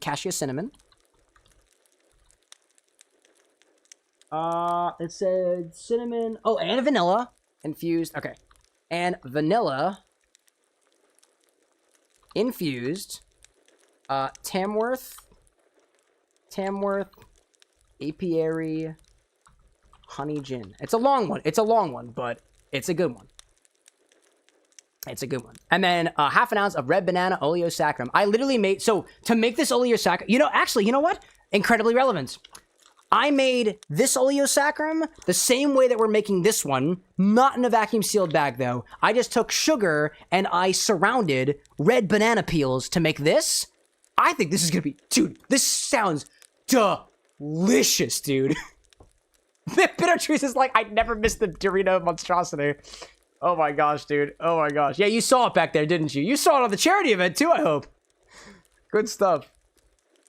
Okie dokie. And garnish, we'll just no garnish on this one, because I don't think I need a garnish. Inspired by our lovely bartender. That's me. That's me. I've been wanting to do this recipe for a hot second, dude. I really have been. And you know what? I'm in the mood for it. It was funny. When I got the Woodford from Brad, he noticed that the bottle I have of his C924 was not really cracked into very much. And he's like, I'm surprised that there's even some left here. You should be celebrating with that. And I was like, I really don't. I have a very high bar for what is worth celebrating. So I don't, quote, celebrate with a celebratory pour very often. And so I didn't crack into it very much. I really didn't. But the Woodford, after the charity event was over, I was reflecting on Brad's words, and I was like, I should pour myself a bit of that. I gave myself the fresh bottle crack. I gave it a try. I was chatting with Lycos until 3 o'clock in the morning after the event. It was awesome. It was a good catch-up time. And I was loving every single piece of it. And the moral of this is, I don't really celebrate very much. I don't really take time outside of what we do to celebrate and really relish in the accomplishments that we have here as a community, as an individual, or otherwise. So I really vibe with this, dude. I really vibe with this. So in case I didn't say it already, Scar drafted this drink inspired by me, our lovely bartender. That's so kind of you. You're missing the X, though. I'll put it in there for you. Yoink. Tink. Tink. I got you. Anyways, what's the method for this? Duh. We're gonna stir this. I know how to mix a drink like this. Method, stir, and strain. Oh, wait a minute. Oh, I have an even better idea. Wait, I have to go grab one more thing. No, actually, I already have one, don't I? I already have one? Oh, fuck yeah, I already have one. Never mind. Don't worry about it. I have everything we need for a drink inspired by myself. Anyways, grab a stirring apparatus and start with 2 ounces of my favorite rye whiskey, Rittenhouse, bottled and bond. That's what I got, dude. Bitter Tree Saints, no. Wait, no, I had to work. And I missed the charity stream. Did someone use it? At the very end, we put it in ice cream. That didn't actually become ice cream. Okay, let's get this aligned. Dude, I can't wait to try this, dude. Sounds awesome. I think this is going to be pretty spirit forward, too. A bottled and bond whiskey and more than just a standard 2-ounce pour. Sign me the fuck up, dude. Sign me the fuck up. All right.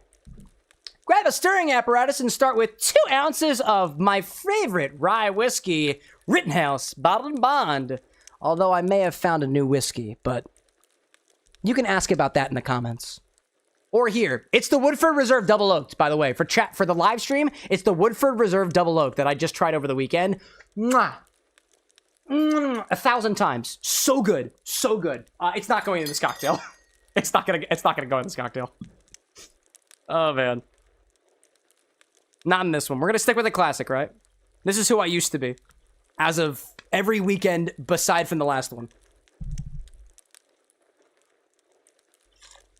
There we go. Next, we'll add half an ounce of strawberry gin. Strawberry is one of my favorite fruits. yeah. Oh yeah, it smells awesome. Listen, I don't care what you think about INDOGGO by Snoop Dogg. It's artificial. It's strawberry. I fucking love it. It's delicious. Should it be used in like a Negroni? No. Absolutely not. Maybe a little bit. Maybe like a dash or two. Like a dash or two, perhaps. But yeah. Okay. Let's see. A little bit of that in there, just for a little bit of that strawberry flavor. Okay.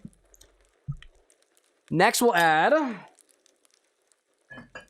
Make some space down here. Next, we'll do... half an ounce of Kit Kat's Gin Fig Newton infusion, combining fig jam, cinnamon, vanilla, and honey gin. Scar included fig to represent prosperity because the vibe it's for prosperity, right? Scar included fig as a flavor to inspire prosperity. So thank you, Scar. I appreciate the sentiments. Half an ounce of this. And thank you, Kit Kat, for being a part of the show and creating this.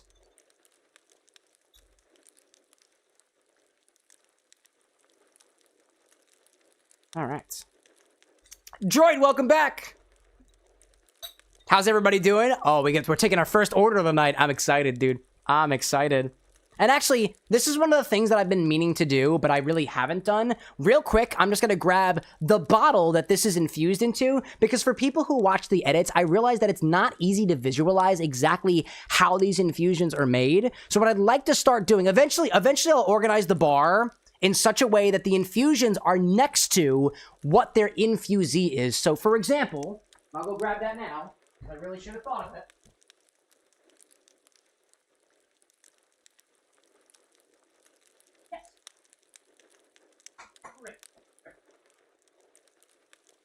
Eventually, that shelf that you see back there is going to change a little bit, but this bottle, this is what the base of the infusion is, should be right behind the spirit, so everybody knows, like, hey, this is what we use as the base.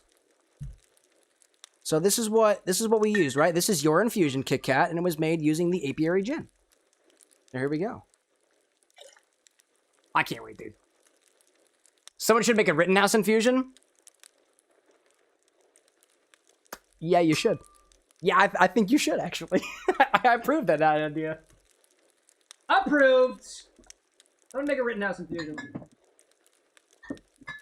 It's called the CamX infusion. It's strawberry-infused Rittenhouse rye, which, honestly, I don't know if strawberry and whiskey go together as an infusion, but, like, I'm not gonna get angry at you. That sounds awesome. What's next? All right. Half an ounce of red banana peel Oleo Saccharum.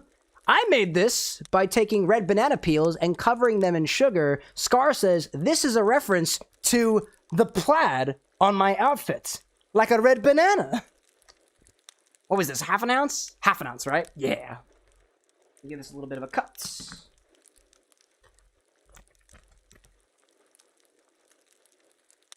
I actually made this, little behind the scenes chat, I made this red banana Oleo because I was going to use it in an original cocktail inspired by an indie game. I'm not going to tell you what that is yet because it's not done yet.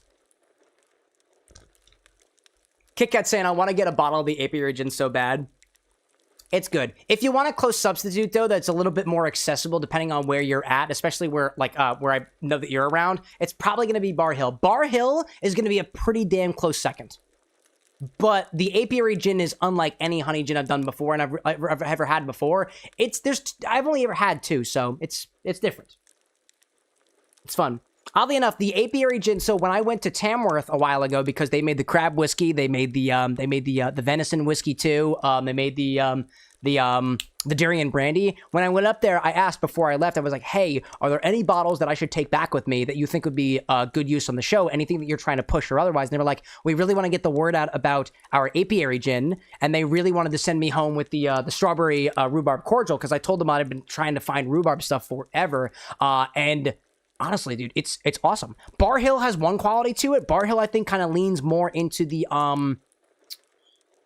I want to say Bar Hill leans more into the honeyed juniper gin botanicals, but the apiary gin is a different kind of honey flavor to it with more botanicals. It's not just juniper botanical honey. Like, the apiary gin has got more character to it. Like, more character, but, like, sometimes you're not looking for more character, if that makes sense. So it depends on how you use it, right? But I digress. Half an ounce of this red banana Oleo Saccharum. I also love banana. Well, that was a little thick, but I think it'll be worth it. This is the color of it on its own. There we go. It doesn't look very happy, but here you go. There we go. And now I should vacuum seal that, but I'm not going to. One of my tricks that I used during the live stream, and I'll probably get more of this. I need to get, like, those, I've got to get those, like, chip bag savers, so I can clamp it. But I just keep this in the freezer to allow it to solidify, and then I can more easily vacuum seal it in the morning. Let me just put this down here.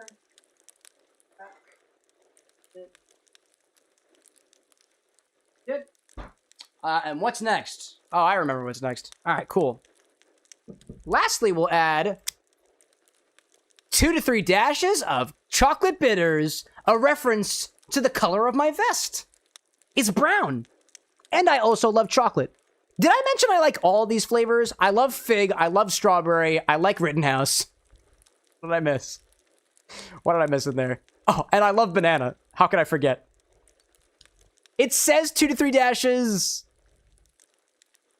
I'm gonna measure with my heart.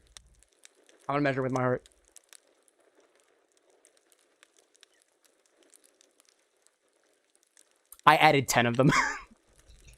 I'm in a good mood. Did I mention we just raised $3,000 for the Trevor Project literally last week?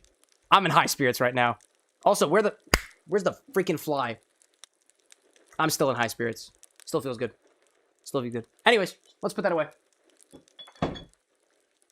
Throw some ice in here and join the live stream. Yeah. Yeah, that's what I'm gonna say for this one. Yeah. Get out of here, Caillou! That's the 3rd Caillou of the night. Gee whiz. Yeah, throw some ice in here and join the live stream. KT, for this next one, I'm gonna be looking directly at the camera. I got you. Not too much ice. We're gonna serve this over a cube, so we don't need to stir as much as we normally would. Not as much as we normally would. All of this happens on it anyways. Monday and Wednesday, 8 o'clock p.m. Eastern, on Twitch or YouTube. You pick. And you can be a part of the show. A part of my show. Of which this cocktail is on and about. Thanks. Anyways, let me stir this up a little bit more. Now, this fly is really going for it, dude. This fly's really going for it. Where are you, asshole? Ain't gonna interrupt me on my... Oh, on my finger? Are you... Wah! Wah! Wah! I'll get it eventually. I'll get it. Anyways. Here's my stirrage. Strain this over a large cube marked with an X. A gift to the bar from one of our moderators. This is cool, chat. I don't know if I've shown you this yet. I mean, I told you about it at the beginning of the stream, but I've been playing around with it. I hope it shows up, to be honest. I hope it shows up. Oh, come on. Yep. It's a little bit... It's a well-used piece of ice, but it'll work nonetheless. It will work nonetheless. Let's see. Can I get this... I'm gonna get this focused right up here. Oh, you can't really see that, can you? Okay, hold up. No, you can't really see that. Let's respect Scar's drink with a fresh ice cube. Wait, I gotta go get it because it's downstairs. I got it. I got yoga equipment in the way. I gotta get it out of here. Yoga's changed me, chat.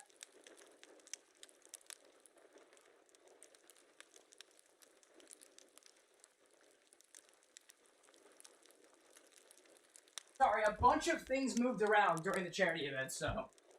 I'm gonna grab a fresh cube for this one, and actually, honestly, a smaller glass. A smaller glass. What is a smaller glass I'm going to use? It's just a shorter one. Now we're going to use this one, because that's what I got. That's what I got. Alright, cool. Reminds me of the Blocktails. Oh, yeah. Yep. No, that's from Ender Potion, by the way, Levy. I really enjoy their content. We'll be doing the Blocktails on the show at some point. Strain this over a large ice cube that has been stamped with an X.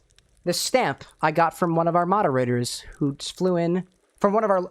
The stamp I got from one of our longtime moderators who flew in for the charity stream last week. Very touching gift. There we go. Let's see if I can actually get that. I really want to show you this to you guys, so let me put this down here. It's not the best angle. It really isn't the best angle. But it's the best one that I've got. So let's try to align that. There we go. There we go. Here's a little... Here we go. You ever seen these things work before, chat?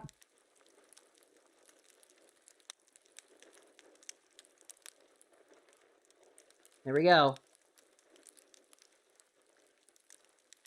Oh. See that?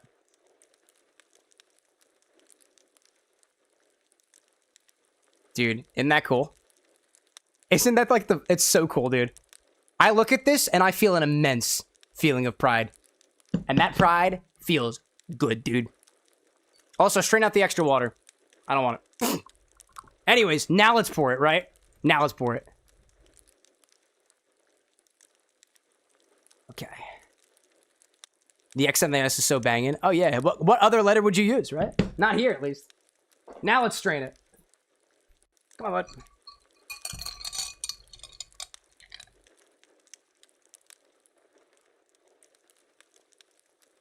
Oh, yes. The ice kind of disappeared, but it's chill. It's chill. I'm trying to think. What else would be a good garnish for this? Would it make sense to garnish this with anything else? Nah, it doesn't need one. It doesn't need one. Oh, man. Kit Kat's saying, too, it's so cool you got the ice stamp in time to make this cocktail, dude. Maybe that was a part of the process. Maybe that's what I was thinking. Maybe I just really wanted an excuse to use my X stamp. I don't know. Scar. This already smells awesome. I smell whiskey, a touch of strawberry. I smell the cocoa. Cheers.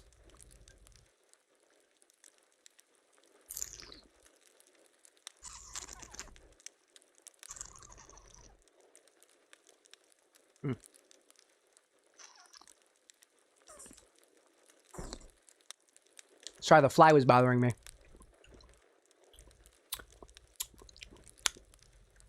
That is so... Actually, let me give this another taste, dude. Let me give this another taste. I was distracted by that damn fly. It's good. It's good. I like it.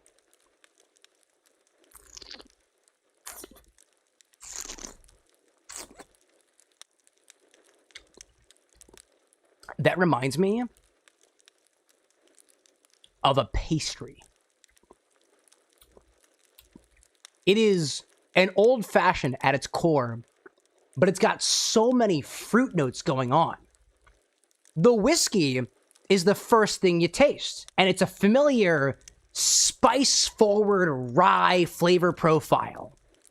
It's caramelly notes. Caramel? You want to call them caramel in this case? No, I'm not going to call it a caramel in this. Not in this case. Not in this case. I'm going to call it more... It's almost nutty in a way, so... It's...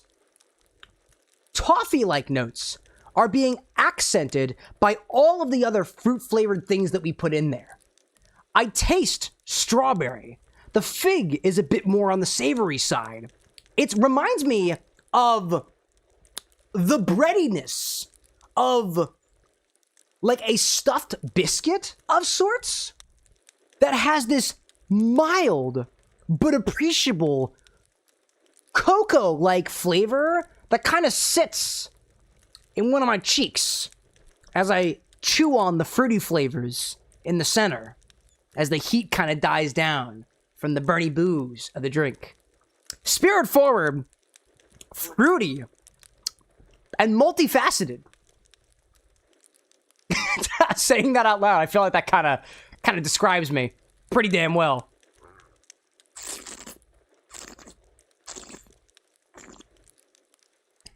I'll say overall, it is not super sweet, but I don't necessarily like my drinks super sweet. It has a texture that's actually a bit thicker than I anticipated it to be, and a piece of me thinks it's because of that fig jam that we added to Kit Kat's infusion. I think the body of that infusion is really, really showcasing here. That'll thin out a little bit as the ice begins to melt, as it's doing right now, kind of thinning things out and kind of bringing down the alcoholic burn booze a little bit, but I like all of it. It is... The flavors that I taste are reminiscent of all of the things that we put inside of it. I can taste the chocolate. I can taste the fig. The strawberry is kind of sitting in this back zone, allowing the fig to be the more loud of the two fruit flavors in there. But I really like that. If anything, what's funny is I don't taste the banana. Well, no, you know what I taste? Oh, no, I know what it is. I know what it is. You've probably never bitten into a banana before, but there's a texture on my tongue. It's starchy, like the banana that made that syrup. That's where it's coming in. It's got a thickness to it from Kit Kat's infusion, makes this incredible body, this sort of tongue-coating body that really gets into your cheeks, too, from Kit Kat's infusion. The red banana Oleo Saccharum provides that texture, provides that sandpapery starchiness. It provides the starches to modify the textile feeling of the tongue. Somehow, despite the fact that I added 10 dashes of the chocolate bitters, I don't taste the chocolate as much as I do the other fruits, so they're playing an excellent supporting role. Despite how much I thought I put into it, this has got... Dude, I'm having fun just piecing through all of the facets of the drink. All of the facets of the drink. Scar, I think you outdid yourself with this one. Cheers to you! And I guess by nature, cheers to me. Cheers. That's got a lot to piece through. That's got a lot to piece through, dude. I think that's my favorite drink of the night so far. That's great. That's really, really great. Cool. I'm glad you... Thank you, boss. I'm glad you like it. You don't gotta call me boss, dude. I'm not your boss. Mwah! That's awesome. I also love how when I take my sip and I breathe out, Kit Kat, I really taste your infusion in here. I loved it the first time. I still love it here. It's so good. It's got that almost like nostalgic, biscuity fruit flavor to it with that... I don't know how else you describe it aside from that, like that tinge of... I don't know, like when I eat a Fig Newton, sometimes I hit the seeds in the fig. One of the reasons I love fig products is because sometimes you get the seed and the seed kind of pops a little bit. I feel like I get that same satisfaction of the pop of the seed, but there's no seeds in here. But I still get that same like flavor that happens right after the fact. I don't know how else to describe that. That's cool, dude. That's cool. And you know what? Up close, you can see that X.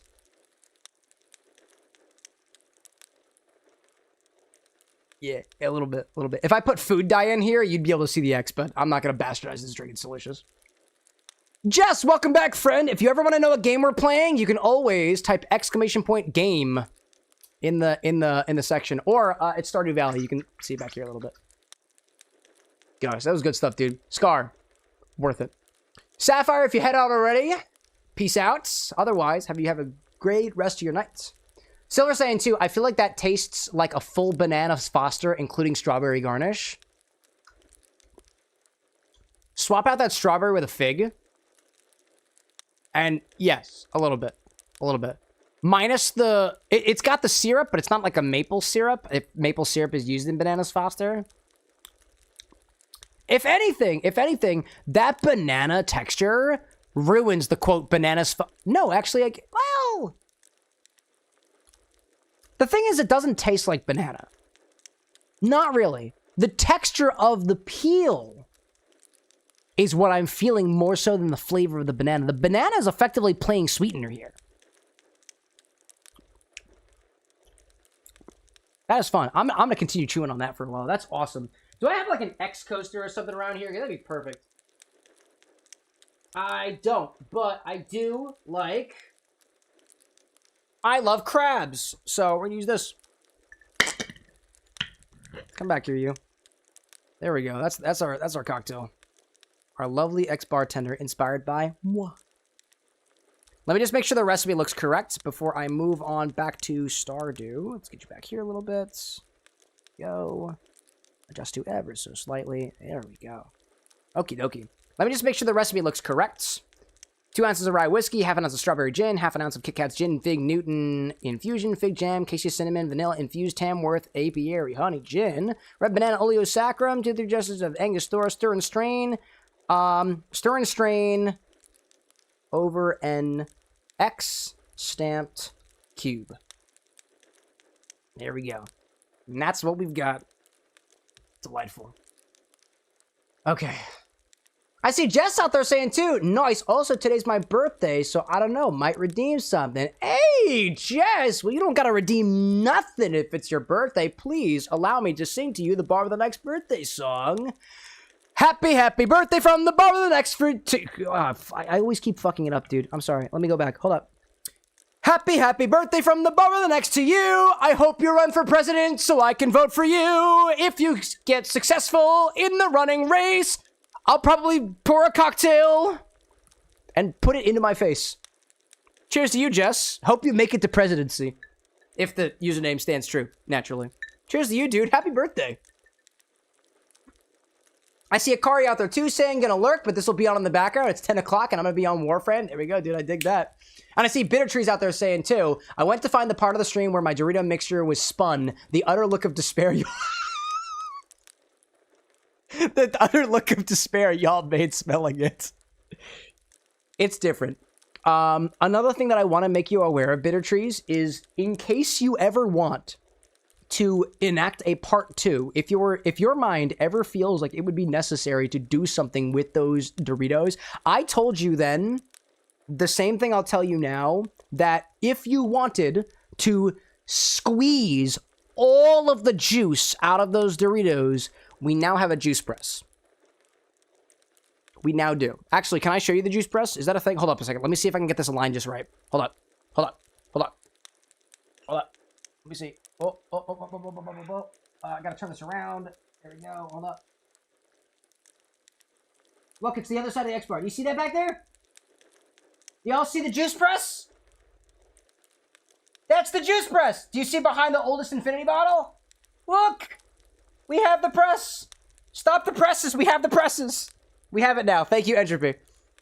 Thank you, Entropy. All right, let's put this back on over here. Let's get back to Stardew Valley, shall we? Oh, everything turned... Oh, fuck this. Turn this back around, and I gotta do this, and... There we go. I gotta fix this camera, dude. I need to buy what's called a... Stop that. Don't do that. I need to buy what's called a fluid head to restrict the axis of movement of this thing to only 2 dimensions. There we go. Anyways, that's what I got. Akari saying too, Cam, I'll be celebrating my own birthday in 30 minutes. What? Ping me in 30 minutes. We'll get there. We'll celebrate together.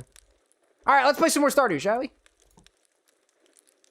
Gotta go, says Jess. I've got some festivities in the morning. Thanks for the song. No problem, dude. Thanks for celebrating with us. The future teller gonna give me good things. Bitter Tree's like, we gotta press those Doritos. I'm thinking we should. Spirits are very happy. Excellent. Beautiful outside. Dear Cameron, how are things going? You must really be making a fortune on that farm. Don't forget your dear old mother when you're a millionaire. Love, Mom. P.S. Enjoy the cake. Aww. Aww. Kit Kat saying, did you mean to hit the shout out button on your keyboard? Me? Do I have a shout out button? Do I have a shout out button? Oh, no, don't throw it away. No, just throw the, seaweed. We don't need that much seaweed. I got all this fish. Do any of these fish belong in the community museum? No. Alright, so I'm gonna get rid of them. Halibut, perch. Squid! We'll make calamari eventually. Bitter Tree saying too, I have like a vague drink idea to use the Doritos with, but I think I'll present it next Monday. Dude. Let's see it. Let's see it. Let's make it happen. Hey Cameron, just wanted to let you know about a new item I'm carrying. It's called a wood chipper. You can use it to break hardwood into several pieces of regular wood. I know wood can be hard to come by in the winter, so if your supply gets low, consider picking one up. Oh, KitKat saying you shouted out... Oh, you shouted out MK Dress a couple times this stream, seemingly when you switched from bar to game to the bar. Really? Actually? I don't see that on my side. That's really interesting. Wait, hold up. I'm gonna test that real quick. Is that a thing? If I go back here... And then over here...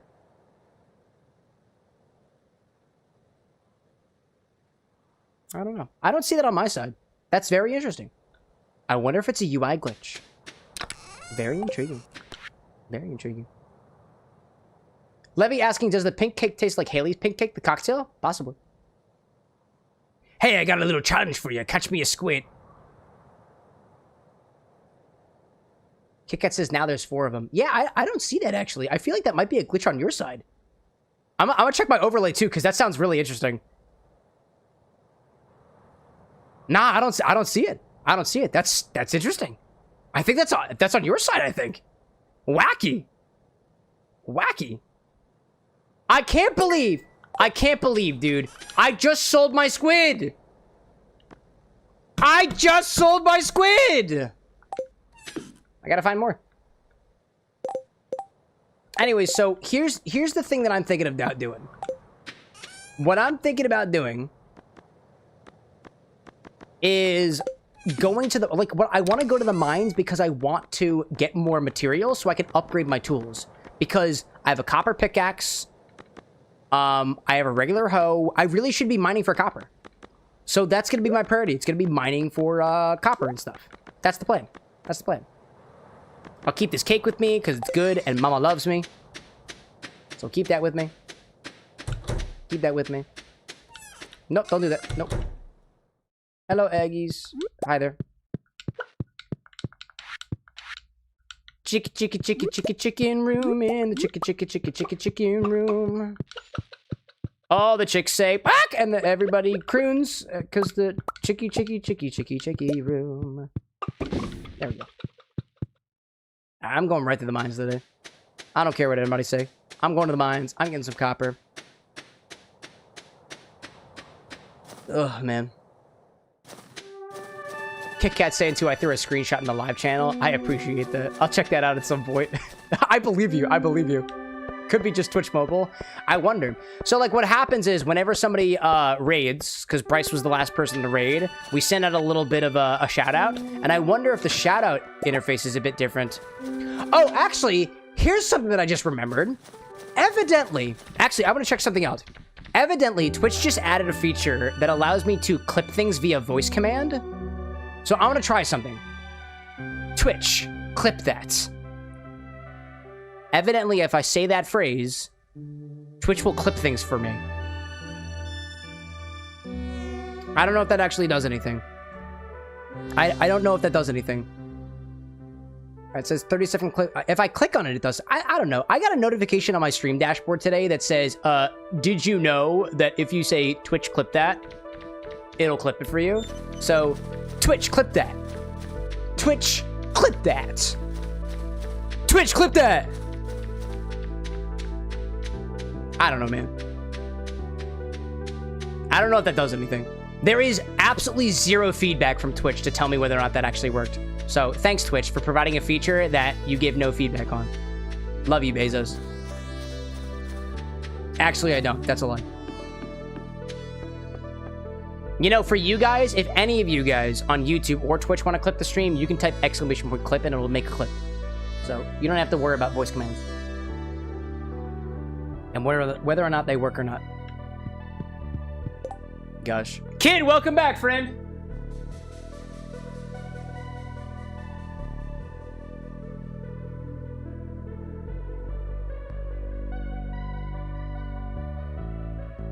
Dude, I'm fucking obsessed with this drink, dude.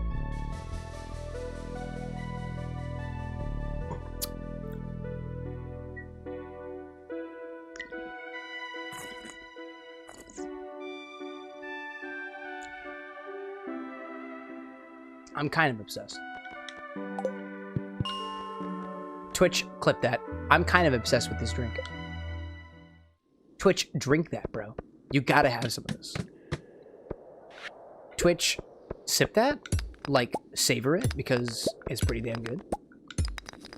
Granted, don't get me wrong. Don't get me wrong. The more that I'm sipping through this, the more I'm like, it's a bit on the sweeter end. The whiskey's a little bit subsided. But I like it, though. It's got all of the flavors that I crave, dude. Honestly, after this one, I didn't realize how much I really like the flavor of cinnamon.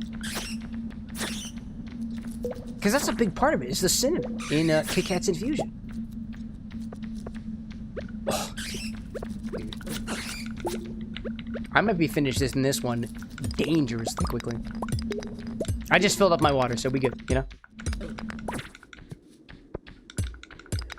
Bishop, like, nah, I just say exclamation mark clip to STT and pray to StreamerBot. Well, evidently, I can set up voice commands if I want to. Yeah, wait a minute. Hold up a second. Twitch, you're just trying to do what StreamerBot does already, dude. Catch up. Catch up. There's plenty of copper down here. This is awesome.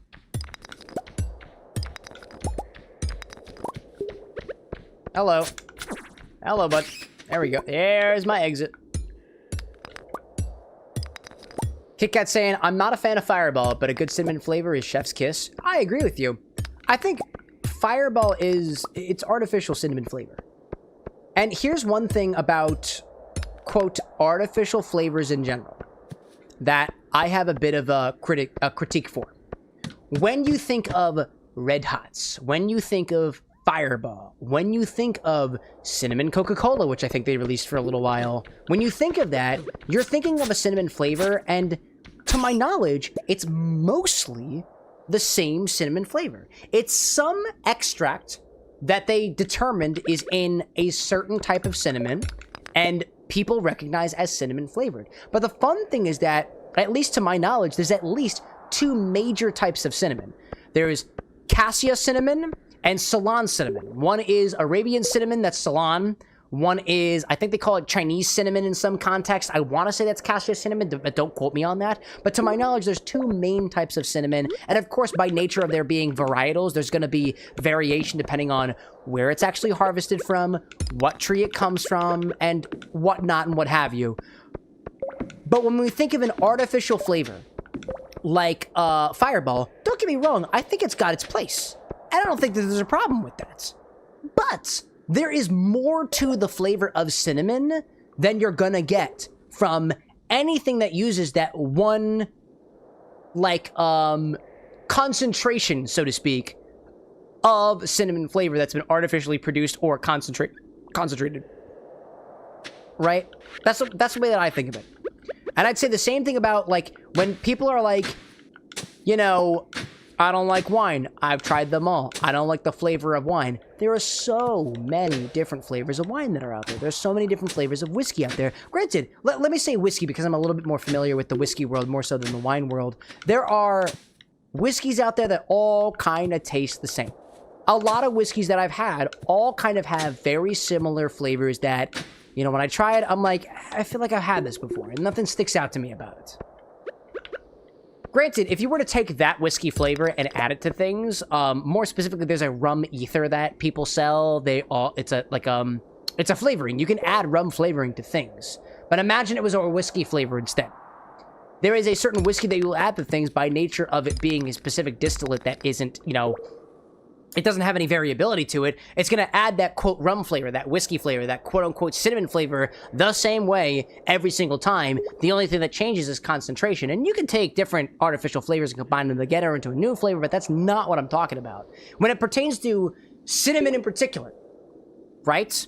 Or anything that has other varietals, there is going to be sometimes a subtle difference and sometimes a larger difference. The example that just came to mind was basil. actually. And I think this is a really good articulation of what I'm talking about. Basil. I feel like a lot of people recognize basil as a very particular flavor, but when a recipe calls for Thai basil has a flavor that is a little bit more leaning to licorice, in my opinion. So, when I find a menu item that says, hey, this is basil flavored, I'm intrigued. Because I don't know whether or not it's going to be Thai basil. I don't know if it's going to be, quote, the regular basil, because I don't know what the regular basil is called. I'm sure there's many, many, many, many different varietals of basil out there that all taste slightly different. But when I see basil on a menu, I really want to try it. Because I don't know if what I'm going to get is licoricey or the more typical basil that I'm used to, like some pesto sauces, for example. I don't know what I'm gonna get, but that intrigue is something that I'm kind of enthused with, right? Same thing. When I see something on the menu that says it's cinnamon flavored, a piece of me wonders what type of cinnamon it's gonna be, and I can't quite articulate to you guys yet how cassia cinnamon tastes different than Ceylon cinnamon. I don't have the way to articulate that to you yet, but I would say that one of them is much more closer to the candy cinnamon flavor that you might be used to, and one of them is a lot more similar to just not that. I don't know how else to describe it, but it's just not that. It's in these poppers, you know? Bishop saying too, mix and match like how nature does, or like lemon thyme is so good. There we go. Hey, you know what? There are a bunch of different types of lemons out there. There's a bunch of different types of apples out there. There's Meyer lemons. There's other lemons. Those are the two lemons I know. Thyme out there, there's probably varietals of thyme. I'm not even remotely familiar with them if there are named ones, but I'm sure there are. And I think that's one of the really fun aspects of the world of flavors in general. There are... You think you know basil? There's more than just one type of basil. You think you know cinnamon? There's more than one type of cinnamon. You think you know rum? There's more than one type of rum. You think you know strawberry? There's multiple different types of strawberry. Like, all around, dude. And that gets me really intrigued. I need the quartz. I'm also going to toss away these eggs because I want some more space, and I might bomb shit. Because bombing shit is cool. Yeah, bombing shit's cool. Wow, that was a lot larger than I thought that was going to be. Wowza. Hello there. I actually wasn't expecting it to be that larger blast radius.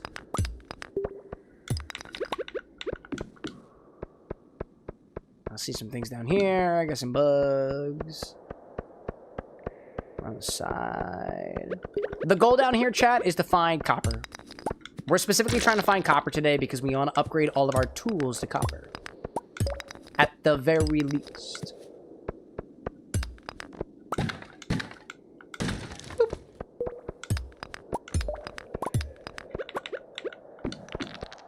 Oh, hey, Rock Dude. What's up, Rock Dude? Oh, Rock Dude don't get to play.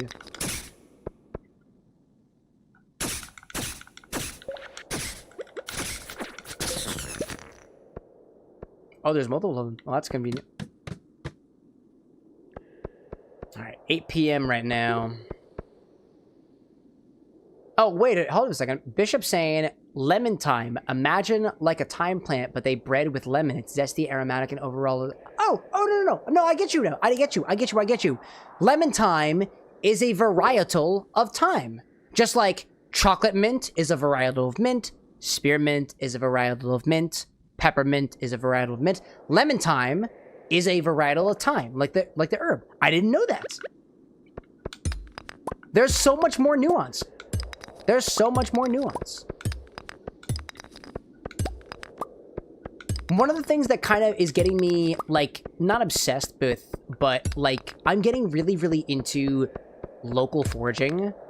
Like, I really, really like being able to go out into the wild and identify a plant that I'm already familiar with. Oh, for example, when I was in California last year, we were hiking up some valleys in... We were hiking up some mountains in the Napa Valley, which was awesome. Like, that was a really cool part of the experience regardless. But what I thought was even cooler was, as we were walking, I knelt down, and what I found was a plant that looked similar to something I had seen before.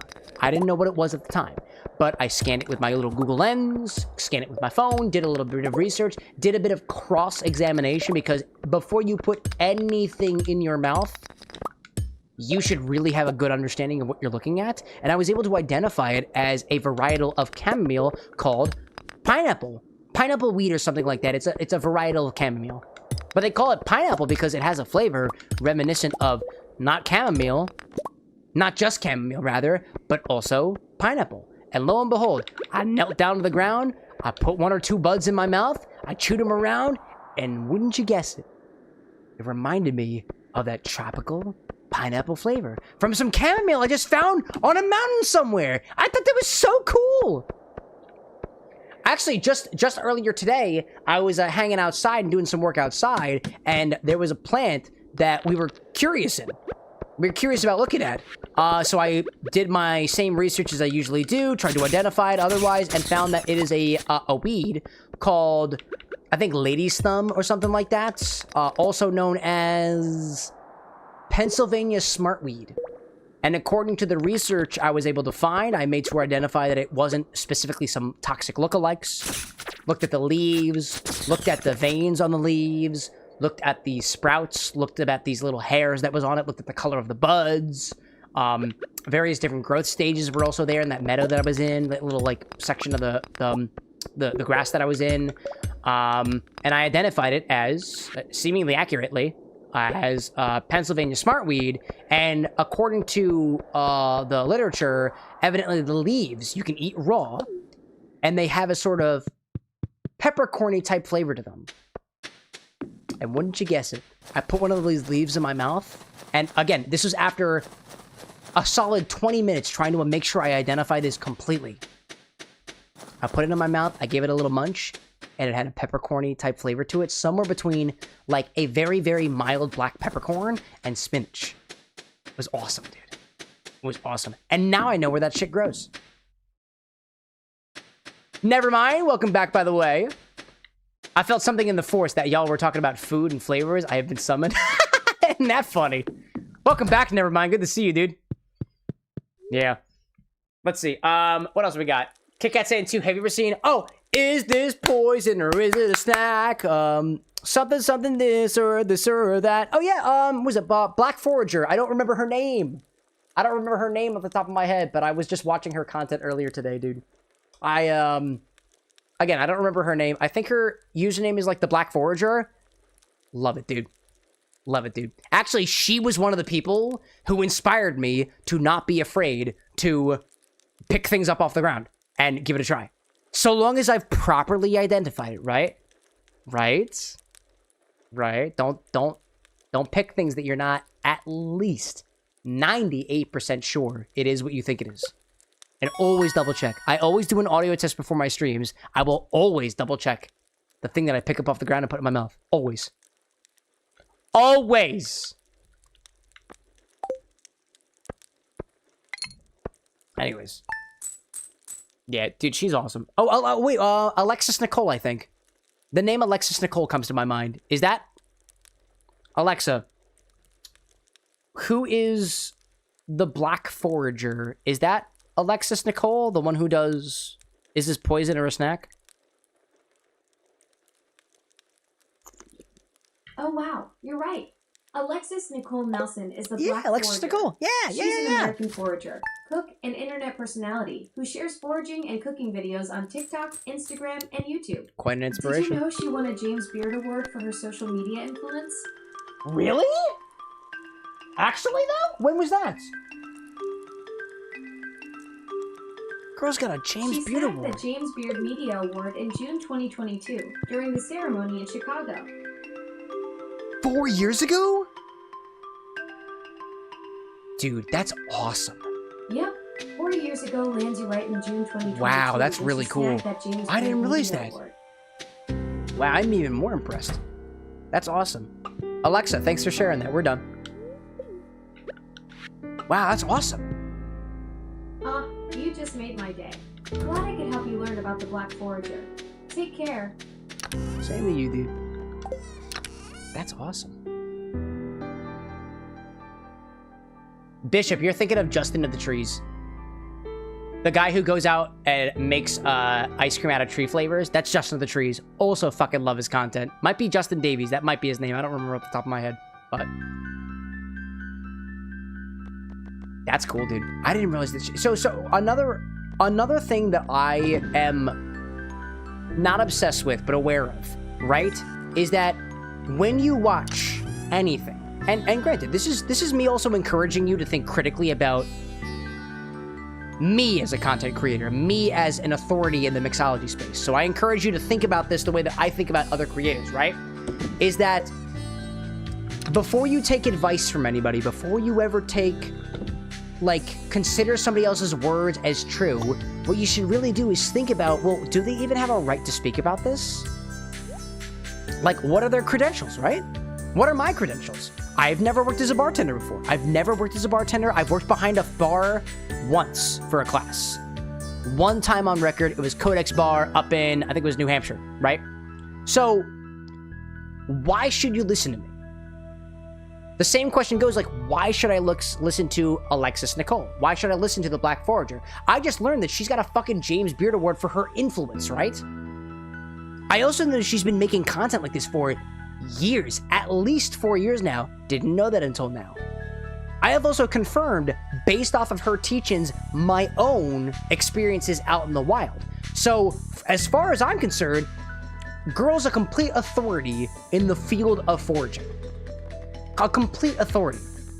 And so I trust her with the content that she puts out. Anything that she puts out, I'm gonna trust her is correct to a certain degree. I know that, algorithms kind of prioritize things that are gonna be a little bit more, let's say, shorter in nature, sometimes less complete, depending on the content that you're going with. So maybe there might be some details that are assumed as common knowledge that I might miss. Oh, ad break. Hello there. But I'll expand on the whole authority side of things a little bit later. Essentially, the question I want to leave you with is, why the fuck should you even listen to me? When you ask about mixology stuff, why should you listen to me? And I'll try to make my case to you, right? I'll try to make my case to you, but anyways, let's see. Silver out there too saying edutainment videos are an awesome way to learn. They're also, edutainment is difficult to master because education on one side is very easy to do, but oftentimes it's very boring and not entertaining. And on the other side, entertainment is very funny to do, but oftentimes you can't learn things. Edutainment, that kind of gray area in between, I think is difficult to do. I think we do edutainment pretty well here on the live stream. I think we're getting better on that, on the edits and stuff. And there's balance, I see Lich out there too saying, Cam, haven't been around a ton because I've been busy and an eepy boy. How's the valley been? Speaking of, it's 3 hours past my bedtime and I need to go back to eat because I need to be back up in 3 hours. Dude, go out there and do the grind. Lich, go out there and do the grind. I just want to say, I don't know if you can hear me before you go, but I was just reminiscing on Codex Bar just a moment ago. So, topical. And also, we rearranged the bar a little bit and I refound the poly glass.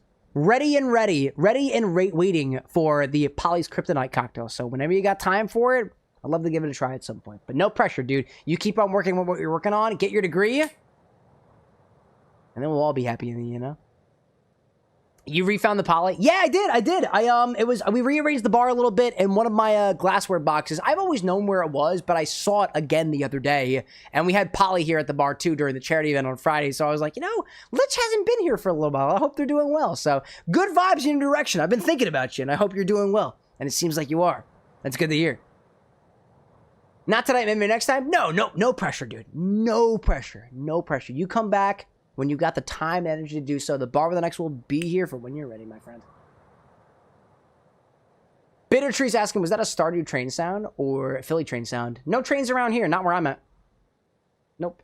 I'm closer to Center City, so there's no trains around here. Except for the railways that run below the line, but I don't typically hear them. Levy asking, what kind of infusee works well with Thai basil? Oh, Levy, I have had at least one amazing Thai basil gimlet. So the base spirit would be gin. I think gin and Thai basil would go awesome together. And actually, I had that at, what bar was it? This was while I was over in Michigan with Tusano. Oh my God, what was that place? Landon was one of the, Landon and Jordan, I think, were the two bartenders we had there. I had my first nitro muddled Thai basil gimlet at this bar that I'm thinking of. I think it was called, oh, fuck. I remember. Nightcap. Nightcap in Ann Arbor, Michigan. Bartenders Landon and Jordan, when we were there, one of the best. I've never had a nitro muddled cocktail before where they take a botanical, they cover it in liquid nitrogen, and then they muddle it to maximize the surface area. I had a nitro muddled Thai basil gimlet at Nightcap, and it was awesome. I also had a red onion daiquiri too. That was also really, really cool. That was also very nice. All right, so let's get back into this. Bishop saying, you have a better range of vision in your stock as the bartender, same way we have a better knowledge of our stock. However, when we combine that knowledge that you taste, meaning you have the combined knowledge. Yeah, dude. By our powers combined, Bishop. By our powers combined. Anyway, so we're cooking copper today. That's what we're doing. We're cooking copper today. So, dialing it back to what we were just talking about before the ad break happened, I ask myself, why should I be listening to somebody for what they're preaching? And I think this is a really, really good skill to have. No matter... Oh, wait. Hold up a second. Wait a minute. I just want to let everybody know. You know how we were just curious about the clip that thing before? I just saw an alert 21 minutes ago. Clip created from your stream using the clip that voice command. I just noticed that right now. And I wanted to pass on the information to you guys.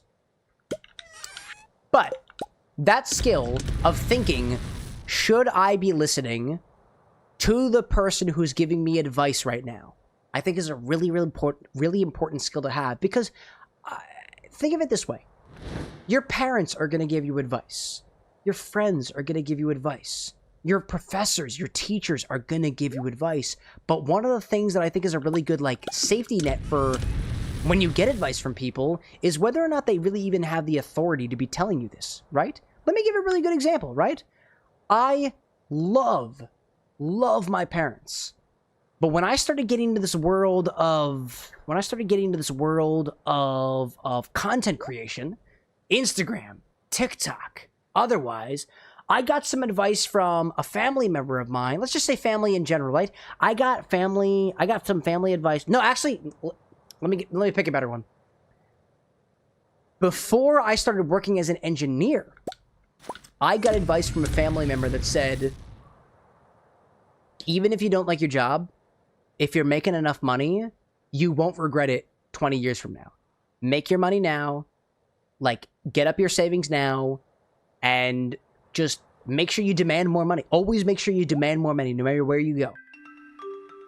And for a long time, I harped on this particular family member's words to me because I was under the impression that I could sacrifice my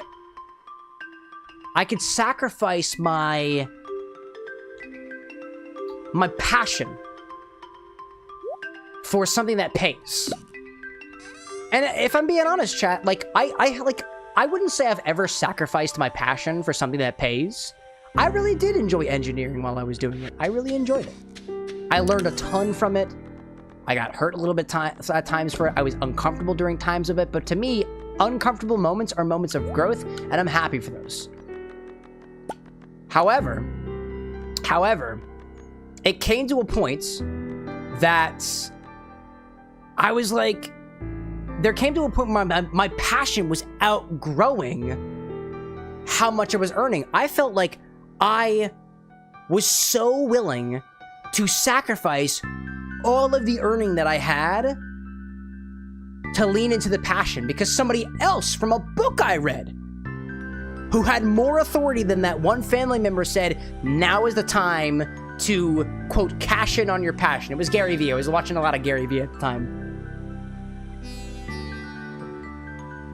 And so in that moment, I was like, I'll take the dive to do what I'm doing now, because what I'm doing is becoming an entrepreneur, and entrepreneurship is going to be so much more rewarding in terms of skills and monetary value, more so than what I'm doing right now as an engineer working for somebody else.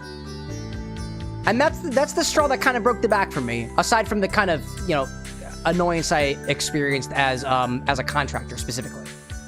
But that's a topic for another time.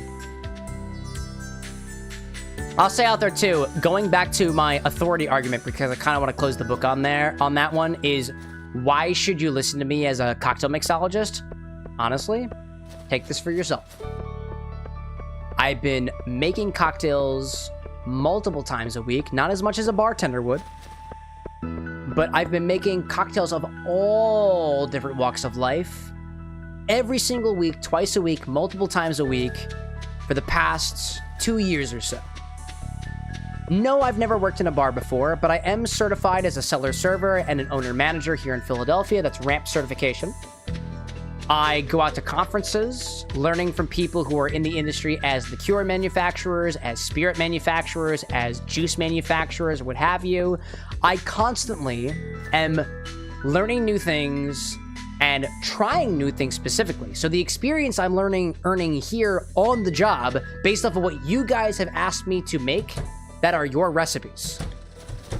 So if there's anything that you should learn from me, like in terms of my authority, no, I'm not a bartender professionally. No, I don't have education as a bartender. I have an education as an engineer. But by sheer nature of all the different types of drinks that I've made so far, I definitely have a better, or let's say I definitely have a, let's say more, like, what's the word I'm looking for here? I have tasted a lot more things than the bartender that you might have gone to for the last 20 years at your local dive bar. I've tasted so much more than they have. Have I tasted as much as a sommelier? No, I'm not educated in that. Right? And from your perspective, I take your drinks and I try to give you good feedback on that. And I try to be honest with you about the drinks, right? So, if anything, that's all I've kind of got for my authority as a mixologist. I make a lot of drinks. I drink a lot of drinks. That's my authority on the aspect of things. I've also won a cocktail competition once. I've made a lot of cocktails on my own. I've read a lot of books on that stuff too. I've never spoken as a bartender before. I've never spoken on behalf of the mixological community before. These are things that you watching right now should really think about before you decide to take my advice as I'm a mixologist or I'm a cocktail maker. Like, these are the things that I would encourage you to think about. Should you be listening to me as opposed to a sommelier who is much more qualified? Or talking to your local bartender who's been doing this shit for 30 years? That's a question for you. Granted, 10 years from now, hopefully, I'll be 10 years further with the experience that I've got right now. So, I don't know. These are the thoughts that I have, right? This prevents my imposter syndrome. I know exactly where I am right now, and I know exactly where I'm going to. But, you know. I see Akari out there, too, saying, I'm now R34 years old. Love that, dude. Thanks for sharing your birthday with us, bro. Happy, happy birthday from the bar next to you. Rule 34, can't touch you unless you've got clothes on. I'm gotta get better at my rhyming part. Happy, happy birthday from the bar next to you. Welcome to Rule 34 time. Enjoy the porn the way that you would like it.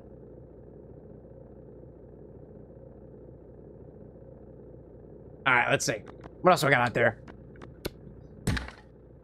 Bishop saying, to quote Mama Bishop, you can take all you like, but you can't my love nor my passion. You can take all you like, but you can't take my love or my passion. That's fair. Dude, people can't take your skills away from you, too. They can't take your knowledge away from you. That's one of the things that people can never take away from you. Unfortunately, there are diseases out there that will take that away from you, though, but from the things that are within your control, that's something you got, right? I see Nevermind out there, too, saying, while you might not necessarily have experience being a bartender, your experience in inspired mixology and heavy experimentation kind of makes you a leading example of the field. I wonder. I saw a, this is a thought that I had the other day. I saw Kevin Cos. I get emails from Kevin Cos for his Cocktail Time newsletter because I like keeping up with people who are in the field who are a lot farther along than I do. And I saw him saying that he is, I think he's the 14th most influential bartender in the world right now, according to some publication. In his email where he was reflecting on this, he was like, I remember being a much lower number on the list, let alone number 14 up there. I think it was 14. Actually, you know, hold on a second. Let me bring it back to the bar for a second, because this was really insightful for me. So I want to share this with you guys. Let me go sort through my emails and see where this was. This is from the, if you guys are familiar with Kevin Cos, bartender, mixologist, influencer as well. He has an email list that you can be added to, where every once in a while you get emails from Cocktail Time. And I read this the other day, and I thought it was really impactful. It really made me think. Really made me think. But I gotta find which email box it's in, because I have, like, 3 email accounts. At least. There we go. There we go. Yeah. Okay. So, granted, you should definitely you should definitely subscribe to Kevin Cos's newsletter. I get inspired by things like this. So, Kevin Cos says, "Hi, friends of cocktails. Last week, I got some news that was almost unreal. I am now number 14 in the Bar World 100 list of most influential people in the industry, the bar industry. Having landed on this list 2 years ago was amazing, but ranking so high feels unreal, especially because people in my hometown mostly enjoy wine or beer, so our cocktail scene still has a lot of room to show what it's really about. So on top of being happy about the accomplishment, I also want this to be a reminder that you can make an impact wherever you are from, and it's even better when your impact also helps to make the world a more vibrant and delicious place." That was just the first part of his Cocktail Time newsletter that came out 3 days ago. I read this and I was like, I'm gonna be on that list one day. I don't know how I'm gonna influence the world of bartending, but I'm gonna take the risk, I'm gonna take the initiative to try to get on that list one day. I don't know what the fuck I'm gonna do to get on that list, but I want to do it. That's a goal, right? That's a goal. Maybe I'll never achieve it, but think of all I'll accomplish along the way. Think about that for yourself too, you know? Think about all you will accomplish on the way to reach your goal. It's not about reaching the goal. It's about what you've accomplished by the time that you've gotten there. I think that's beautiful, dude. I see Akari out there saying, I mean this in the best possible way, but the singing is awful. I love it. Thank you. Oh, absolutely, dude. If you wanted a good song, you gotta tell me what song to sing. I suck at the birthday song, but it's different every time. And honestly, that's a lack of consistency. Some people would say that fucking sucks. Thanks for sharing it with us, Akari. What did I just get? I just got, anything for the community center? Nope. All right. Nick's like, I came back to hear about getting on the list and I thought the worst. No. I'm talking about the Bar 100 list. Maybe one day. Maybe one day. Oh, this is where I put my speed grows. Dwarvish Helm. I want to say I already contributed to the Dwarvish Helm, but I don't know for sure. I'll pop that over there. Let's see what I can find. I'm going to keep this with me because I can use it. Let's go over here. Go over here. Let's put the topaz in here. I don't know what to do with these yet. And we'll go put this in there, and we'll go back to the mine because I know I need more copper. I'll take this root with me. Ayo, Tofan, welcome back. Nice to see some Stardew. Yeah, every once in a while. I typically do Stardew streams when I have a raw ingredient that I want to process into a mixological ingredient. So what we did today was we took some leftover habanero and jalapeno peppers from our charity event on Friday, covered them in sugar, as well as a few lemon peels to make a spicy Oleo Saccharum. And we'll be trying that in a recipe for a gin fizz on Wednesday this week. Last time we did Stardew, I'm pretty sure we made the rhubarb syrup, which Awesome. Delightful. Awesome. Delightful. I don't think we've used a lot of that rhubarb syrup before, but good stuff. I see Nevermind out there, too, saying, I mean this in terms of influence. Your show is literally allowed for hundreds of inspired drinks to be created. That's because of you and your platform. Absolutely. But, like, hundreds versus thousands? Versus tens of thousands? Versus hundreds of thousands? The way I think about it is, like, I got room to grow. We've all got room to grow. And also, to my knowledge, too, to kind of expand on the whole authority thing, too, I don't know many other people who make inspired drinks and have a certain philosophy about those inspired drinks. I can think of a few people off the top of my head that makes drinks inspired by video games in particular or otherwise, right? Cassandra Reeder, she literally wrote the book on the Geeky Bartender. I'm thinking Jason, the Sin City bartender, who's massive influencer in the world of video game and pop culture inspired beverages. Massive influencer. I think of Dell, who does the Drunken Fist, who makes a couple of things here and there too, who's kind of working on his social media presence, also an actual bartender. And I wonder about, or just everybody who contributed to the Drunken Moogle once upon a time. Those people I'm curious about in terms of what their philosophy to inspired drinks actually are. Because at least from what because I can't talk to them directly. Not all of them. I can't talk to everybody directly. But from what I found, especially when I was first kind of getting started, was that there is an overwhelming number of drinks that don't seem to be very inspired at all. And when I say inspired, I mean they align with my philosophy. Like, I'm not going to say that you have an uninspired drink because my idea of what is an inspired beverage is different than yours. And you know what? If you take your gin and tonic and add blue food dye to it and that's your Sonic cocktail, I don't want to talk you down for it. But what I do want to talk you down is that there is a way to make this even more tied to the character than just the color alone. That's the way that I think about it. And I haven't met anybody who speaks about inspired beverages in the same way that I do, in that specific regard. And you know what? For what it's worth, I also just don't watch a lot of people's content who talk about that part of the mixology process. You know? So, like, for example, I don't see a lot of short content out there talking about inspired drink philosophy. And honestly, I don't put a lot of content out there about inspired drink philosophy at all. The only stuff I know about inspired drink philosophy is what happens here on the live stream, because honestly, I don't know how to distill my ideas down into a way that's easily digestible, and I'm working on that. We were talking about Gen Con a little bit earlier, and I'm going out to the convention, but I'm not doing anything. I'm not doing any panels or anything like that, right? Not yet. And I do teach a class on inspired mixology, but I'm gonna be honest. I'm gonna tell you, chat, right now, the retro gamer class that I teach with Uncommon Goods, where I tell you how to make your own inspired beverages, sucks. It sucks. I know that because when it was developed, I didn't have nearly the same clarity on the philosophy I have for inspired beverages that I do right now, and it was built around an ideology that was in progress. It was the best that I could do at the time, but I taught it just last month, and I hated it, dude. I hated it. People loved the class. Made some fancy beverages, I got some blue food dye on my tongue, and it stained my tongue blue, and it was great and fun for everybody, but I didn't like the class. I really didn't like it.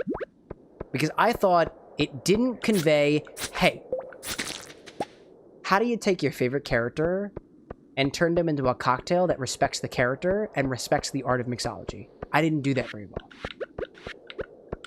And one day, I'm gonna get that class exactly where it is. But that's the thing. That class is a ground for me to experiment on. Like, a lot of times I feel like people who are out there as professionals don't necessarily think about, like, where they started. Or rather, not even where they started, but, like, where they were practicing, where they did their, where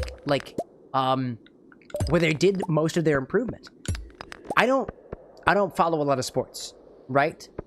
But I want you to find me a baseball player that talks as much about the field, the practice field, more so than the games they played. Granted, the games are part of the experience, but this is kind of the articulation that I'm going for here. I want you to find me a soccer player that talks about the scrimmages that they did, or let's say the kid who did a bunch of like gym exercises and talks about gym class more so than the big game. And I feel like you won't find a lot of those people, myself included. I don't talk a lot about the process of inspired drinks. I certainly don't distribute it.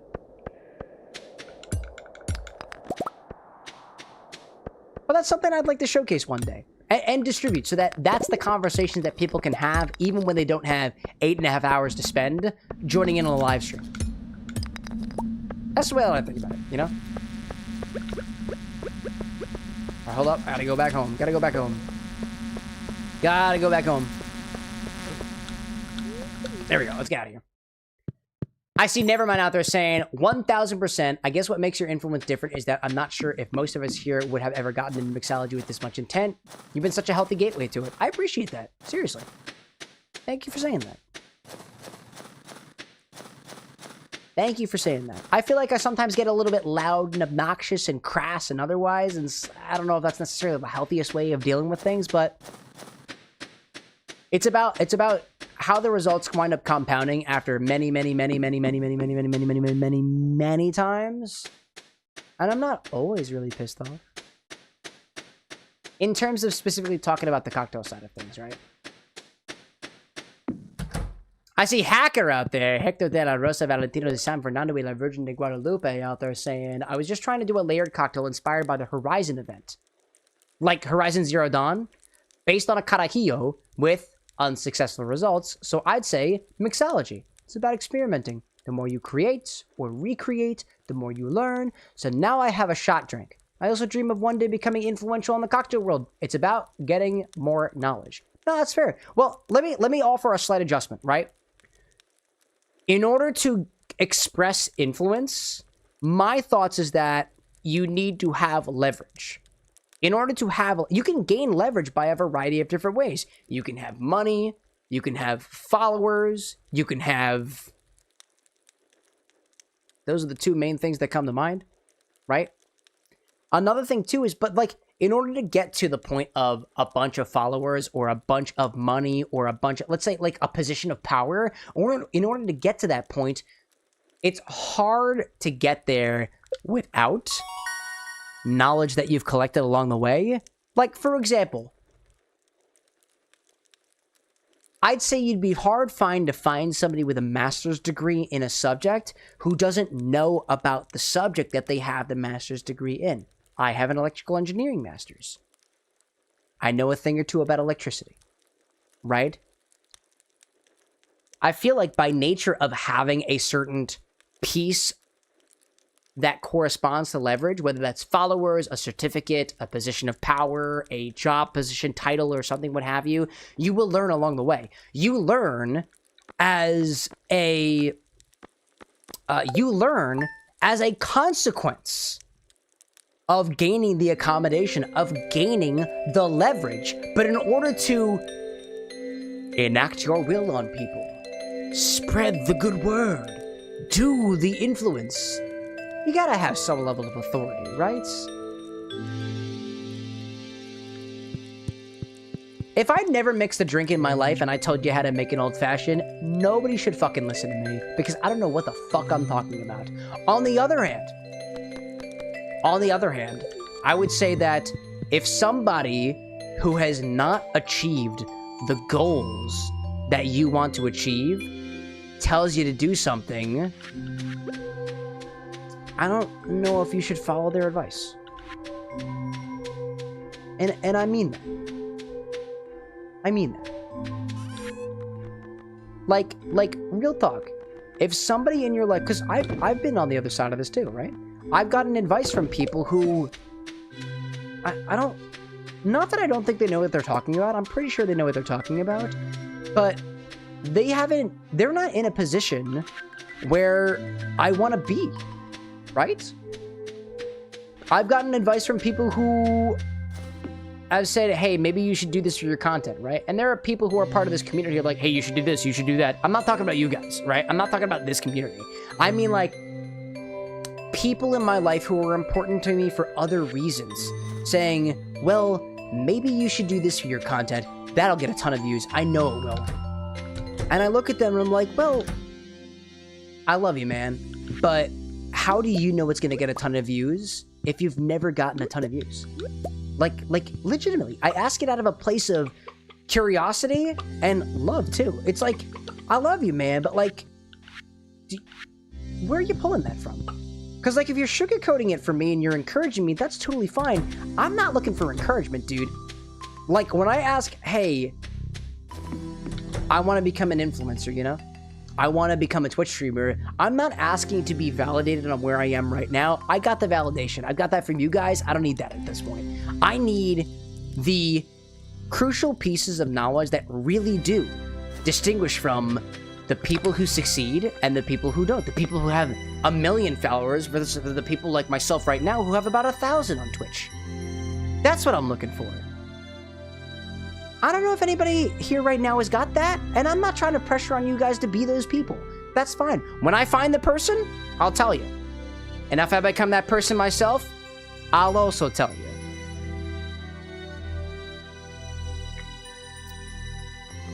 We'll strive for it one day.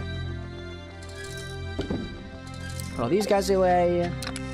Let's go check on Clint, who's got a couple of things for me. I'll take some of these. Actually, I'll take these down and I'll work on my copper right now because I can upgrade more tools. Yeah. I dig that. Suffice to say, chat, and this has been on my mind recently because I'm pretty sure I listened to a podcast episode earlier today that was talking about this exact thing. Think about where you want to get to in your life. Think about... Acknowledge the fact that when you get to that point, you're going to have much more knowledge than you are right now. You're going to have many more skills than you have right now. And you're going to be a slightly different person than you are right now. So is it bad to go through the goal? No, I don't think so at all. But the reward is not the goal, the trophy at the end. It's not the trophy. The goal, like the reward is all of the improvements that you made to get to the trophy. Like thinking about it from my own journey in particular, this is actually a really, really good reminder for the guy with glasses. And it was, he was kind of obsessing over numbers, right? Stream averages, views on videos, like counts and shit like that. That stuff was kind of racking his brain a little bit, right? But we both realized that, so we had the one Johnny Silverhand drink from Luke the other day was like, oh man, dude. The most viewed video we have on TikTok right now is that one right there. And we're incredibly proud of it. But you know what? We've had videos on TikTok get like a few thousand views and we made like $100 off of it. We were like, oh man, dude, this is gonna be a cash cow. This is gonna be great. We're gonna bring a lot of money in. We're gonna buy a bunch more bottles. We're gonna be able to buy a new camera. 300,000 views, dude. That's insane. We had a 50,000 view video gain $300. We were ecstatic. Ecstatic. What's 300,000 views gonna get? Guess. If you wanna. How many monies?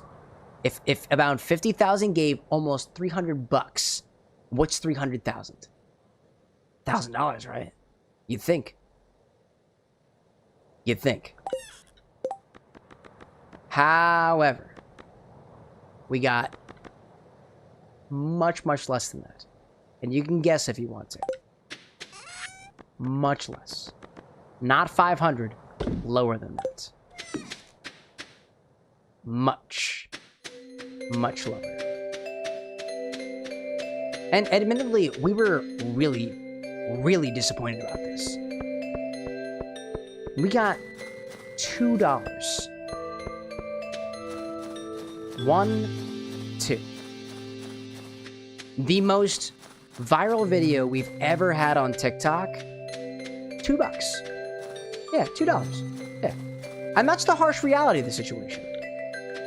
That's the reality. But I gotta say, that edit that we're talking about right now was a new hook idea that we played around with that KT spent a bunch of time on. It was a drink series that we haven't covered very much. We've never streamed Cyberpunk before. But when I thought about it,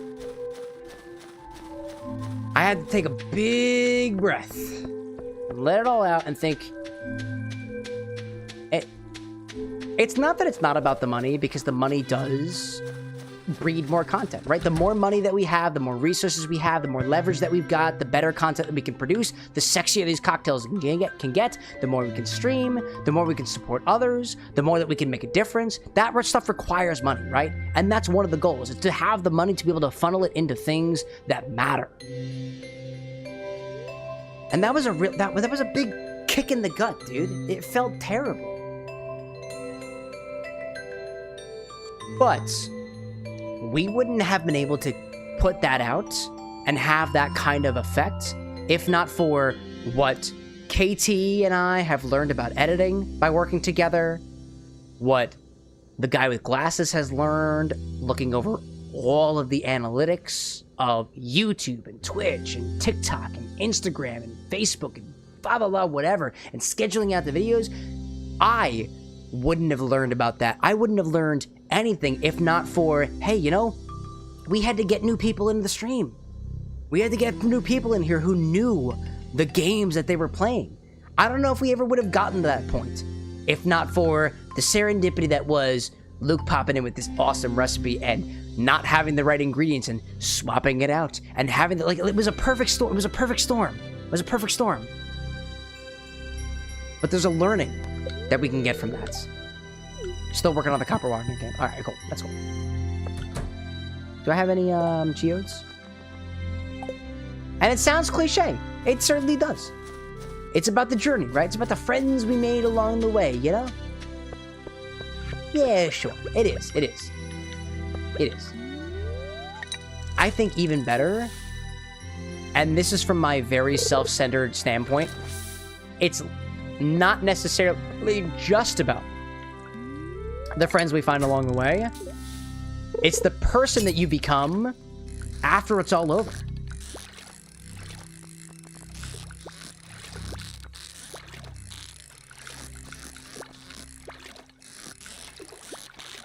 Dude, you are really getting for it, my guy. I'm determined. I'm determined. I'm determined.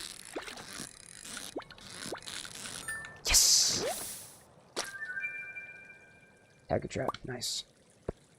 Hacker saying too, to be fair, TikTok doesn't pay to its creators.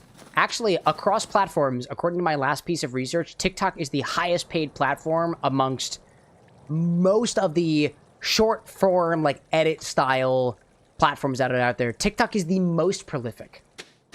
TikTok, or YouTube, when I was looking into it, kind of sucks. Instagram does not pay. Facebook can pay, but not a lot. TikTok was like the cash cow. It was like, hey, if we can do well on TikTok, we can support the show. And that's not necessarily the case right now, but I wouldn't say that I'm angry about it. A little bit sour about it, sure, but not angry about it, surely. Alright, so Clint is not done with things, so let's drop things off, you know?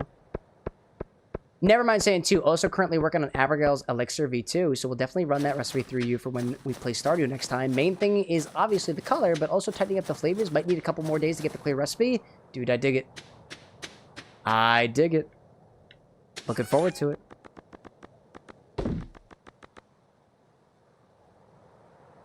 I don't know if I dropped that off to the museum yet. Hold up a second. Hey, tiger trap. Alright, cool. We'll send that back. We'll put this away, put that away. And we'll go back into the mines. I'm going to stop at the museum to see if they still have the dwarf helmet. And then afterwards, we'll go to the community center to drop out that fish.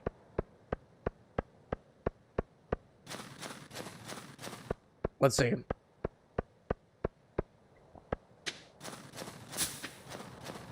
Hacker, I can see your messages getting caught by the automod.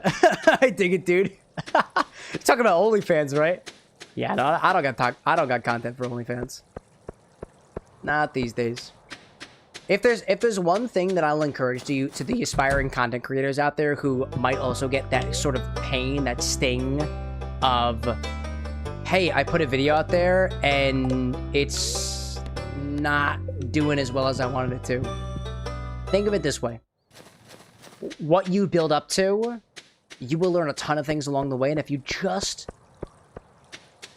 I don't want to say just, because that sounds so... I don't know what to talk about, you know? What's the way they want to articulate this? Here's the way that I think about this. If I haven't learned from something yet, I should probably keep doing it. Right? And I feel like this kind of works.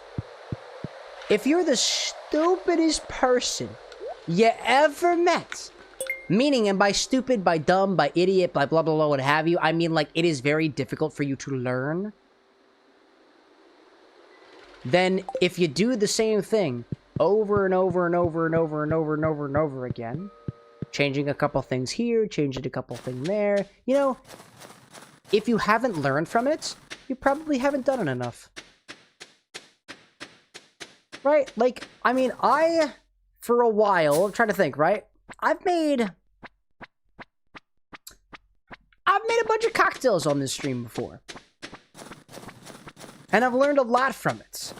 But I could probably learn a lot more. And there are sometimes weeks that go by that, yeah, we make a really good inspired cocktail here. We make something that tastes all right there. Something worth adjusting here or there.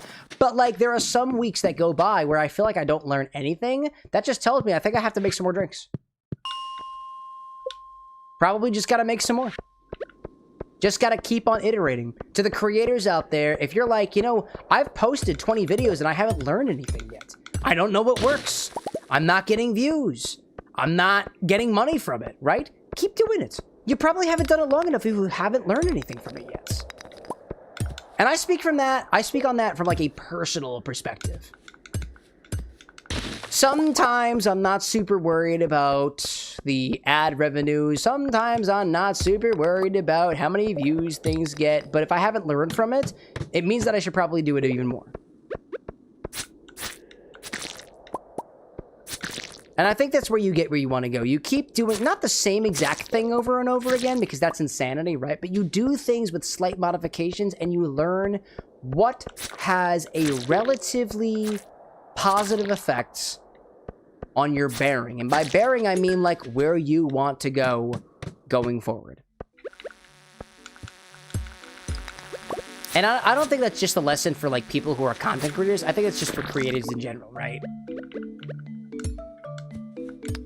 If you're a painter and you've painted the same apple multiple times and you haven't quite learned how to take your brush strokes to be a little bit more straight, predict how your image is going to look with each individual brush stroke, how the feel of the paintbrush is going to be when you paint a certain way or otherwise. I'm not a painter, so probably not a good authority on this, but like, if you haven't learned, paint more.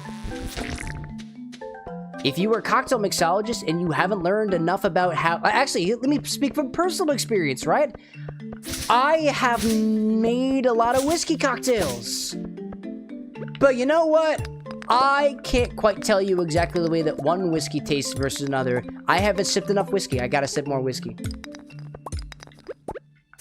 I gotta sip more whiskey, right? Does that mean I need to get drunk? No, no. Different time horizon. You won't get drunk by a sip of whiskey here or there. You won't.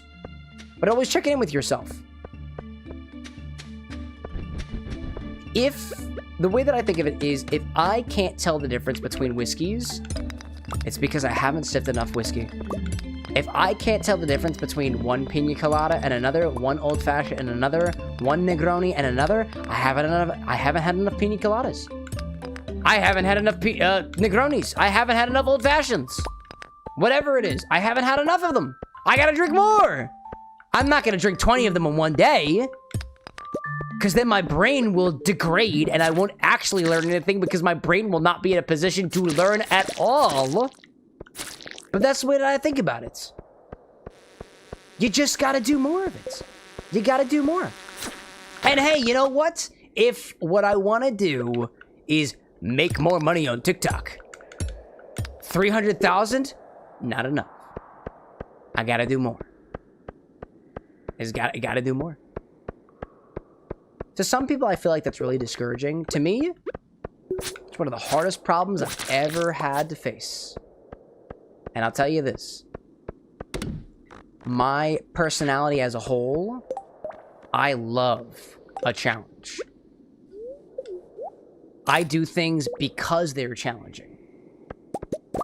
And one of the hardest things I've ever done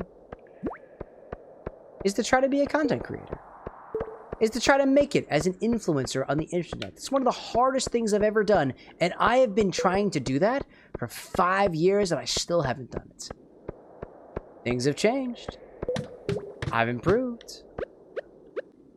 Videos get more views. Number go up. That enough is a signal that I'm moving in the right directions. Because it's not about where I am right now. It's about where you are going. It's not about the grade that you get on the test. It's about the grade that you got on the test compared to the last one. If you failed the last test and you aced the next one, that's a really good sign that you're learning. A's across the board could be indicative of you just being a fucking tryhard like I was. And you know what? It got me to my degree, but I don't use it. Not these days. Alright, I gotta get out of here. It's too late. I gotta go. It's too late. I gotta go. Oh, what is this thing? What is that? Dirt shirt? Oh, hello there. Okay, got me a dirt shirt. Man. God. Never, I see Zesty out there saying, this week has been crazy and it's only my second day. Dude, tell me about it. What's going on in your life right now? Do we have more people trying to open doors that they're not supposed to open? Roaming around in places that they're not supposed to be?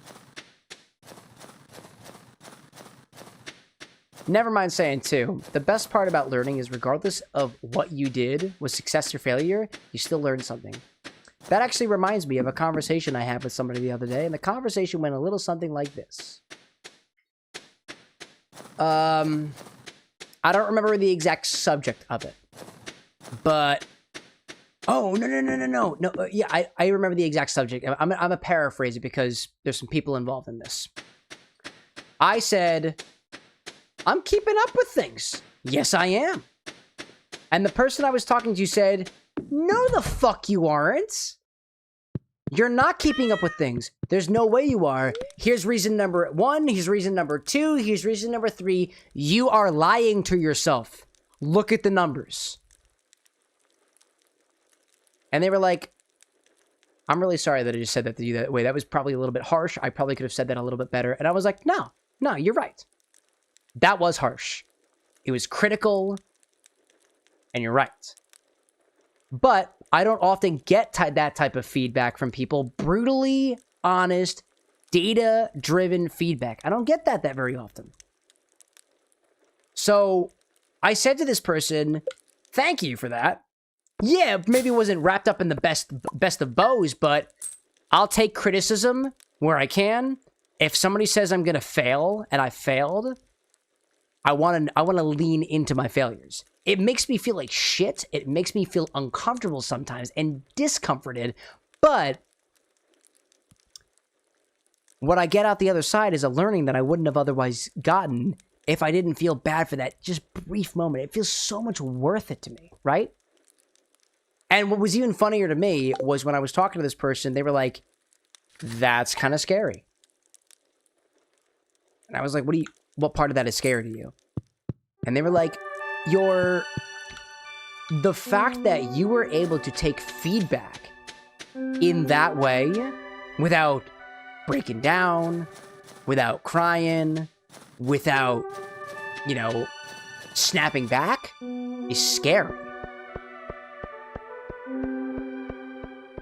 Because, like, a lot of people would receive harsh feedback like that and get defensive or clap back or say, like, no, that's not the case. And otherwise, like,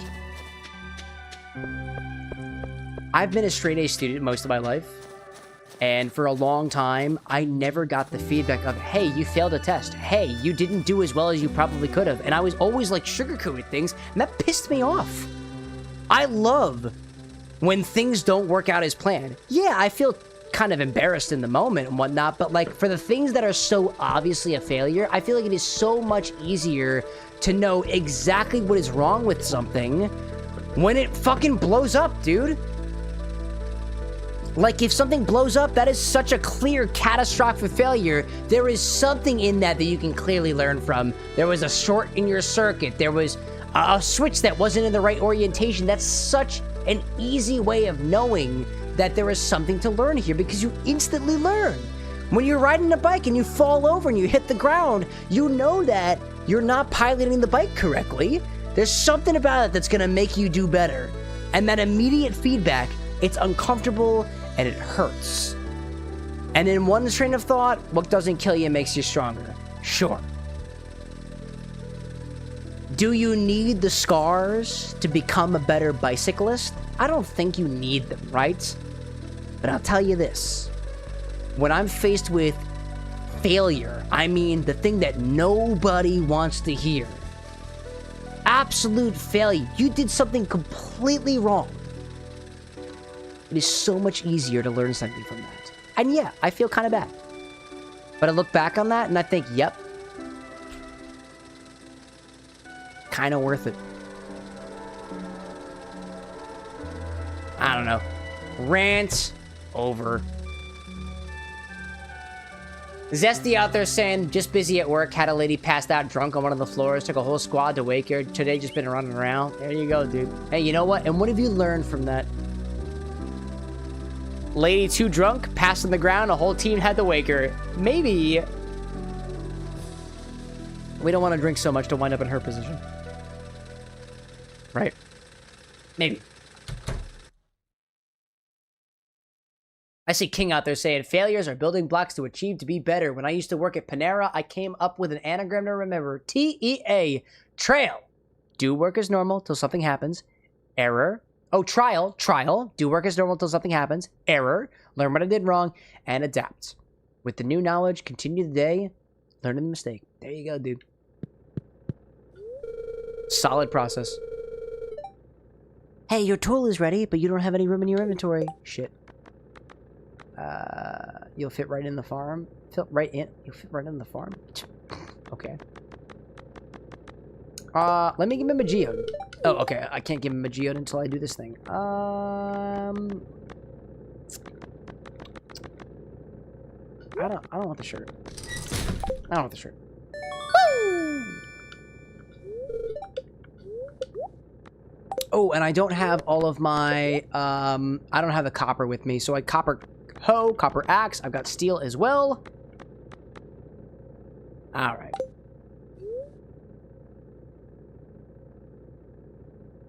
Oh yeah, anagram, acronym. You got that. You got that, Levy. You got it. The heart's still there, you know. Gold. All right, let me come back to you, Clint, because I got more I want you to do. Nevermind out there saying, is someone who also has anxiety, yeah, I'm not a fan with having that gray area of if I'm doing something wrong or not. I'd rather you critique instead of just waiting on it.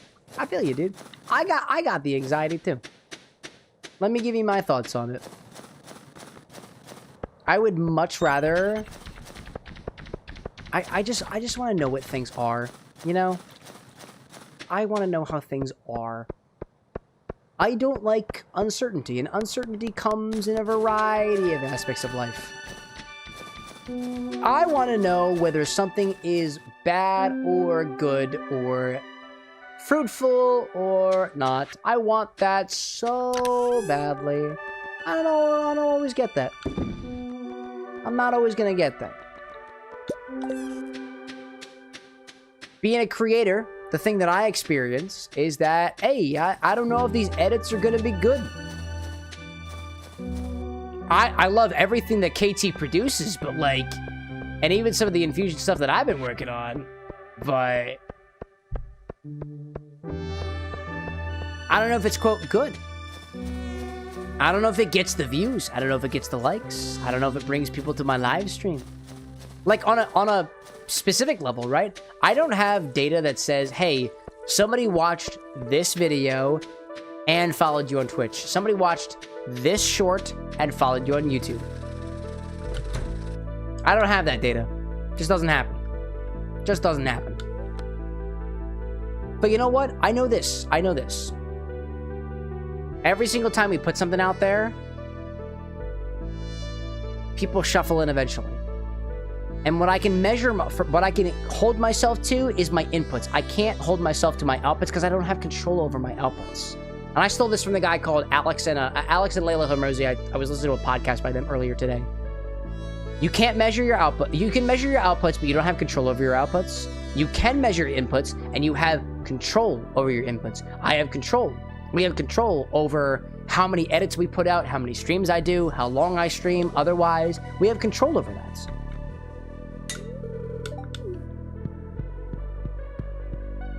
And the output will come as a consequence of the inputs, so don't worry as much about the output, worry about the inputs. Classic example, if you're studying for school right now, and you're like, I can't believe I don't get A's, I don't get passing grades. Study more. You don't have control necessarily on the grades that you get, because it's up to the teacher, it's up to the tests, it's up to the class. But you know what you do have control over? How much time you decide to dedicate to the boring stuff. Studying, researching, working in group sessions, all that boring stuff. You have control over that. You do. You have authority. You have agency, rather, over that. And I feel like you'd be hard-pressed to find that across the board, people who study more don't get better grades. I feel like you'd struggle across the board to find that people who don't post more videos, people who post more videos don't not get more subscribers or followers or whatever, you know? It's all a roll of the dice. More times you roll the dice, better chances you are to have a 6. Levy out there asking how my sips is. I'm enjoying every piece of this, dude. It was designed with my favorite flavors in mind, and I modified it to make sure it was gonna be good. And it's good. I'm enjoying it. Firewolf saying to reference a YouTube video that I can't remember the name of for the life of me. What are the rules, damn it? What are the rules? What are the rules? Zesty saying too, really excited for Friday. Planning on ordering all the stuff for Sapphire and my cosplays for MatsuriCon. Just need a few props after that to make. There we go, dude. You know, Anna and I have been talking a bit about cosplay stuff recently. With the reorganization of the bar, it's possible that we're going to be making a couple things about making a bit more space for Anna to do her cosplay work, but she really wants to do more of before Gen Con too. There's a potential day where the liquor closet might actually become Anna's sewing closet. Possibly. One thing at a time, right? Nevermind says, Cam, if the item says Gunther can tell you more about this item, you donate to the museum, then you haven't sent it yet, but if it doesn't, it says that you're Gucci. Oh, hold up a second. Oh. I never noticed that. That's really helpful. Never mind. Thank you. Wow. Okay, cool. Cool. I never noticed that. Okay. 3:20 p.m. I just got the dwarf skull. I know I need more dwarf scrolls in order to understand the dwarf.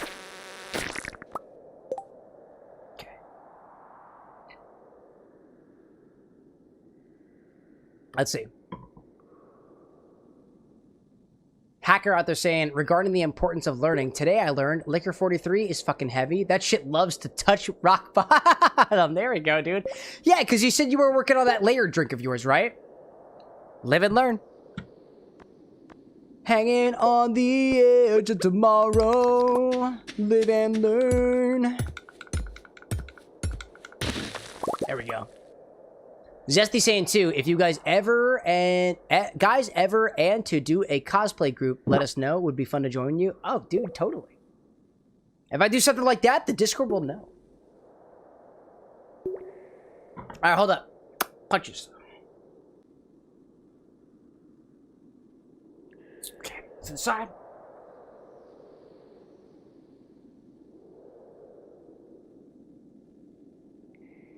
I'm doing my punches just like I should.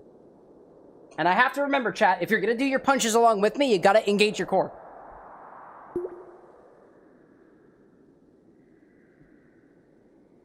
Don't forget to engage your core. Okay. Nevermind says, there are 4 dwarf scrolls, and in total, afterwards, the museum will gift you a translator, so I can talk to the dwarf. Yeah! Try to look for copper. I don't know if I have enough copper for what I'm working on. I'll take some more silver. I'll take some more of that.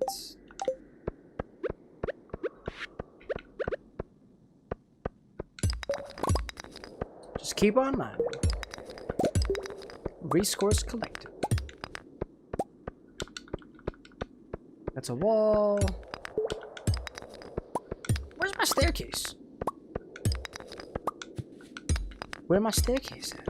Found you. Ladder, excuse me. The goal is to try to get a lot of metal so we can upgrade all of our tools.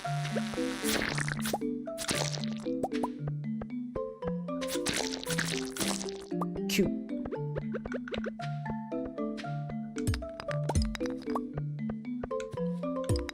Alrighty. Oh, what is this guy? Oh, that's a seed, actually. What did we pick up from the seed? Let's grab... That's iron ore. And does that turn into steel? Because one of my things was specifically... Oh! Alrighty then. Okie dokie. Alright, chat, let's see. Pretty much towards the end of my drink here. I'm gonna take a quick break, and I'll come back, and I'll take a look at the orders that we've got after the fact, because I might be down for another drink.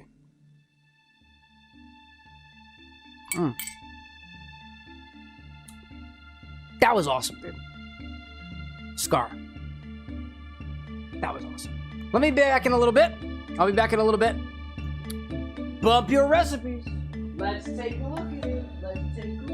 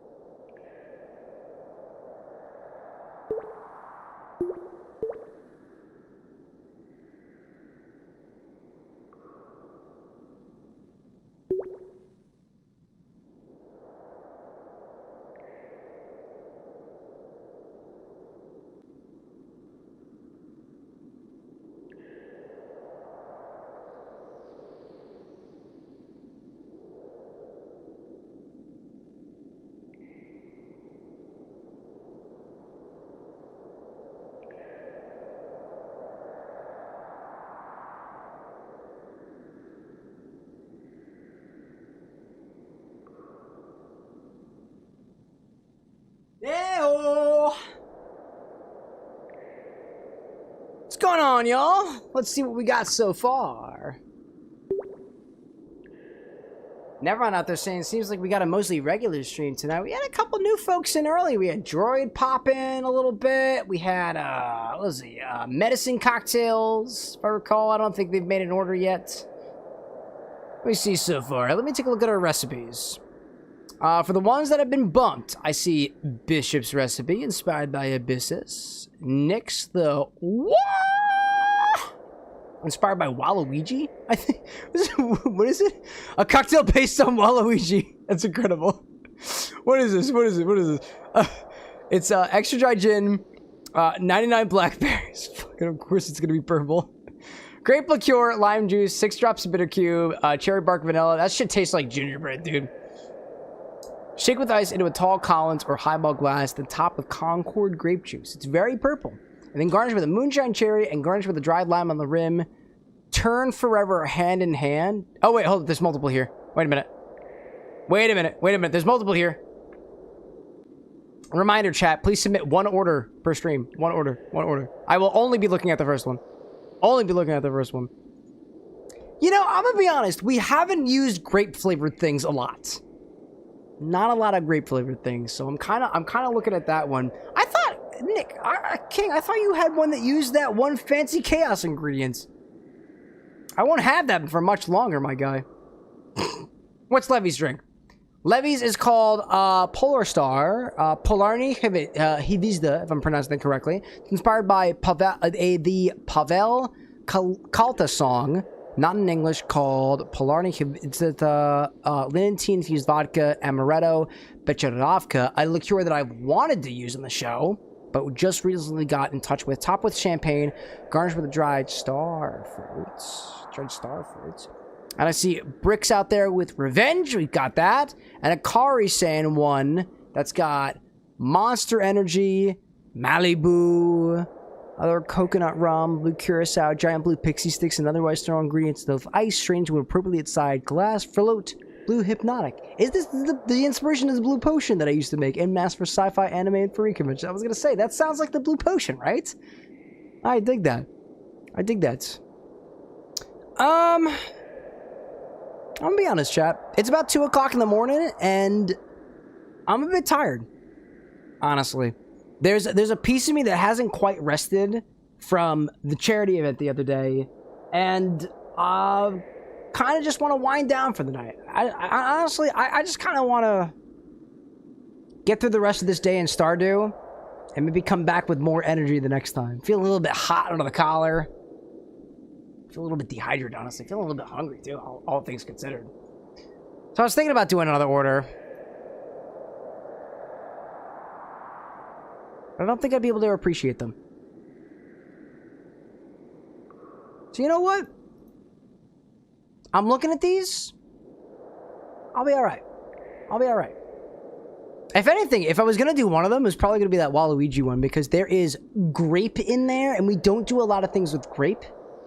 And the last time we did something with grape was the Princess Donut cocktail, which every single person on social was like, I cannot believe you just made a non-Dirty Shirley. That's not a fucking Dirty Shirley at all. Princess Donut would be appalled. Mongo would be appalled. I was like, dude, whatever, man. You've never heard of a riff on a cocktail before. Whatever. So... I'm going to pass on them. I'm going to pass on some recipes. I didn't mean to tease you guys about that. I'm going to go back to the game.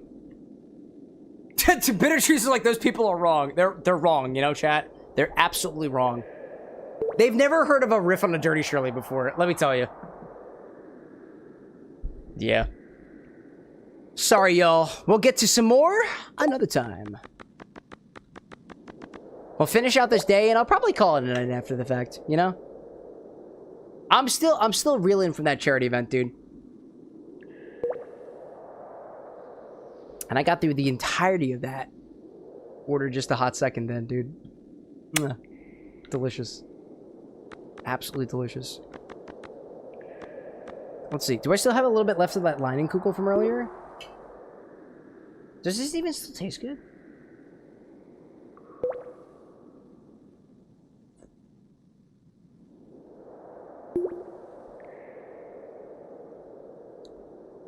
You know what? I'm gonna take that. I'm gonna take that. I'm gonna take that. What is this little sprout that I got here? I got a... One second. I got a... White algae. I can eat that. I don't need to eat that, though. It's 100G, but I can get better at that from farming, so I'll reclaim it. What do I get? A rice... Oh, it's rice! Oh, cool! Alrighty, then. Moving on, get some more copper. Bitter trees out there saying that actually kind of bugs me that people really didn't understand giving a little flair to an otherwise normal drink. Nah, yeah, I mean, hey, you know what? I think of it this way. If I put a video out there saying, this is Princess Donut's Dirty Shirley, and it was a regular Dirty Shirley, people are just going to complain that it's just Dirty Shirley. There's nothing creative about it. If I put out a video, and this was from, I don't remember exactly who was it that made the order, right? If the video was a regular Dirty Shirley, the majority of what I choose to believe is that most people will say, that's just the fucking Dirty Shirley. There's nothing very Princess Donut-y about it. Instead, what I'm convinced of is that it's the vocal majority of people who are saying, oh, this isn't a Dirty Shirley. How dare you? Yeah, man, it's not a Dirty Shirley. It's Princess Donut's Dirty Shirley. And granted, this is coming from... I've never read Dungeon Crawler Carl. I don't remember who it was who made the recipe, but actually, I can look that up, actually. Who was it? I just got that loading in the background over there. I'm trying to remember who it was that requested it. Oh, it was Bitter Trees. Oh, fuck, that was... Wait a minute, that was you. It was you, right? I blanked for a second. Yeah, dude. Guarantee, if we just put out a Dirty Shirley, it would have been the exact same response, but it would have been people complaining that there's nothing different about it. Instead, the thing that I convince myself of is that it's the vocal minority of people who say, oh my god, I can't believe this. This is sacrilegious. It was a great drink. It tasted awesome. And it performed well, too. Not that that's anything that we should really be, worried about. But, I thought it was really cool, given an inspiration of something that I don't even know about, dude. Yeah, you'll never make everybody happy. And I don't think that's a sad thing, either. I don't want to make everybody happy, dude. I don't want to make murderers happy. I don't want to make people who are against my own views happy. I don't care about those people being happy, dude. For the purpose of this stream, for example, I don't care about making children happy. Because this stream is not for kids, dude.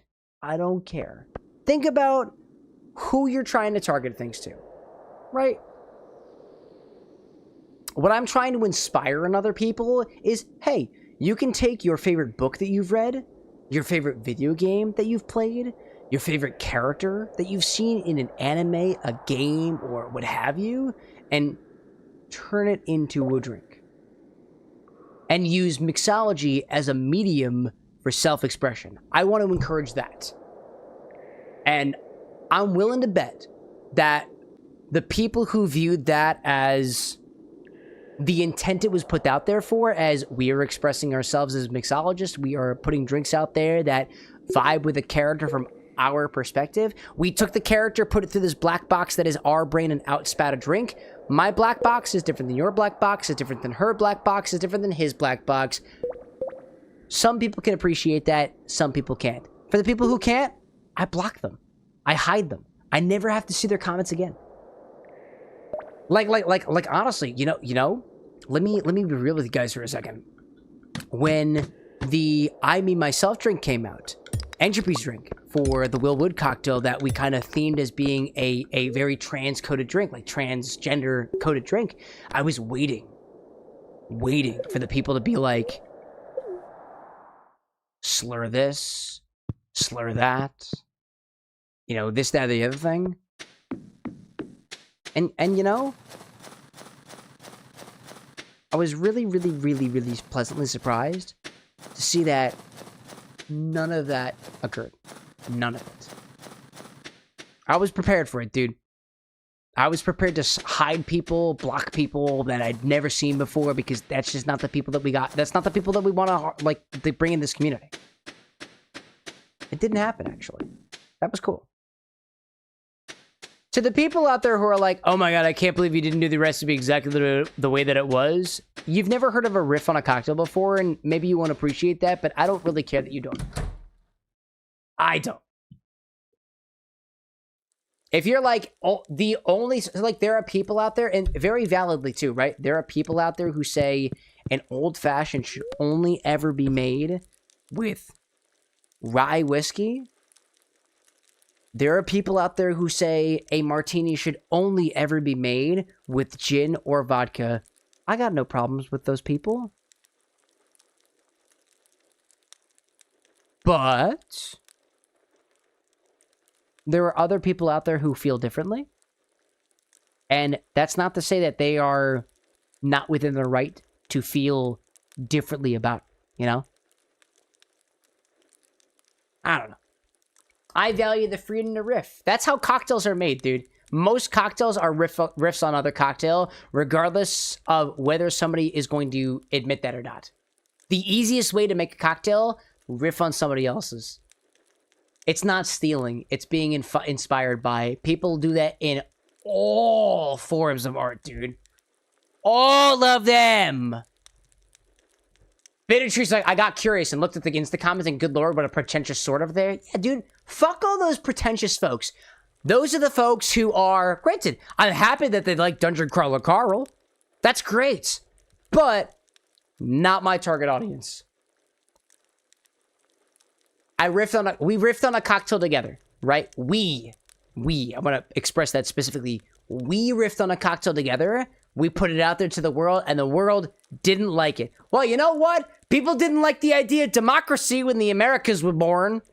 People didn't like the idea of honestly, I don't think people like the idea of an interactive cocktail stream like this, because we haven't taken off yet. That's what I'm convinced of. People just don't like it. Fuck it. Whatever. We're going to get to where we want to get, because we're just going to keep doing it. We're going to keep putting out our recipes inspired by our favorite characters, concepts, landscapes, items, video games, books, what have you. And we're going to keep doing that because this is our medium of expression. And if somebody says, fuck everybody who paints, nobody should be allowed to paint again, we're still going to paint. If somebody says nobody should be allowed to draw again, we're going to keep drawing. If somebody says we are never allowed to make grunge music again, grunge, pop, desert rock, death metal again, we're gonna keep doing it because nothing's gonna stop us, dude. Anyways, even the Johnny Silverhead cocktail was obviously in order and not the official drink, and yet most comments are just like, it's not the official drink. No shit, it's not the official drink. You're right, it's not. It's somebody else's interpretation on them. My favorite response I left on that one was like, it's called a riff. You ever heard of that, Choom? Whatever. Chat, it's a bit late for me, and honestly, I'm kind of tilted right now. I'm so fucking tilted right now. Let me tell you, you guys have completely fired me up, dude. God damn it. I'm gonna throw you guys out. I'm telling you guys, you gotta go home, so I'm gonna do the same thing. It's not as late as things have been around here, but we got some fun things that we're working on here at the bar, things that are behind the scenes and otherwise, and I'm a little bit tired from all that stuff, so I appreciate you for popping along as much as you did. Thank you all so much for watching until the bitter end of the stream. Over here we had 3 things that we did this evening, I think. We had a, we started working on in this, Oleo Saccharum. At the very beginning of the stream, this is a macerated syrup. We took jalapeno, we took habanero, and lemon peels, and stuck them into a vacuum sealed bag with sugar. It is completely liquid now.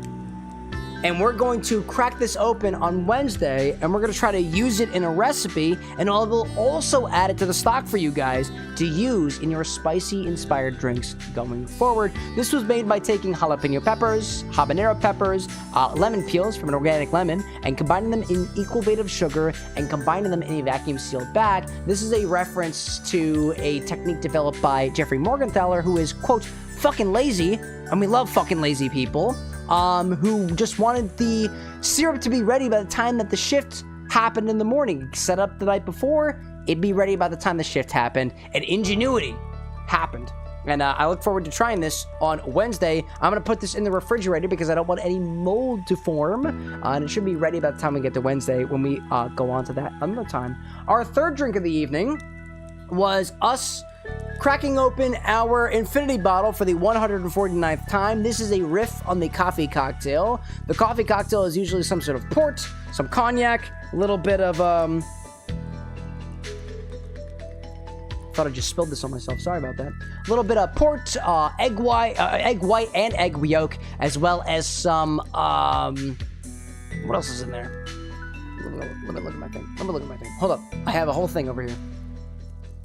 That was it. Ruby port, cognac, simple syrup, and a whole egg. It's effectively a flip cocktail. We gave it a try. Honestly, not my favorite thing we've ever made on the stream, but it did keep me entertained for a little while. And then we ended this evening for a drink from Scar Salvatore out there, one of our community members, for a drink inspired by myself, actually. This was a drink that combined my favorite rye whiskey with my favorite fruit flavors, combined with my favorite nostalgic fruit flavor, combined with banana, another one of my favorite fruits, and a bit of chocolate bitters on top of that. Part of it was inspired by my outfit, part of it was inspired by my flavor preferences as an individual, and I got to the bottom of the glass.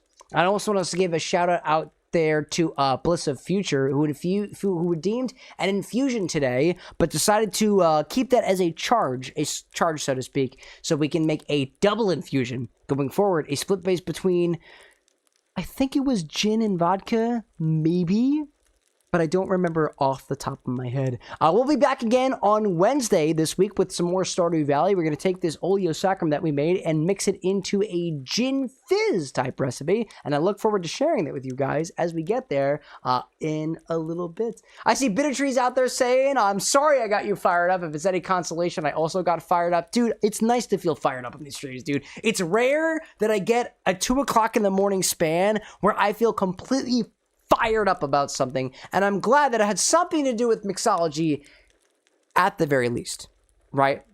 I see Akari joining me until the very end. I see Anakin out there too. Nevermind saying take care. I see Bishop out there saying it's like saying the Cosmo Canyon isn't made correctly. We don't because we have the same spirits they had because they just don't exist. It's a fantasy fucking world, Chad. It's a fantasy world that we wind up taking our inspiration from. And you know what? Some people are going to agree with our inspiration and some people aren't. But let me tell you, dude, I think of it this way. I'm going to try all the way back to it, you know? If what you have in your glass is something that you enjoy, something that your friends enjoy, something that your patrons enjoy, and they all like it, there's nothing wrong with your drink, dude. Nothing wrong with it. That's the way that I think about it. Anyways, to everybody out there, have a great rest of your night. If the moon is shining out there for you like it is for me, if the sun is shining, have a wonderful rest of your morning. I'm actually kind of tired for once. Voices run a little bit low. And I really enjoyed this Stardew Valley stream. And I look forward to seeing you guys again on Wednesday with another pregame cocktail, some more orders, and then an Infinity bottle opening for the 150th time. Dude, check it out. We got a new decanter. I forgot to mention, the Infinity bottle is in a new decanter. It's a little bit smaller, and I actually kind of like it a little bit more. It kind of looks like... Does this not kind of look like a lemon? Whatever. Anyways, pleasure being your bartender this evening.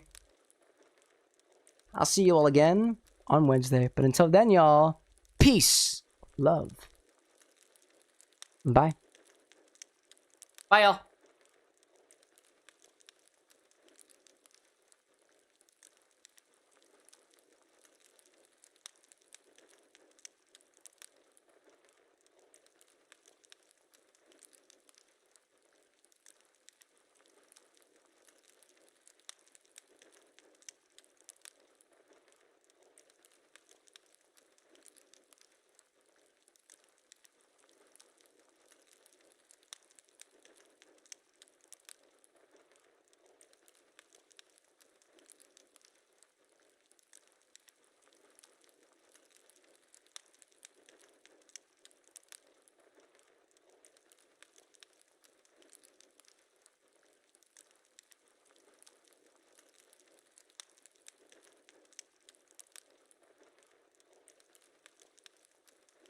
Uh-oh.